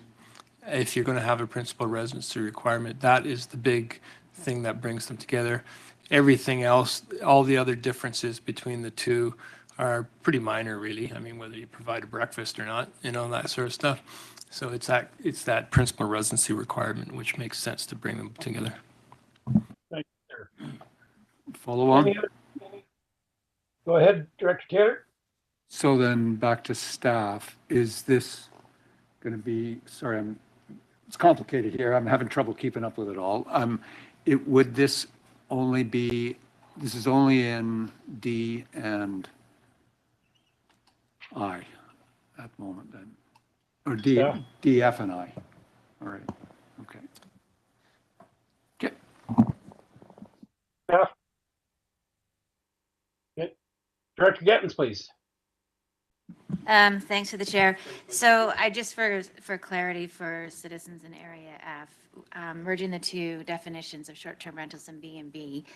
And in the bylaw for the short-term rentals, the main change for Area F, what we have proposed here is to remove the minimum health and safety requirements, because we're not going to do a business licensing process, so there's no checklist or any inspections that are required, which is just what we have for B&Bs now. So that's, if I'm happy to move this, but I want to just make that amendment for Area F. So I'll move the administrative recommendation that this OCP plan amendment bylaw be initiated, because we do need to get the communication done in order to make the changes that we need in order to put the policy in place. Like we have to do this part. But I do want it to be subject to that the proposed new section of 6.5.12 of the electoral Area F OCP bylaw be revised to remove the reference to health and safety requirements. And again, that's just what we already have existing for B&B. Thank you very much, Director Gettins. Is there a seconder? I'll second that. Any discussion at this point? Seeing none, I'll call the question. All in favor? Any opposed? Seeing none, motion carries. Thank you all. Let's go on to item F, electoral areas A and C, please. Thank you. The purpose of this report is to outline proposed bylaw amendments required to facilitate the regulation of short-term rental accommodations used in electoral area A and C. And administrative recommendation is that the following amendment bylaws be initiated. Official Community Plan Amendment Bylaw number 3101, Chief Administrative Officer Delegation Amendment Bylaw 3033.02, Development Procedure Amendment Bylaw 2500.36, and Fees and Charges Amendment Bylaw 3050.05. Staff's here to answer questions. Thank you. Staff, do you have a presentation or just questions? Nope, I have a presentation ready. Very good. Go ahead, sir. Okay, so the next report and package of amendments deals with a short-term rental permit approach to regulating short-term rental accommodation uses, and it mainly applies to areas A and C. And so indicated there, areas A and C indicated that their preferred approach was the creation of a streamlined short-term rental permit, and that would be authorized by temporary use permit authority under the Local Government Act. So there's 4 amendment bylaws proposed as part of this package: an amendment to the official community plan, the CAO delegation bylaw, the development procedures bylaw, and the fees and charges bylaw. So starting with the OCP amendments, the first change is the introduction of new policies that support short-term rental accommodations through the issuance of short-term rental permits, and this would replace and delete existing provisions related to vacation rental uses. And to implement this policy direction, the temporary use permit policies would be updated by deleting vacation rentals and introducing new requirements for short-term rental permits. So that would delete the references to vacation rentals, delete existing requirements for septic compliance, which Chris touched on earlier under the business licensing component. Similarly, deleting references to community benefit, as well as screening and fencing. Provisions that would be proposed to be retained are parking requirements, a ratio of 1 parking space per bedroom for every 2 guests, requirement for providing contact information for the operator, as well as requirement for health and safety inspection to be conducted prior to issuance. The zoning amendments would implement this, as already touched on in the previous section, in areas A and C, as well as E, which will be coming in a subsequent report.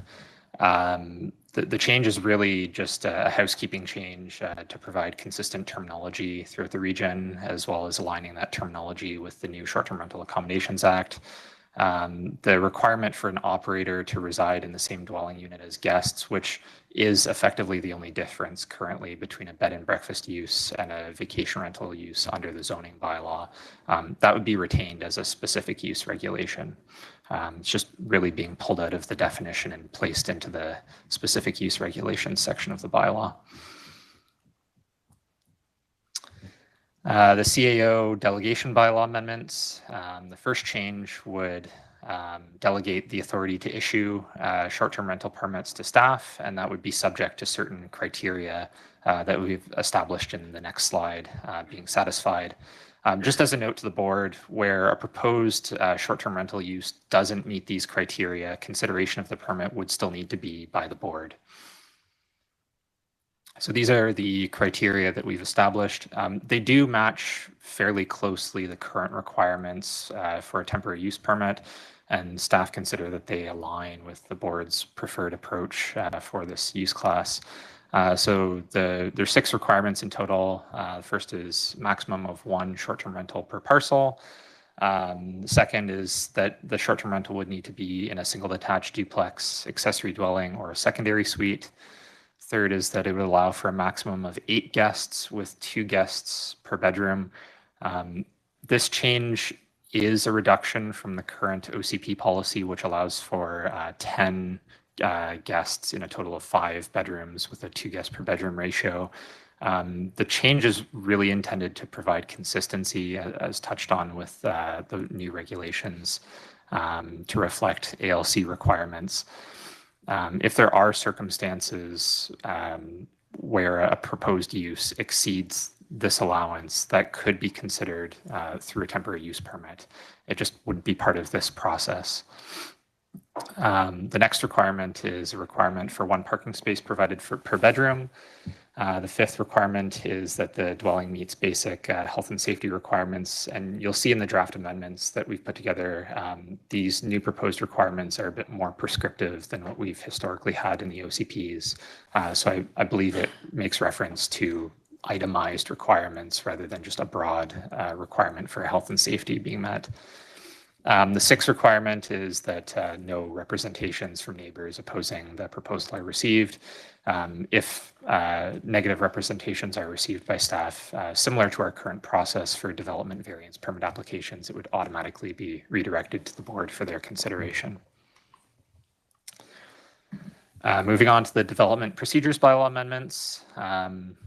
To reflect that this is a more streamlined approach, we're applying similar requirements to what we currently have for delegated development variance permits.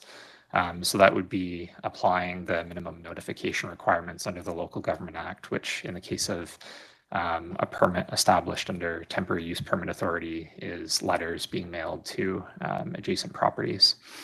And reflecting this more streamlined approach, the requirement for notice of development signs for the STR permit applications would be removed. This is in keeping with how we apply other requirements for other delegated permits. Currently, we only require notice of development signs for land use bylaw amendments and temporary use permits, just reflecting that temporary use permits share some commonalities with bylaw amendments currently, but that wouldn't be the case if they were delegated. Next change is change to the fees and charges structure. I'm not going to read through all of these, but the main change is that for new delegated permits, it would be a $500 fee. And some of the guidelines that we have established is this would be an annual cycle. So it'd be similar in nature to the requirement and the schedule for renewal of business licenses. The idea is that all permits, whether that's an STR permit or a business license permit, are received by staff at the same time of year, processed on the same schedule, and have a similar fee structure, although there are some subtle differences.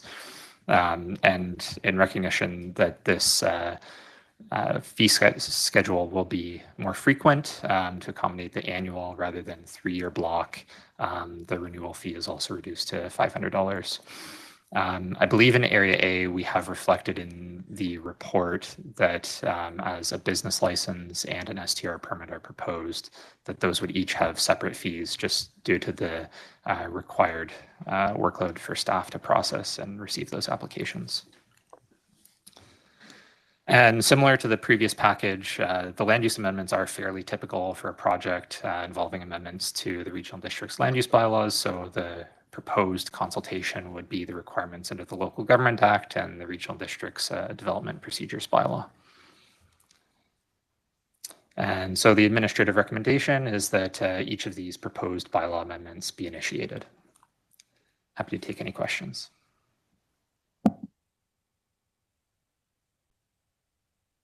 Thank you. Any questions for staff? Director McCordoff. Thank you. So because I live in Area A, I'm asking this question.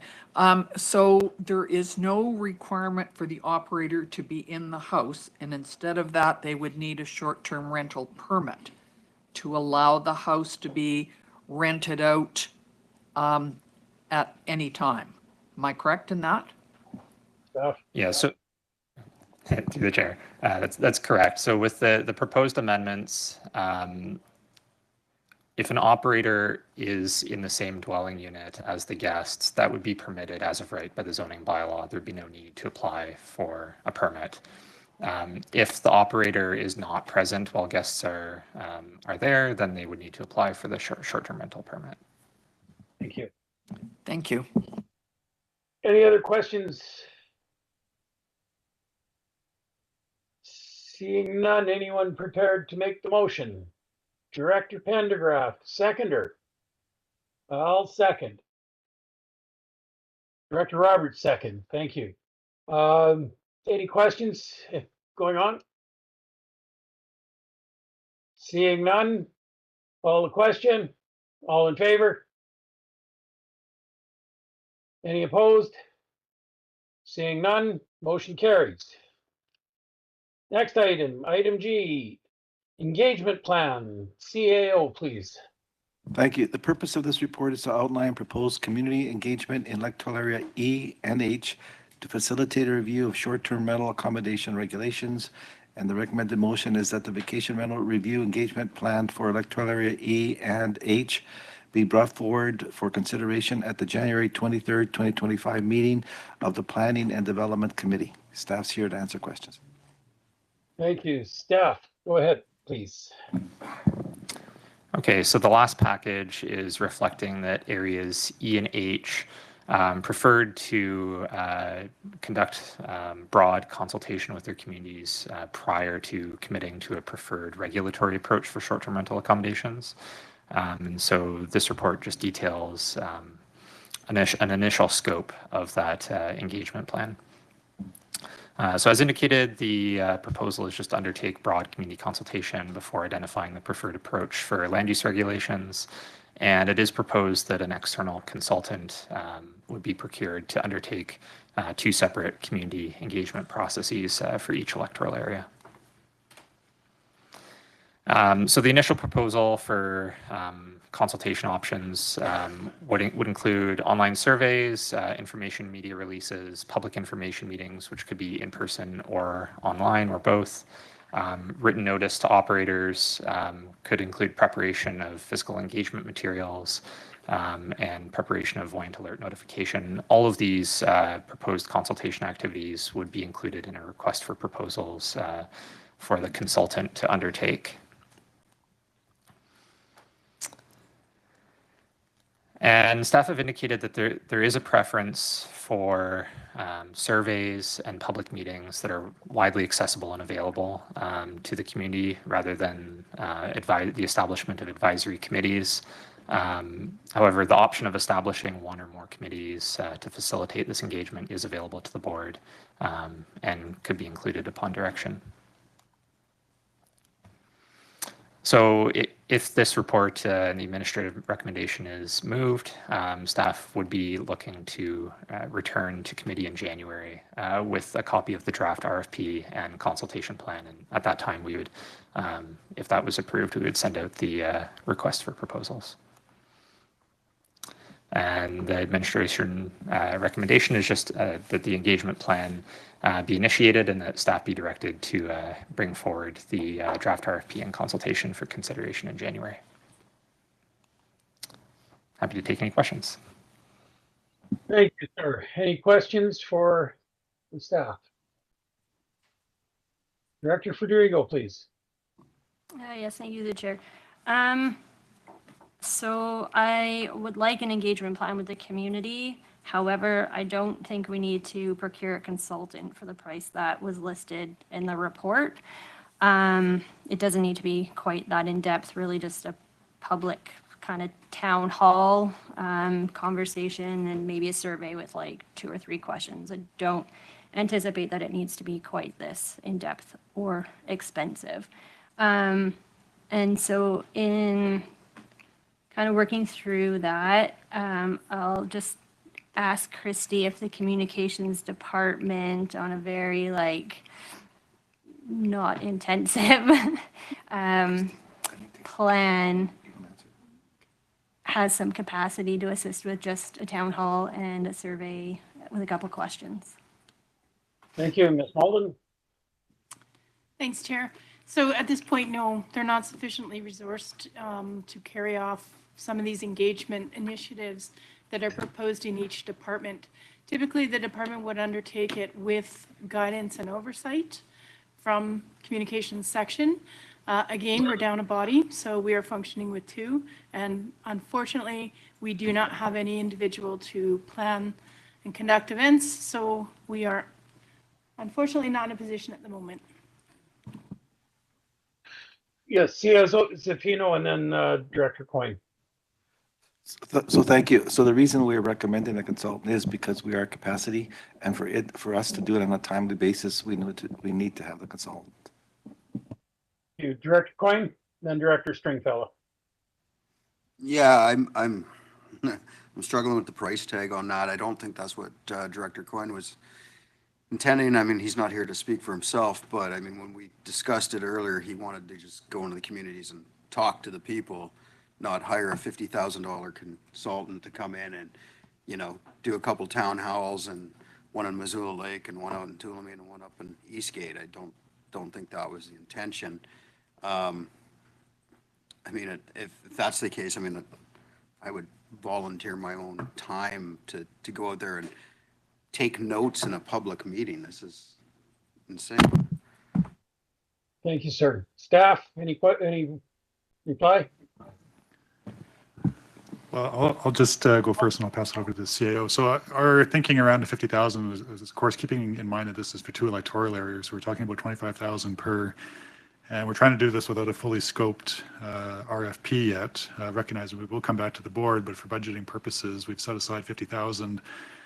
And, you know, past experience with consultants coming out to meetings, I mean, you're looking at probably 3,000 to 4,000 per meeting. And so using Area H as an example with multiple different communities, if we're looking at Eastgate, Missoula, Colmont, Tulameen, et cetera, I mean, you can start to see how the cost potentially goes up. So that's the basis for the proposed budget. If we don't use all of it, that's great, but we felt better safe than sorry. So that's the $50,000 quote at the moment. Thank you. Director Stringfellow, please. I thank you. Spencer kind of said it all, and I think I agree with him that something more simple would be better. And thank you for the clarification. I wasn't sure if it was $25,000 each or $50,000 each. Thank you. Thank you. Director Federico, please. Thank you, the chair. I'm going to defer to the CAO and then I'll, if I can, comment after him. I saw the hand waving there. Go ahead, Director Safino. Thank you for the promotion. First of all, I want to say that $50,000 is the worst case scenario. We have to put a upper end limit. So this is the upper end limit. As Mr. Garris said, they will be going to an RFP and we will be going to the most qualified, lowest bidder. However, in due respect to the directors, if we take this on ourselves, or if you as a directors take it on, take notes and bring it back, there's a perception there of biased, and you want to have that separation in there. And this will be a true separation where you get an unbiased opinion. Thank you. And just so you know that promotion goes with the appropriate cut in wages too. Director Federico, please. Yes, thank you to the chair. So thank you for CAO for that. Last time we hired a consultant to help with our OCP review, my community lost their mind. They weren't happy with the questions that they asked. They weren't happy with how they framed it. They weren't happy with a lot of stuff. So hesitant in our community that a consultant's going to come in and be able to provide that. I have a background in public participation. I have my certificate in that. So to save $25,000, I'm more than happy to have a town hall and chat it out with a community and go from there. CEO Zafino.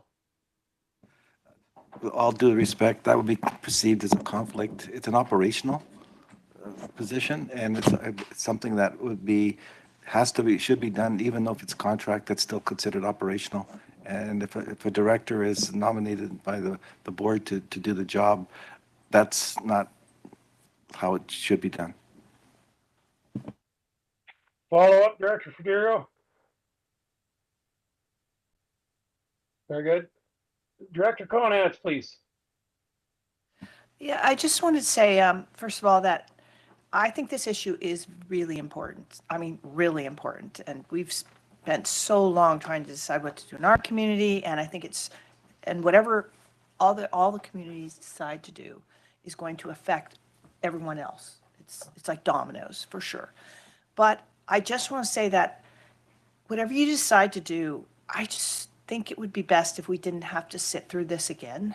So if we could please have a timeline that this will be done, a timeline. And I'm wondering if it was done by the directors themselves, if that's going to take a lot longer and we're still here in May and figuring still going through another meeting like this.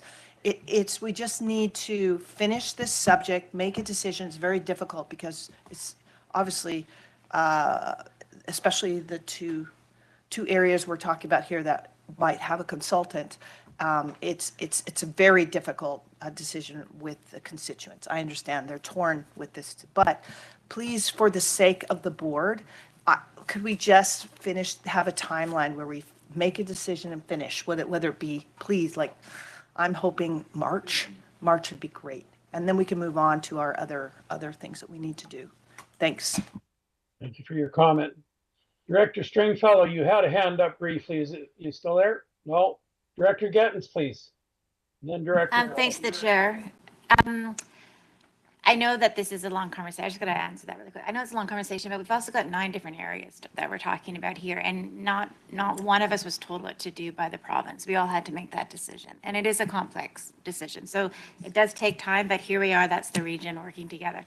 I am wondering if the consultant cost is a problem. Is it something, and there's not capacity in the staff, is it something that can come back on strategic planning, and then the areas that need the staff time can bump something else to accommodate? Is that something to consider? Is Safino, please. So this is one of the items that I don't think is discretionary.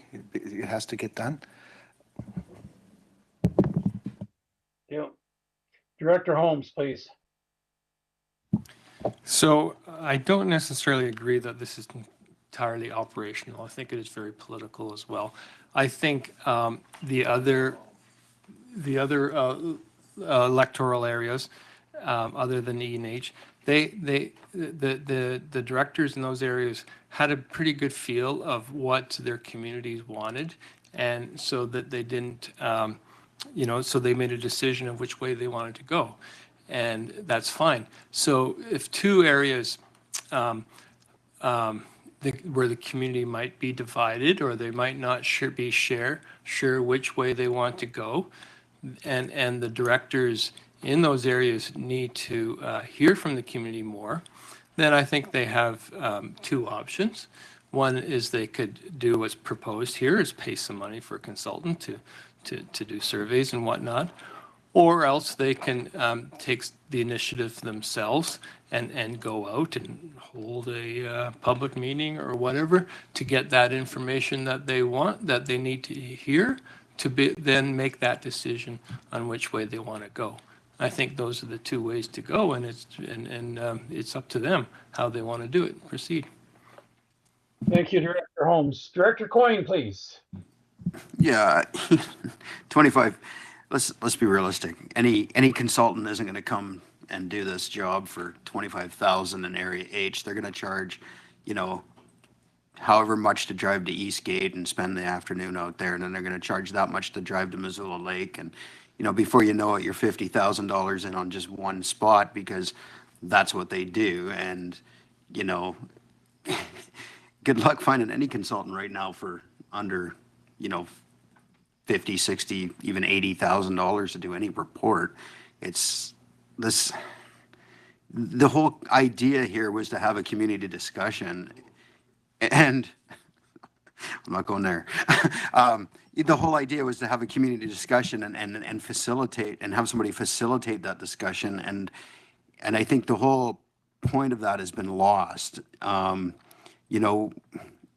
And maybe I'm just frustrated because we have communication staff that, we have all these other stuff. We've heard directors ask for community meetings and everything else. And I hear from staff that we can't do that. And it's like, well, what's the point of having the staff that we have if we can't do the jobs that we're asking to get done? So, it goes back again to staff allocation, the workload, et cetera, but we have communication staff. I understand we're a person down, but at the same time, if we're having to go out of house every single time we want to talk to our electorate, we have a big problem. And I don't know. I'm frustrated with this. The Tulameen's going to be frustrated if they bring somebody in and they have to pay a huge amount of money to discuss something that they've already said what they want. And I think Naramata is as well. It's frustrating to hear this. Thank you, sir. Any other comments or questions? Director Stringfellow, please. Is there any other option other than we either go it ourselves or have consultants come in? Is there another option? That's part one of the question. And the other one is, do we have any studies or not studies or knowledge of how much this would realistically cost? If you said 50 is high and the max, what do we really realistically expect it to be? Staff?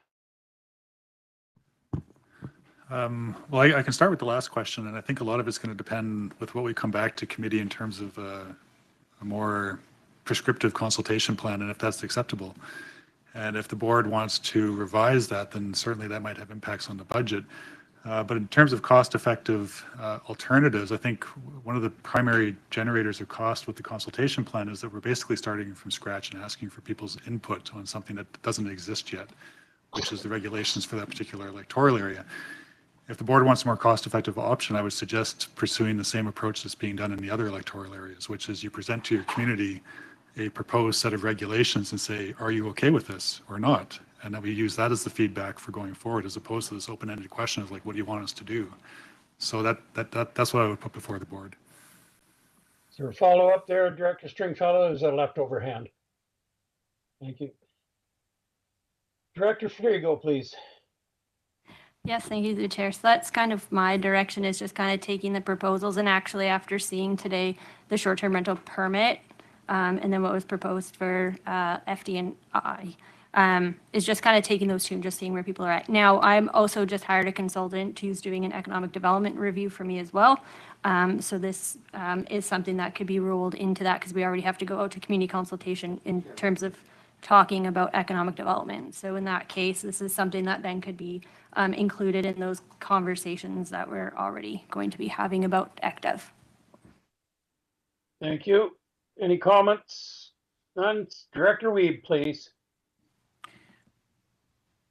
So maybe through the chair, I'm just wondering if I'm missing something, because the recommendation right now is that we're just asking for a plan, not the plan, but an engagement plan to be brought for consideration at the January 23 meeting. It would appear, unless I'm misunderstanding, there's a month to kind of sort out some of these details to then bring a workable plan in a month to this board.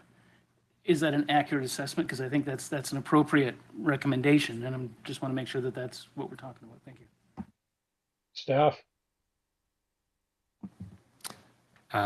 That is correct. That is the administrative recommendation, although I would caveat that by saying that staff really could use direction to assist in preparing those documents ahead of January.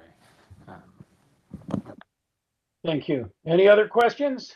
Well, so maybe as a follow-up then, given that it's area E and H that have asked for this, if they could propose a recommendation that we'd be willing to support today in order to get to a plan to be brought to the board by January 23rd. Thank you, sir. Any other questions? Anyone care to make a motion?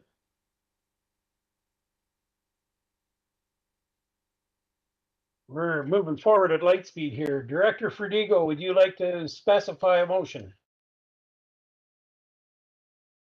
Thank you, there, Chair. Just trying to think of one, as you kind of just put us on the spot to do that. I guess for staff, what information and what would you bring forward to a consultant that you couldn't necessarily bring forward to us as directors to move this forward? Staff, please. So I don't have my PowerPoint up, but if you recall that list of items that were included, so the survey, Voint alert, et cetera, if some of those are not desired, that would be the direction that staff would need to bring forward a fleshed out proposal, which ones are desired and which ones aren't, because the current proposal would include all of them. Follow up then. So the consultant really then you're just looking for how we want to talk to the community, and then you'd it up to the consultant for what questions they would be asking and how they would move forward with that. So again, something that us as directors could bring forward to you to move that process forward. Staff?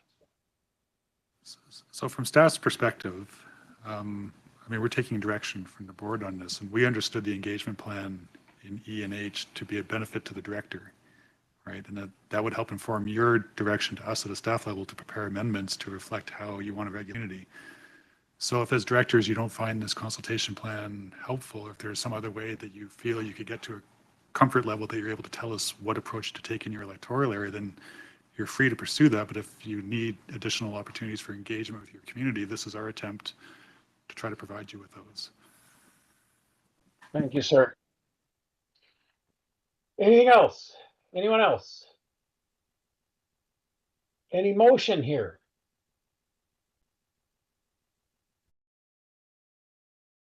Does someone care to make a motion? Director Stringfellow, please. Sorry, I feel I don't have, being an alternate, I don't have enough information going forward on this. If anyone has any words to help, that'd be great. Director Coyne, please. I'm just wondering if it should be to direct staff to work with the director of both H and E to figure this out before the next meeting. I don't know. I'm out of words for today. I don't, because the other director is off on personal medical reasons, I don't want to pigeonhole him into a position right now. And I don't think either one of the directors are fully comfortable with the proposal right now. So I think staff and the directors need to sit down and actually understand each other so that they can move forward on this, because I personally don't believe that this is what the intention was. You care to make that as a motion, or does that work well as a staff directive? I will defer to Ms. Malden. I don't know how that may be a motion. So there's no motion on the floor at the moment. So the board could choose to make a motion that staff work with the director to achieve the goal. There doesn't have to be a motion. I know staff are looking for some sort of clear direction. Whether the desire to sit down with staff and work together is enough, I don't know. Am I able just to? Staff, please, yes. Sure. Well, I suppose, I mean, we recognize that it had been a fair few months since we were last before the committee, and that, possibly directors' positions on this matter might have shifted over time. And now, particularly because we've had the opportunity to put very specific amendment bylaws before you as a group today, if there's hesitation around the engagement plan, I mean, there are the other options that we've already presented in relation to DF&I and A and C. And those could form the basis of an initial consultation process with your community. These set of regulations, does this work? And if it doesn't, then we can come back and revisit it. Director Coyne, please. Yeah, I don't think a motion needs to be made. I think if staff work with the two directors, that's enough. I mean, it's a committee anyways. The motions are kind of mute. So the intention is for everybody to work on this. If it's just direction of staff, I think that's more than enough right now. Thank you, sir. Is that So I agree. The staff understands which way to go, and you don't really need a motion. fair enough? Any other questions on this, or shall we move along? Seeing no other questions, let's put this one to bed and move along to item H. During the postal work stoppage. Now, I know that's come to an end, but it'll come back in May. So perhaps we should cover this one. Director Taylor, you're waving away. Yeah, I do have a question for staff. Just in terms of the intake, I've heard several times you're talking about everybody's coming in the door at the same time. So is that the preferred way of doing it, or a staggered approach that would spread the workload over the course of the year and the income? Just, has there been any thought to that part of it, or are you just automatically going to all on the same day? Staff? Well, it's a very good question again. But of course, we're still at the point of trying to establish a regulatory approach for each electoral area. We haven't got to the actual implementation in terms of accepting applications, processing fees, issuing pieces of paper that say business license for. We're not there yet. But yeah, it's a valid question or concern, but the resources to try to manage something else where we stagger people and enforce that, I'm not sure what that looks like at this point. And keeping in mind, we haven't turned our attention to it either. Right. Director Savino, please. Thank you again. I could only wish. So, well, Mr. Garish is right. We haven't started the process, but as far as the software goes, the training and the staff, et cetera, we anticipated the high workload when this does happen. So while we're not 100% there, we're on our way. Thank you, sir. And we carry on. All right. Development procedures, work stoppage, postal director or sub CAO Zafino. Would you Thank you. care to get forward? So while the work stoppage is no longer there, this is just in case something happens, and hopefully it doesn't. So I just want to start off with that. So the purpose of this report is to provide options to the board in relation to the notification of official community plan and the zoning bylaw application, development variance permit application, and temporary use permit application during hopefully postal strike that no longer occurs again. And the recommended motion is that the Regional District of Okanagan-Similkameen Development Procedure Amendment Bylaw number 2500.37 be initiated. Thank you, sir. Any questions? And I haven't got the visuals.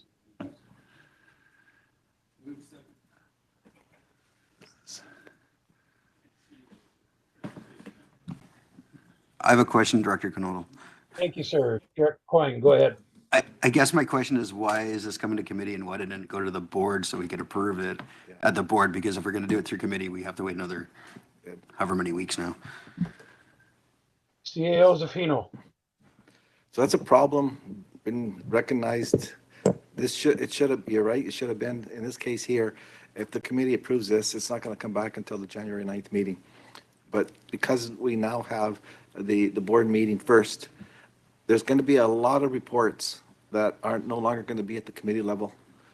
And we have to be very careful on which, if a recommendation could wait for one meeting to the next, which is 2 weeks away, then fine. But something like this and in future reports, the committee reports are going to be reduced materially.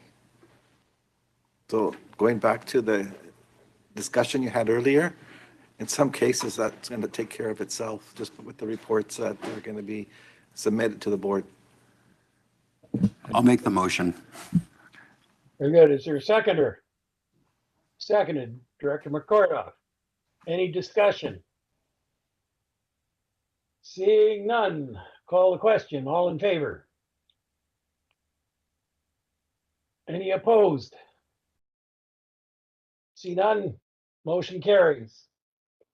Looking for adjournment. All in favor? Committee adjourned. Chair Pendergraft, back to you, sir. Hey, thank you, Director Canodal, for getting us through that. I believe we're done for the day, other than 4 o'clock at the lakeside for those that can make it or planned on making it. We'll see you over there. And a Merry Christmas to everybody that doesn't make it to there. Merry Christmas. And a Happy New Year. Oh, yeah. It's for your cigarettes.